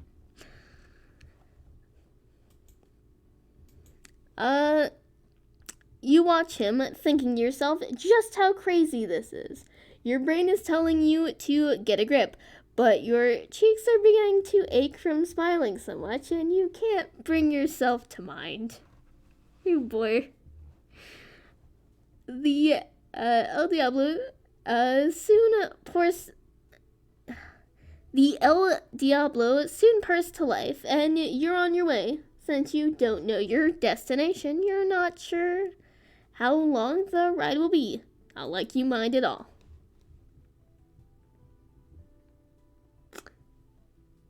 Let's make conversation. You always this mysterious with your dates? Luring them off into the night with the promise of a good time? Stan chuckles. Not only the ones I like being around. Good to know. Besides, you should definitely know what to expect from a drive with me by now. Oh goodness. Husky, yeah, Stan is just Stan. You missed a lot, including us robbing a guy of his painting and getting taxidermy parts, deconstructing a car to steal parts from a car dealership, to which we got caught by the police and thrown in jail, to which we broke out of jail. Yeah, it's been a long ride. Hang on, what did I miss? Besides, you should definitely know what to expect from a drive with me by now. The unexpected? Bingo. You gaze out the window again, unable to keep the smile from your face. Another minute or so passes before Stan speaks again. Alright, we're almost there. Close your eyes. Really? Yes, really. And I've got a blindfold in the glove box if you can't stop yourself from peeking. Somehow it sounds like he's not joking about the last part. After what you've seen with him, it wouldn't be a surprise. Well, we're gonna leave that one alone. You laugh, but close your eyes as he told you to. It's fine. I've got it. Promise I won't peek. You keep your eyes closed for another minute or two as Stan begins to tell you about the time he was hogtied and blindfolded by some thugs on the side of a desert road. Just as he gets to the good part about how he had to hitchhike using only his nose, the car comes to a stop. You both hear and feel Stan put the car in park and realize there's muffled music not too far from you. Can I look now? Hold on. Stan exits the car and the footsteps tell you he's walking to your side. The second he's there, opening your door. Can I look now? Stan chuckles. Unless you can walk with your eyes closed. You open your eyes to see a rundown diner. Grease's diner, to be exact. The building is about as slightly shabby in appearance as it was when you last visited. But under the glowing "We Have Food" sign, it is endearingly hand-painted banner reading Disco Night. Through the windows, you can spot energetic silhouettes and flashing multicolored lights. Oh boy. Well, I mean, every time that I've gone in, I've been offered tea, water, coffee, eggs and bacon, waffles, and pancakes. So, that's it. And I think there was a reference to fish, too. So, Stan has literally been through everything, yes. That's what I'm slowly discovering here. Hardly grandiose, but it's still beautiful. Oh my gosh, Stan. He takes your hand and helps you out of the passenger seat. What, you don't like it? You remembered. I know you've been dying to see the magic I make on the dance floor. Seems cruel to keep you waiting any longer.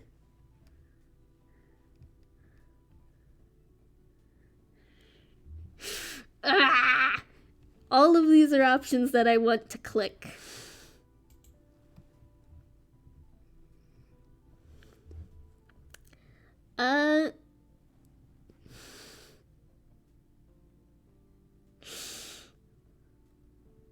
What an honor. It'll be an honor to witness such magic in the making. Now, I try to stay humble. As you step inside, you're greeted by the sight of a dance floor. A disco ball reflects fragments of colorful spotlights all around the room, and even the cow skull above the jukebox has string lights wrapped around its horns. There is a good amount of people here. It's mostly older adults, which is unsurprising given the music genre, but there are a few younger folks who seem to be enjoying themselves, unironically. You're surprised, and you don't see Mabel or her friends here. You finally look back at Stan and catch him pretending he wasn't just watching you for your reaction seconds earlier. You didn't do all this for me, did you? Nah, it's a monthly thing that picked up a while back. I lend them some equipment for it every time, but I may have knocked it up a week or 4. He's smirking. He's so proud of himself.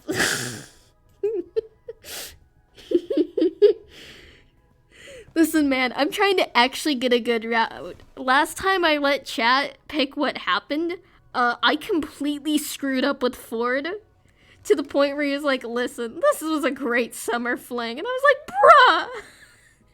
But nah, we got a pretty good route going. This is why you don't let Bill Cipher pick your... That's why you don't let Bill Cipher pick your, what you do. Because I let Bill Cipher pick what I did last time, and it was... Yeah, I definitely did not fail dating myself.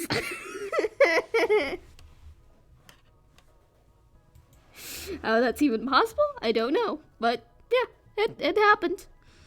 You roll your eyes, but give him a fond smile. Well then, let's dance already.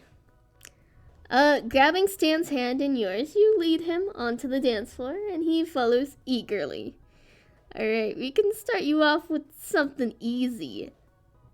Nuh-uh, I need to see your moves first. Make sure you're the real deal. Got any requests then?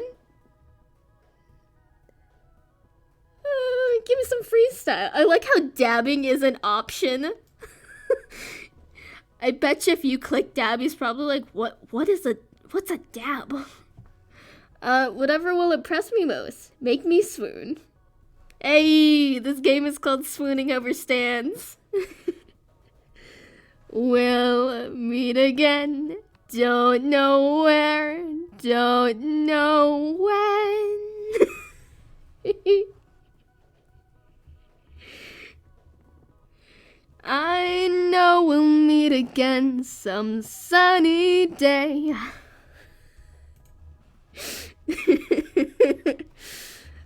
Stan assumes a serious pose, pausing dramatically before he bursts into the cheesiest hustle move there is. My eyes!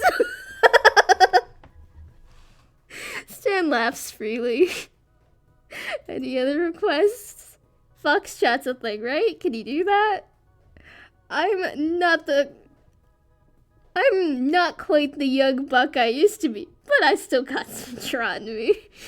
And you dance. Before you know it, the song has paused, and then another, and then another.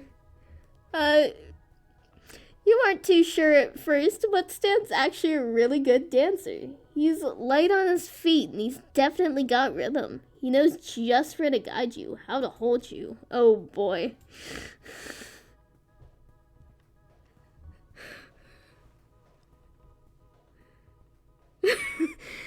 Okay, here's the thing. I was doing a Ford sketch I know. Ooh. I know. I was doing a Ford sketch yesterday, right? And I was singing the whole way through, right? Playing music and whatnot. 1 a.m. My singing is amazing. 2 a.m. Pretty good. 3 a.m. Pretty good. 4 a.m. Pretty good. 5 a.m. Alright, that's okay. 6 a.m. and on. This is a 7-hour stream. 6 a.m. and on, when people actually, like, started showing up, my voice just did, like, in quality. Like, it was like, oh, my singing is just turned awful.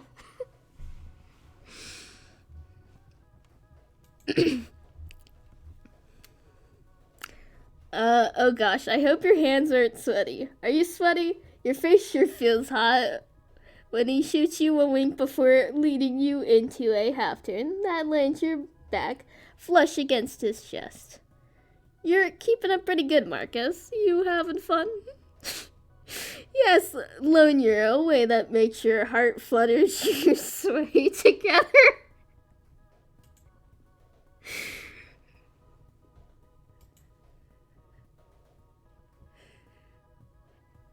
Hey, in the party?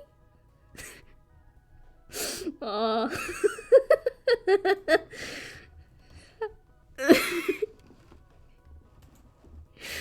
Only because I have such an amazing partner. I could say the same thing. Stan laughs.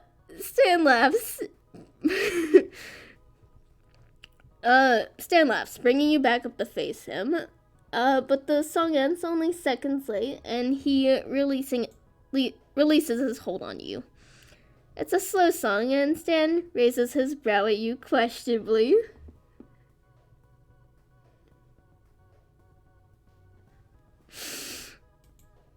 Alright, you wanna pick something? Here, you can pick this one, Husky.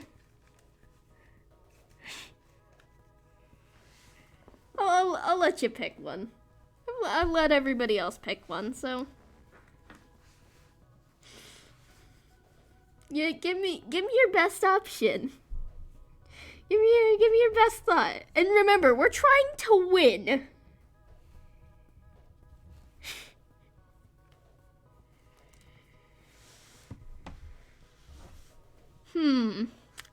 What's the humming?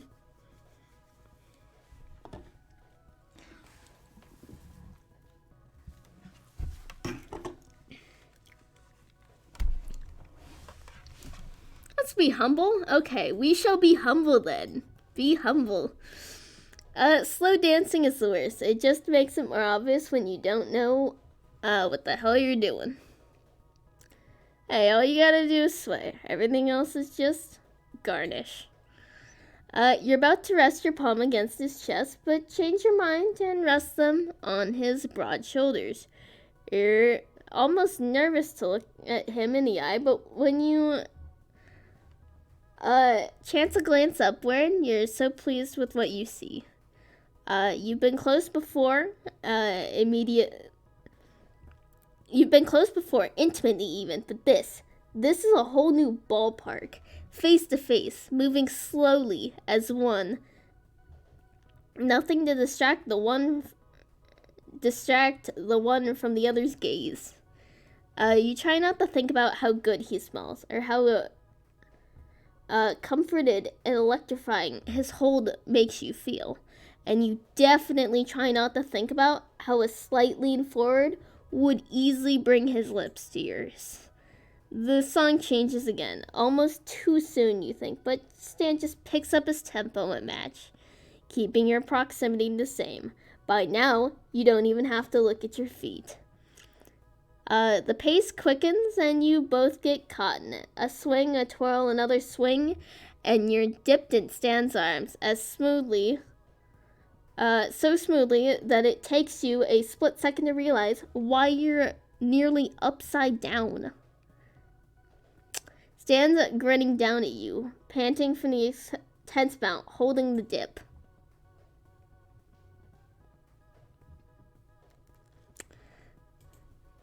Would you like to pick another? I know the audience really loves picking these.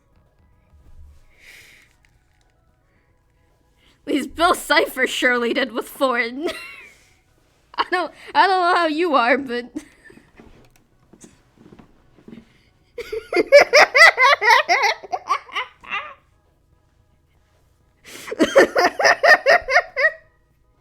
I love how you just have the face in the chat.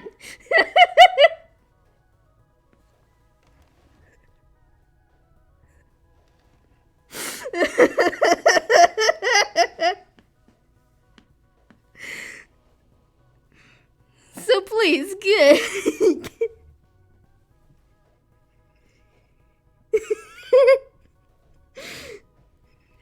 Oh, what was that? I read I read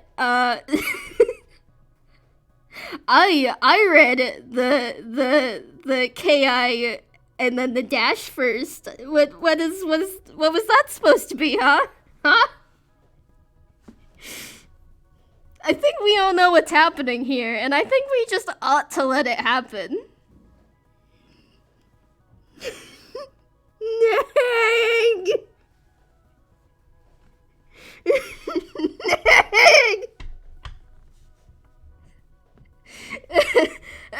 My face hurts. You were spelling kindergarten. Sure. I don't see a kindergarten on this screen.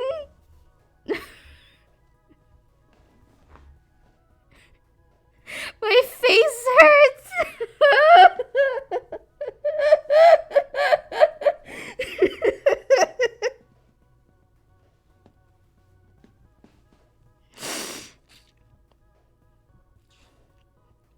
I think we ought to just let it happen.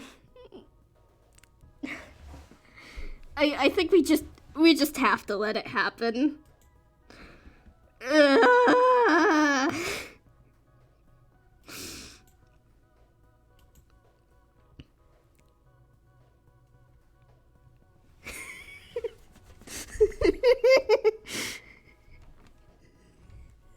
Say it, damn it! Come on!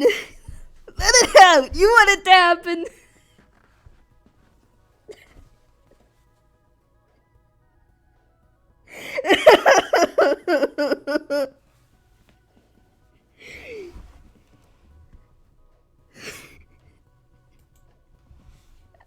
Is you're typing okay there? Kiss? I think you're missing a letter there.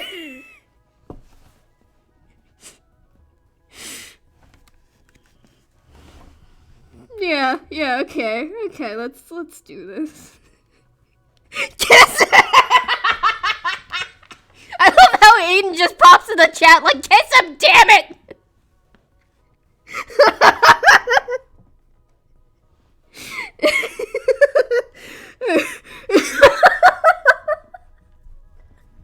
This is so out of nowhere. Aiden just disappears from chat for a while and then just kiss him!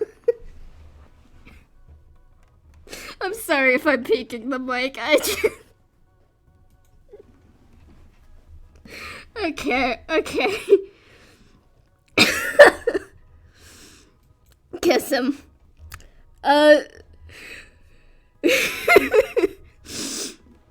Heart thrumming in your ears. You lead up. Peck him on the cheek with a chest kiss. He chuckles and smiles down at you for a moment before bringing you back up into his arms to finish off the dance right as the song ends. A quick glance around the room lets you know that most of the surrounding patrons were watching the two of you dance. They look away as you notice, some whispering and some getting back to their own technique.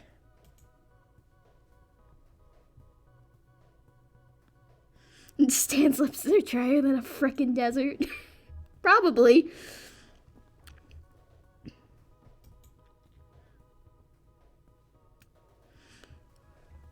Hopefully. We can only assume. It's Stan who speaks first. You hungry? Not what you were expecting, but you're kind of relieved he's keeping the mood light. I thought you'd never ask. Great, my treat, kid. Take anything you want. Of course, the place has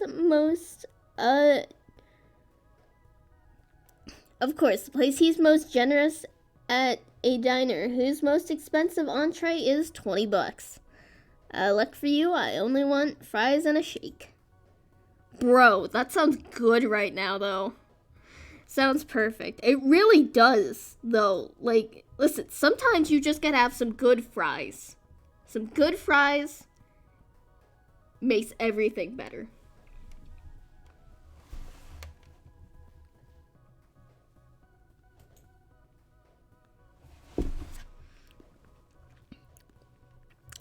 Instead of waiting for a server to come by, Stan goes straight to the counter to order. You sit down in a pleasantly unsticky booth to wait for him and notice that Stan left his jacket on the seat next to you. We're putting on the frickin' jacket. That's what we're doing. In no time, Stan returns with 2 orders of fries and 2 shakes. He grins when he sees his jacket draped over your shoulders. I hope you don't mind. I was feeling a little bit chilly. Nah, that one looks good on you. And it's not even wet this time. Oh yeah, and then, Lucky, we totally got our boat tipped during a fishing trip, and Stan lent me his jacket, as per Stan doings. Definitely interesting. And then it got cold in my basement, so I actually got a jacket too, which is why I'm wearing this jacket.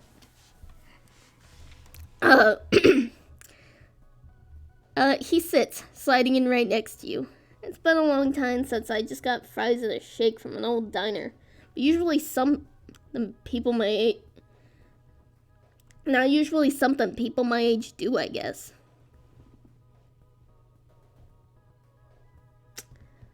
They just don't know how to have a good time.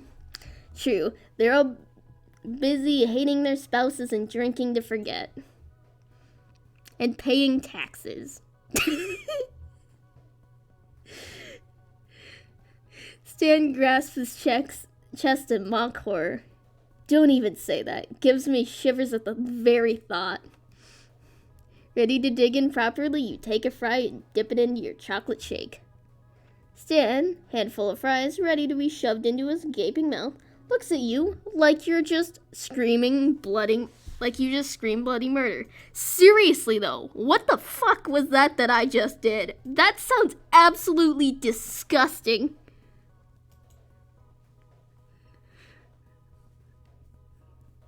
Hi Boxy, welcome to Swooning Over Stans, the Gravity Falls dating simulator, where you date Grunkle Stan and Grunkle Ford. It is exactly what it sounds like. And it's actually quite good. What? You've never tried it? No, of course not. Yeah, no, me. That sounds absolutely disgusting. Seriously, though. What the hell are you doing? It's delicious. Perfect mix of sweet and salty. Stan frowns. Don't knock it till you try it. He scoffs, picking up a fry and and dipping it into your shake instead of his own, and pops it into his mouth. Well, shit. Bruh, that's my shake. I don't know, Stan kind of sus.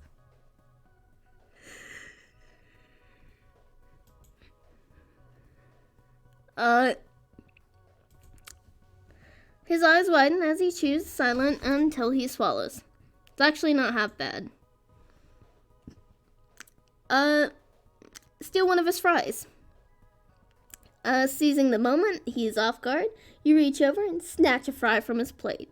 Hey. Payback. Stan picks up your shakes and takes a big ol' swig. Hey. Sets it back down, licking his lips triumphantly. He's missed a spot, though, and there's a bit of chocolate left on the side of his smirking mouth. We're gonna wipe it off. Hey, Stan, got some... You lift your hand to his face and wipe the chocolate away with your thumb.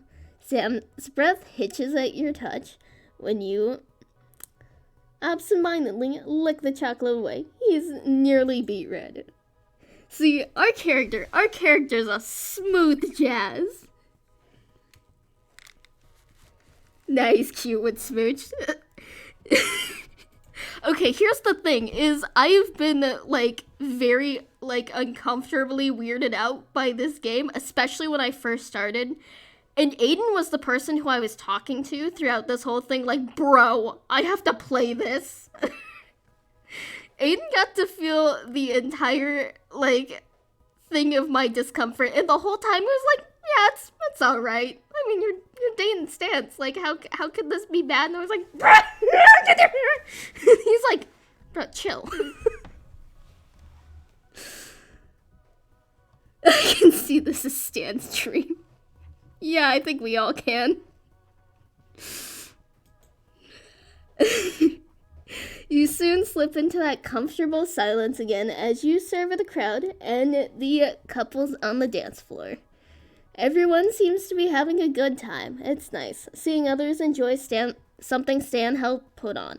It seems he does more good than he likes to admit to himself. When he's not going on crime sprees or getting arrested, at least. I mean, it was fun. Who doesn't like getting arrested occasionally, you know? It's pretty fun. Soon you're to the ends of your cups and have picked up the last bits of your fries. Hey, you wanna get out of here? Lead the way. Ooh. Soon you're back in the El Diablo. Engine purring to life as Stan screeches out of the little parking lot and onto Main Street.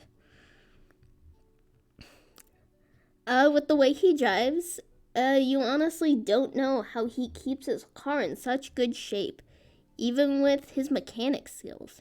But eventually your speed becomes reasonable as Stan transitions from the asphalt road to the dirt, and you're left to realize your quickened pulse isn't due to his driving, but from anticipation. Taking me for some late night errands again? Nah, I thought we could just see where the road takes us. You know, for a small town, it sure is huge. Tell me about it. This forest's more of a trap than the shack.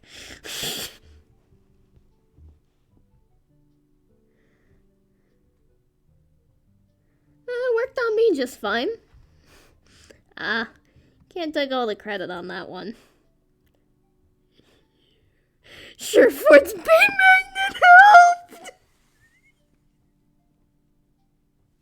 Okay, so you guys are wondering how we ended up in this situation in the first place. Was driving back up to home through Oregon, past through Gravity Falls, and Ford accidentally crashes our car into the side of the road by trying to install a safety precaution into his magnet gun, which haywires and grabs our car and shoves it into the shack.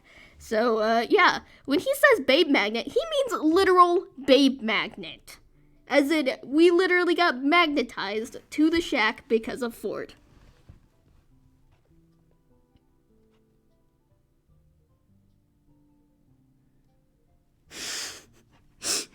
Man, dude, judging Stan's legs? What the heck, man? Sure, Ford's maid magnet helped. Stan barks at a laugh at that. But I was drawn to this place on my own, too. I mean, it's grown on me. Like a fungus, sure, but it has... But I'm not the kind of guy who likes trails or draws gnomes. That's my brother. I'd rather be in the city than the woods. Way fewer bugs, people to pickpocket, and not everyone knows my face. So then, how does someone like you end up in a place like this? You said you were from Jersey, right? I know how everyone has gotten here, but not you. Stan sighs as if the weight of his whole life story lies within that question. Luckily, he humors you. Long, and I mean long story short, my brother and I had a falling out when we were kids. High school, I got kicked out, barely talked to him, my parents for 10 years. He moved here, I spent those years bouncing from state to state. Oregon was one of the few I hadn't been banned from. Wow. You're telling me that one day he dropped me a line, asked me if I'd come here? I came thinking he wanted to make up, at least talk things out, but he was in a bad place. Basically told me to get lost. What? That's awful. Yeah, well, we both made our mistakes that day. We fought, said some things, threw some punches, and I suppose now that you know how weird this town is, telling you I accidentally pushed my twin brother through the cosmic portal in the basement, leaving him to fend for himself and hop through dimensions for the next 30 years isn't as crazy as it would normally be.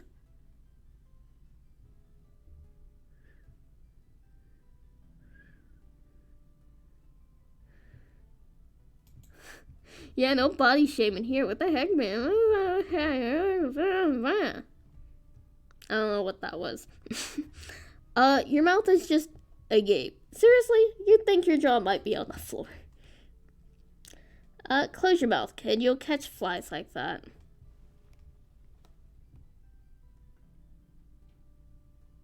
Ask about him. What about you? You said Ford went through the portal for 30 years, but what did you do during that time? Is that what made you start the shack? Oh, yeah, like I said, I came here because Sixer asked me. But once he was gone, I didn't have anywhere to go, and I wasn't gonna leave till I got him back. Did he really spend 30 years of his life trying to get his brother back?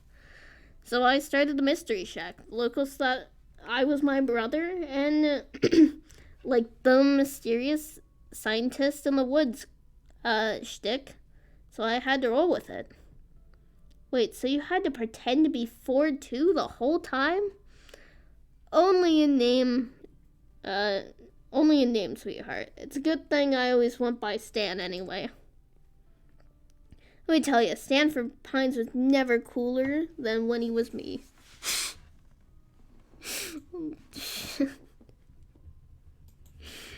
Caught off guard in your absolute shock, you erupt into laughter. Okay, that I can absolutely believe. By now, it feels like you've been driving for a good while. You're starting to wonder if Stan really does have no idea where he's going, but that thought stops in his tracks as the car makes a sharp turn into a diverging path. You catch the slightest glimpse of a wooden sign reading, do not enter. Stan, where are we going? Relax, Marcus, I know what I'm doing. There's this real hot spot up ahead on the cliff's edge. Lets you see the whole town and the horizon and everything. Real picturesque. That sounds amazing. The car suddenly jerks left and there's a troubling bump as you go over a large redwood root. That is, if we don't die before we get there. Sorry, kid, that one was on my blind spot. It's pitch black outside, Stan. Everything's a blind spot. Or, if you're me, literally everything is always a blind spot because you're blind. Hey, I had to put a blind joke in there. It's what I do. It's my shtick. Alright. Hold on. One more jump and we're in the clear.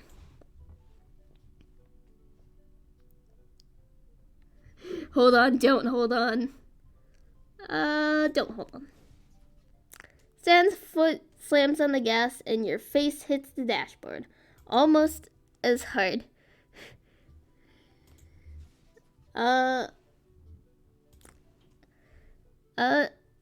Shit, you alright, Marcus? You're more embarrassed than anything. The throbbing of your forehead and nose dulled by the tears, threatening to bubble up in your eyes. I'm fine, just hit my head, it's nothing. Stan grimaces, making you look up at him. Let me see. You face him and he whistles, taking your face in his hands as he examines above your brow. Real lucky, kid. Just looks like it'll be an ugly bruise tomorrow. Sure your noggin's alright? Yes, it's fine. It's just, didn't hold on tight enough, I guess. Well, what did you expect? You've been on a getaway chase with him, for crying out loud. Boop. He lets your face go and you can't help but feel a chill from the lack of his warmth. Don't worry about it, Marcus. I've gotten hurt way worse for dumber reasons. You wanna head back? Before a kid take a look at you, make sure you're alright. Keep going. No, I'm fine, I promise. Just threw me off is all. Your head is pounding furiously, but you're not gonna end this night early for anything. You're sure? Positive.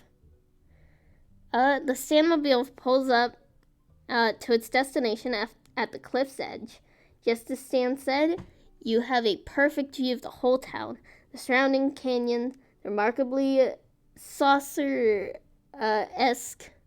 shape out of the natural bridge. You catch Stan's pleased grin from the corner of your eye as you gasp, taking it all in. Though the sun has long since set, the small glowing street lights from the small town illuminate the surrounding trees, providing only a slight glint of the mountain shadows. It's not until seeing it from up here like this that it sinks in just how secluded from the world Gravity Falls is. It's almost like a hidden treasure among the evergreens. And though the black, thick forestry behind where you're parked might seem daunting alone at night, here with Stan, it just feels promising. So I'm guessing you like it, right? It's beautiful. As you survey the scene, you realize the cliff seems rather untouched, save for a flimsy barrier made of wire and stakes just before its end. How did you find this place? Well, there's this other spot just like this one, that I'm told the kids call Lookout Point. It's just across from us, actually. Stan points to the spot opposite the car, straight ahead. Huh. The place is infested with teenagers, though, so saw it myself when I drove up here to help Dipper with a girl situation. Teenagers. Gross. Exactly. It hits you more fully now that you're here with Stan, alone together, away from the world as you know it. You're thrilled, anxious, and suddenly don't know what to do with your hands. A nervous giggle escapes you, and Stan offers a kind and reassuring smile in return as he slings his arm along the back of the seat, crossing his leg over the other. The casual air is contagious, and you're thankful for it. So, how'd you kill time in a place like this for 30 years, besides all the shack and secret portal stuff? Stan laughs, scratching his cheek. Well, as you know, I'm full of surprises. I'd skip town every now and then for actual supplies or a promising hookup. As the shack became a household name, I had to stay put for longer and longer. So I'd make do trying to enjoy the small town thing. You settle in. You're out budging until he elaborates. You're not budging until he elaborates. Like what though? The fun stuff, like disco nights? Stan scans the horizon, looking for something. Okay, see the bowling place? Used to have a team there. We were really good. Thanks to yours truly. Until this wet blanket Toby came on board and had to use bumpers like a baby. Again, you don't mean to laugh. Yikes. Got that right. Aside from that, there's a great taco joint, a bar. Kids like to go to the arcade. And the mini golf place is pretty decent. My can is empty. He starts counting on his fingers. There's a mall, a creepy animatronic pizza place, a public pool, which I would not recommend, by the way, unless you're into sitting in strangers' filth. That all sounds pretty dang fun, minus the filth part. It sounds like there's actually a lot to do around here. It's weird, ain't it? It's like you'll never hear about a place, but the situation calls for it. Oh, it's right in town. You really like hearing Stan talk about anything, really. The way he emotes with his hands, the glint in his voice, and the gradual increase of enthusiasm when he gets passionate, even on something small, of course, he never fails to make you laugh. Could listen to him all night long. So you prepare to do just that, adjusting your legs into a more relaxed position. Nothing wrong with taking advantage of the leg room. And these wide bench seats. What about? Let's go with the weirdly shaped building. That's the club. You shoot him a look. Stan makes it through the next words laughing. That's the name, honest. You snort. Clever? The name might be questionable, but the place is nice enough to only let you in if you're rich. Only ever managed to sneak in there once. Bad vibes, sir. Even as somebody like me. Worst of all, the food was mediocre. Not the kind of quality I didn't pay for. What about the graveyard?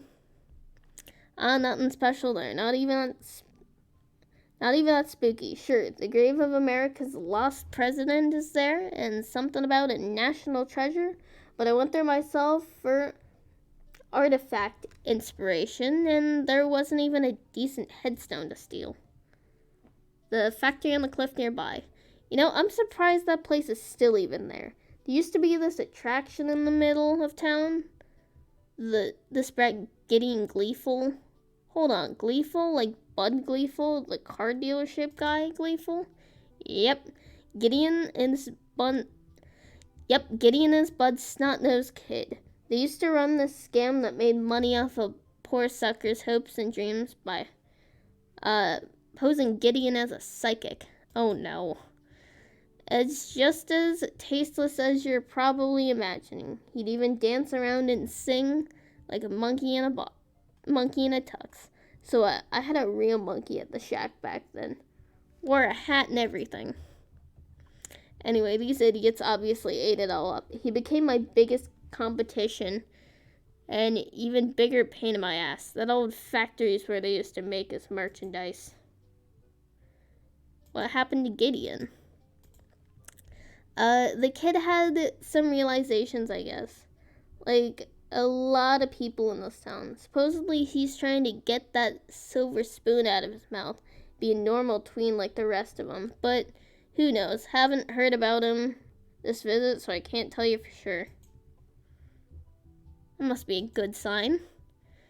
There's a long conversation, a moment where the both of you are simply admiring the view. It seems you've inched your way closer to Stan as he was speaking, because all of a sudden you realize that your leg isn't all that far from his. The reflection of the outside light on Stan's glasses keeps you from being able to read his expression from this position. we're gonna get closer. You very nearly closed the gap between you both, and it would have been smooth too if not for the creak of the patent leather seat as you shifted. Stan's grin tells you he notices. Damn, time for a diversion. What's that on the water tower over there? Ah, that old chestnut? What's it look like to you? Muffin. It looks like a muffin. Not sure why anyone would choose that as a symbol for vandalism. Maybe it scares the hell out of anyone with a weed allergy? Maybe it's a brain muffin? Bran muffin? He wiggles his fingers like he's telling a spooky story. With extra raisins. You know, I almost died up there once. It's a real doozy of a story. You take the bait. Oh, do tell. And so he does, with his usual floors, painting a picture of the time he and his great niece bravely scaled the tower and nearly got shaken from it by a video game character come to life. You find yourself with another chance to move closer. You're gonna get even closer. Stan's speech falters a bit as you inch closer and the side of your hand brushes his. But he continues when you leave it there. So say to Mabel, I say to Mabel, having just looked death straight in his dumb, ugly face.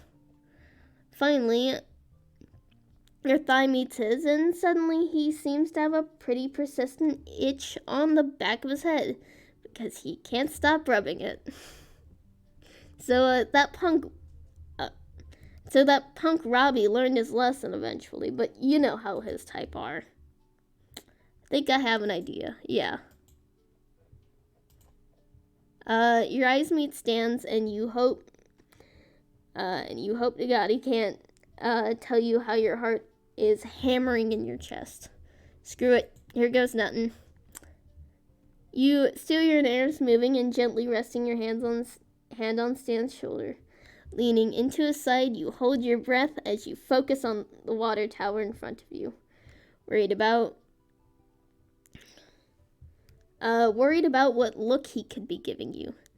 Stan clears his throat, pulling his arm away from you, and for a moment, the feeling that you just crossed a line makes you mentally curse yourself, until he lets out an embarrassingly fake yawn, and his arm above his head and out, resting it across your shoulder.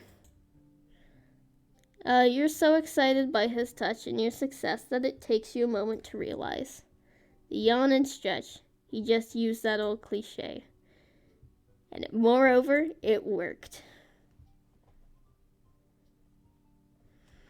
Let him enjoy his victory. You can't help but giggle. What? Stan reddens, smiling sheepishly down at you. You attempt to compose yourself. Nothing. You settle into your new spot in his hold, and he seems to relax a bit too. You're lucky you're so cute and endearing. Stan's chest puffs out at that with a laugh. Oh, you just said that out loud, didn't you? You'd be surprised at how little I've heard that before.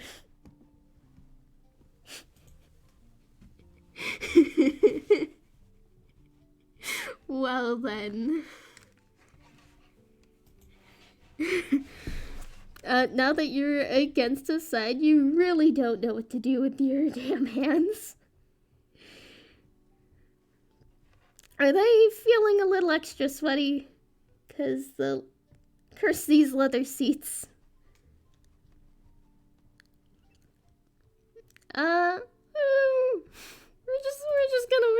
We're gonna hold him. We're going full in on this. We're just gonna hold him.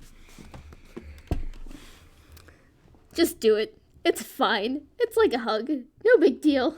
You were basically holding each other While dancing tonight, right? Your arm, ever so slightly, comes to rest on his torso in a sort of loose embrace. You sigh in relief as Stan makes a sound of contentment and shifts his arm to account for your new place. For a moment, you dare not say a thing and instead close your eyes. There's that scent again. That overtone of cheap cologne mingled with leather, cigar smoke, and salt from this proximity in this car. Just the right kind of overwhelming. You really can't believe this. Never in your wildest imagination could you imagine that this is how your solo summer road trip would work out. But in this moment, you really can't imagine it any other way. You're just happy. Guys, we got more of the artwork. Hey, Stan. Yeah? Thanks for your help. His eyes meet your own as he smiles down at you. No problem, kid. It's what kind souls like me do. You really are a lifesaver. Seriously, my car would have just been a goner. You rescued me from being blood dry and a mechanic too. You can feel the rumble in Stan's chest as he hums. Crooks, all of them. Not even charismatic about it. That's certainly a plus too. Your hand moves upwards to his broad chest, just above the open V of his shirt. I'm not only thankful for a place to freeload though, Stan. I've actually had a really incredible time here. Seriously. The luckiest person ever to be ripped out of the forest with their car, since it was by such a nice family. Better than a simple trip to the Mystery Shack, huh? Definitely.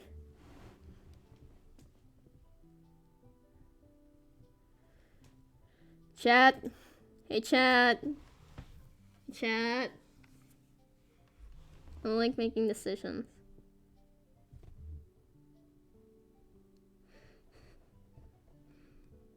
I wonder if Aiden's still here. Aiden, if you're still here, pick one.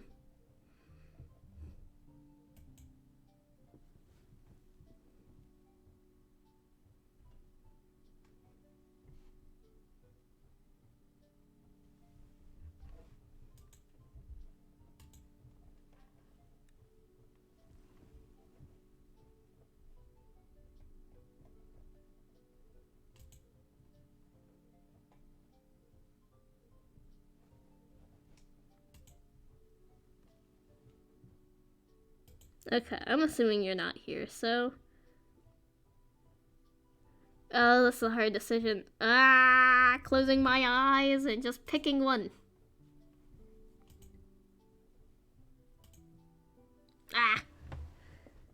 Mabel's words come back to you, and despite your doubts, begging you not to say anything stupid, your heart is yelling at you. Tell him already, damn it.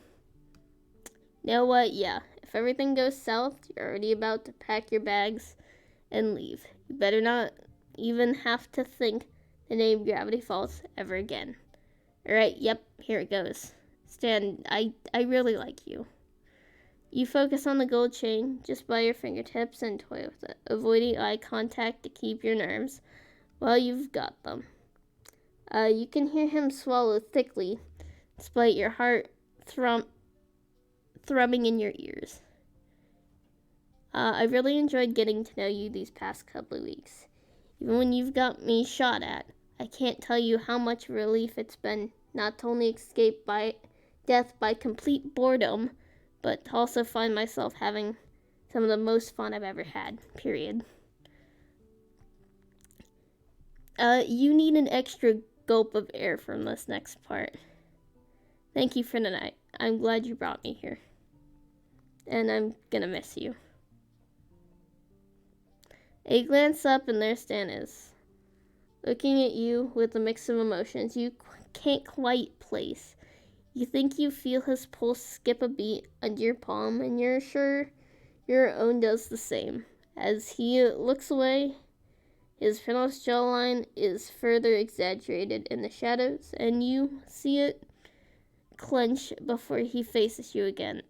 You don't know who leans in first or more or anything, but suddenly Stan's hand is cupping your face and his lips are on yours. Oh, gosh. Okay. It's sweet, but somewhat clumsy, as his glasses remind you of their existence by hitting you on the cheek as he leans in close. You can't help but hum against his lips. And, oh God, you forgot to breathe. You part, both of you breathing just a bit heavier than before. Stan's big dumb grin is accompanied by pink dusted cheeks. Are you okay?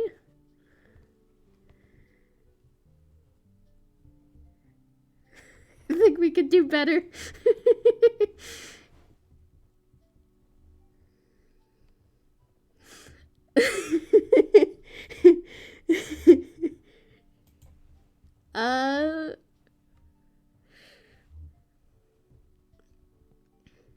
Kiss him again. What a dork. This time you're holding his face as you kiss him again, and you're not pleased to find it's even better a second time. You're about to say something more when Stan looks sharply up. Following his gaze, you spot twin lights at the cliff across from yours. Headlights. Oh, jeez. Oh great, just what we needed. Guess we should start heading back. He offers you an apologetic smile. We should, but can we take the scenic route? Yeah, absolutely. Luckily, the scenic route is also the long way home. You were mostly joking about a scenic route back to the shack during this time of night, but both Gravity Falls and Stan have a way of amusing you to no end. Little bioluminescent mushrooms are sprinkled along the path. On trees, in perfect rings, Stan drives slowly and you take advantage of it to marvel at the greenish glow. This is incredible. There's a lot more where these came from, or so I've heard. There's a gnome forest somewhere around here. Never been because, well, gnomes. But maybe Ford can let us, and if there's somewhere, but maybe Ford can let us know if there's somewhere like that without the pests. You rest your head on the windowsill, watching the toadstools of all shapes and sizes go by, counting them. I'd really like that. With each passing moment, the rumble of the road and the thrum of the cars seem to add another weight to your eyelids, and suddenly your fatigue catches up with you. You alright? You hum an affirmative, and Stan takes you at your word. Oh, this could be better. Sliding up next to him, you bring Stan's free arm that's not at the wheel around yourself. Like it was earlier in the evening, and he chuckles. That's right, you get yourself comfortable. You let your eyes fall closed, content. Wake me up if there's a nymph or something. Will do, Marcus.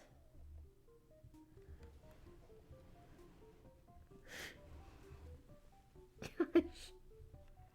How am I succeeding at this? I can't. Oh, looks like this is actually working out. Yeah, no, really. It's your last day in Gravity Falls. Weeks ago, you worried today would never come, but now that it's here, you don't know how to feel. Just yesterday, when Stan told you your car was good to go, you wanted to believe there was something still left for him to fix. Yesterday evening, your final dinner with the whole Pines family and Seuss, A back-breaking goodbye hug you had almost resigned yourself to letting go. But now, in the clarity of daylight, you realize that these weird and wonderful people don't have to disappear from your life for good. You always have their memories and still be able to keep in touch through letters, packages, and video calls. They won't be able to get rid of you.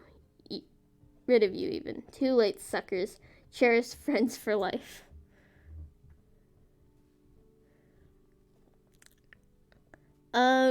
When you wake your way out of the shack, you're met with the Pines and Waddles, all gathered beside a large tarp, covering what you guess is your car.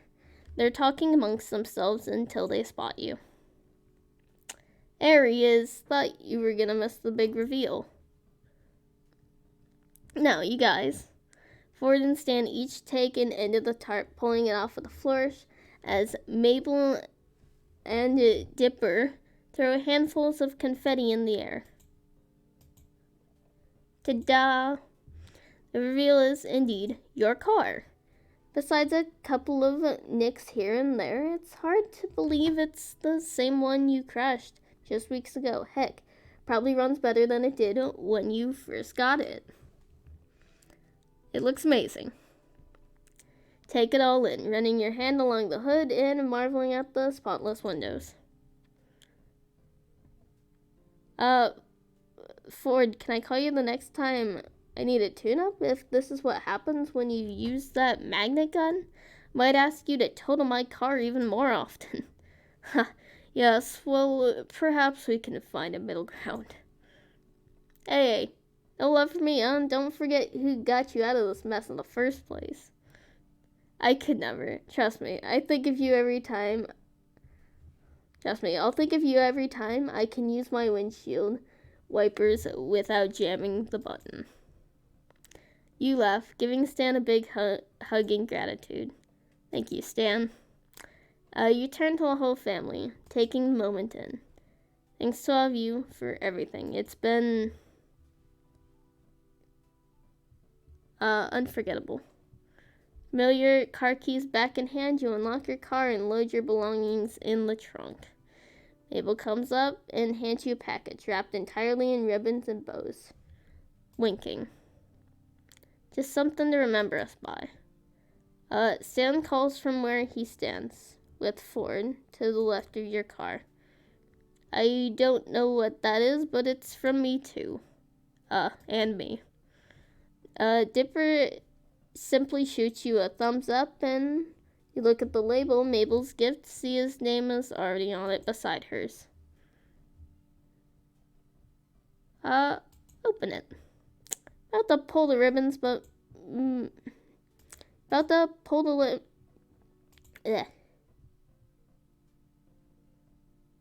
boop, boop.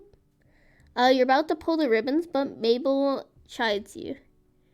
No, you've got to open it on the road after you leave. Or, well, after you stop the rest stop because you're driving. Please don't get into another accident.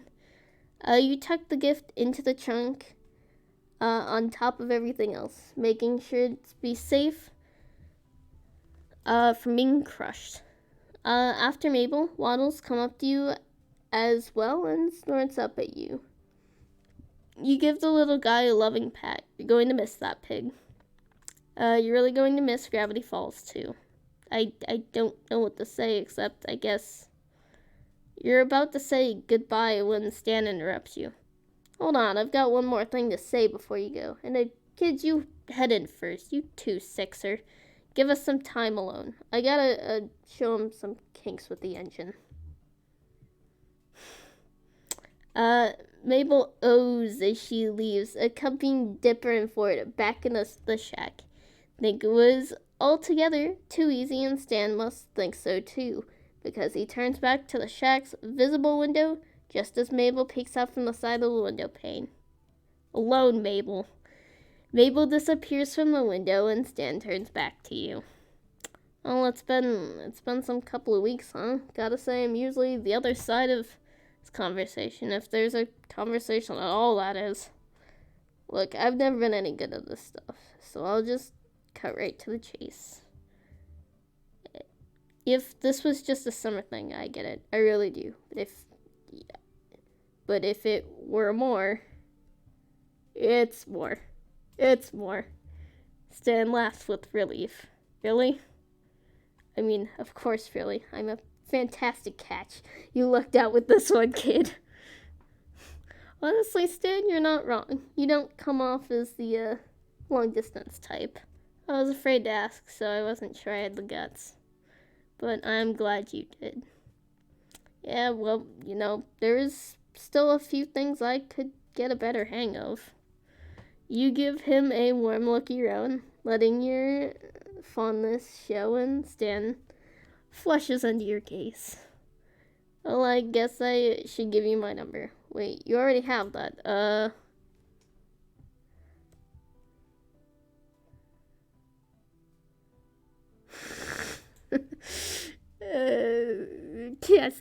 Kiss. Stan's grin is contagious. You barely lean in before he meets you with a purposeful kiss, one that holds promise. It's enough to bring you back to memories of that night in his car on the cliff. Oh yeah, you definitely will be staying in touch. Just as you're about to deepen the kiss, a high-pitched squeal rips your attention from each other. The sound's origin, to find that it's none other than Mabel, pressing up against the shack's window. I knew you could do it, Girl Goes Stan. I knew it. Love at last. A small hand comes into view and grabs her away from the window before a six-fingered one waves and draws the curtains shut. Love how Poindexter's just like, no, you're coming back here, Mabel. This is not happening. Bye. Stan looks a bit peeved at being interrupted, but relaxes as you laughed. You had some really good kids there, Stan. Trust me. Oh, hang on. Trust me. I know. Mabel talked me through some of the rough spots, believe it or not. Oh, I do. Maybe next time me and Ford Doc, we can pick up where we left off. Another more chest peck of lips serves your answer. I'll hold you to. Wait. Boop. Boop, boop. I'll hold you to it, sailor. Don't forget me now, alright? I swear, I'll spam you with text messages if you do. Dipper showed me how. Laughing, you say your final goodbye with one last look at him. I couldn't forget you if I tried. See you later, Stan. Stan watches as you get in your car and start up the engine. You turn onto the road with ease and end up in the rearview mirror. See Stan waving goodbye, as well as Dipper, Mabel, and Ford from the shack. You smile at the sight and say a last goodbye into the quiet of your car, watching until you have to focus on the road once more. A little while longer and you're through town, back to the open road. A sign passes to the right, now leaving Gravity Falls. It's not until you're at the next stop that you think to open Mabel's gift. Or wait, the Pines family's gift. You unwrap it to find Mystery Shack souvenirs. A small knitted square Mabel has helpfully labeled as a mug sweater and a photo.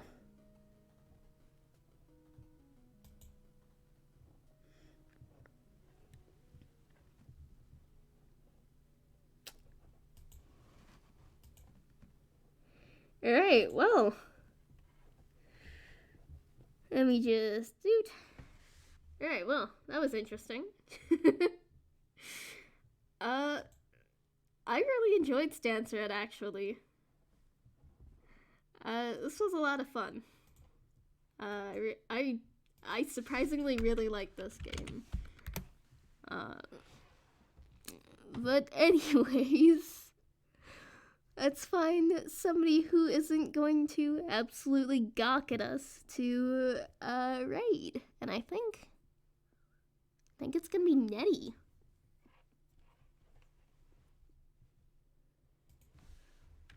So, let me see if it's here. Yep, Nettie-kun. Alright. So, y'all go give Nettie some love.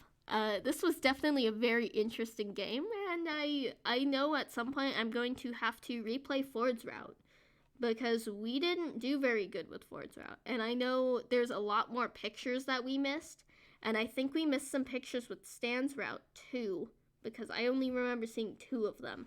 And I know I've seen Ford's gallery, so I know there's more in Ford's gallery, but I don't know about Stan's. I'll do some more looking into that and see if we need to go back through and get the rest of the gallery pictures. Because seeing Ford's actually look really good. I like the artist who does them a lot. But anyways, I'm rambling. Let's go ahead and raid. Because why not raid? I will see you all later. And yeah, do I have a raid message? Did I make one of those? No, I didn't. I'll probably make a raid message at some point. Yeah. So yeah. Thank you guys for watching, and I will. Oh, hang on. The raid thing died. I talked too long. Here, put it back up here. Alright, well, I will see you guys later. Thank you for stopping by, and hey, we'll probably be doing this again soon. So thank you, and see you later. Bye!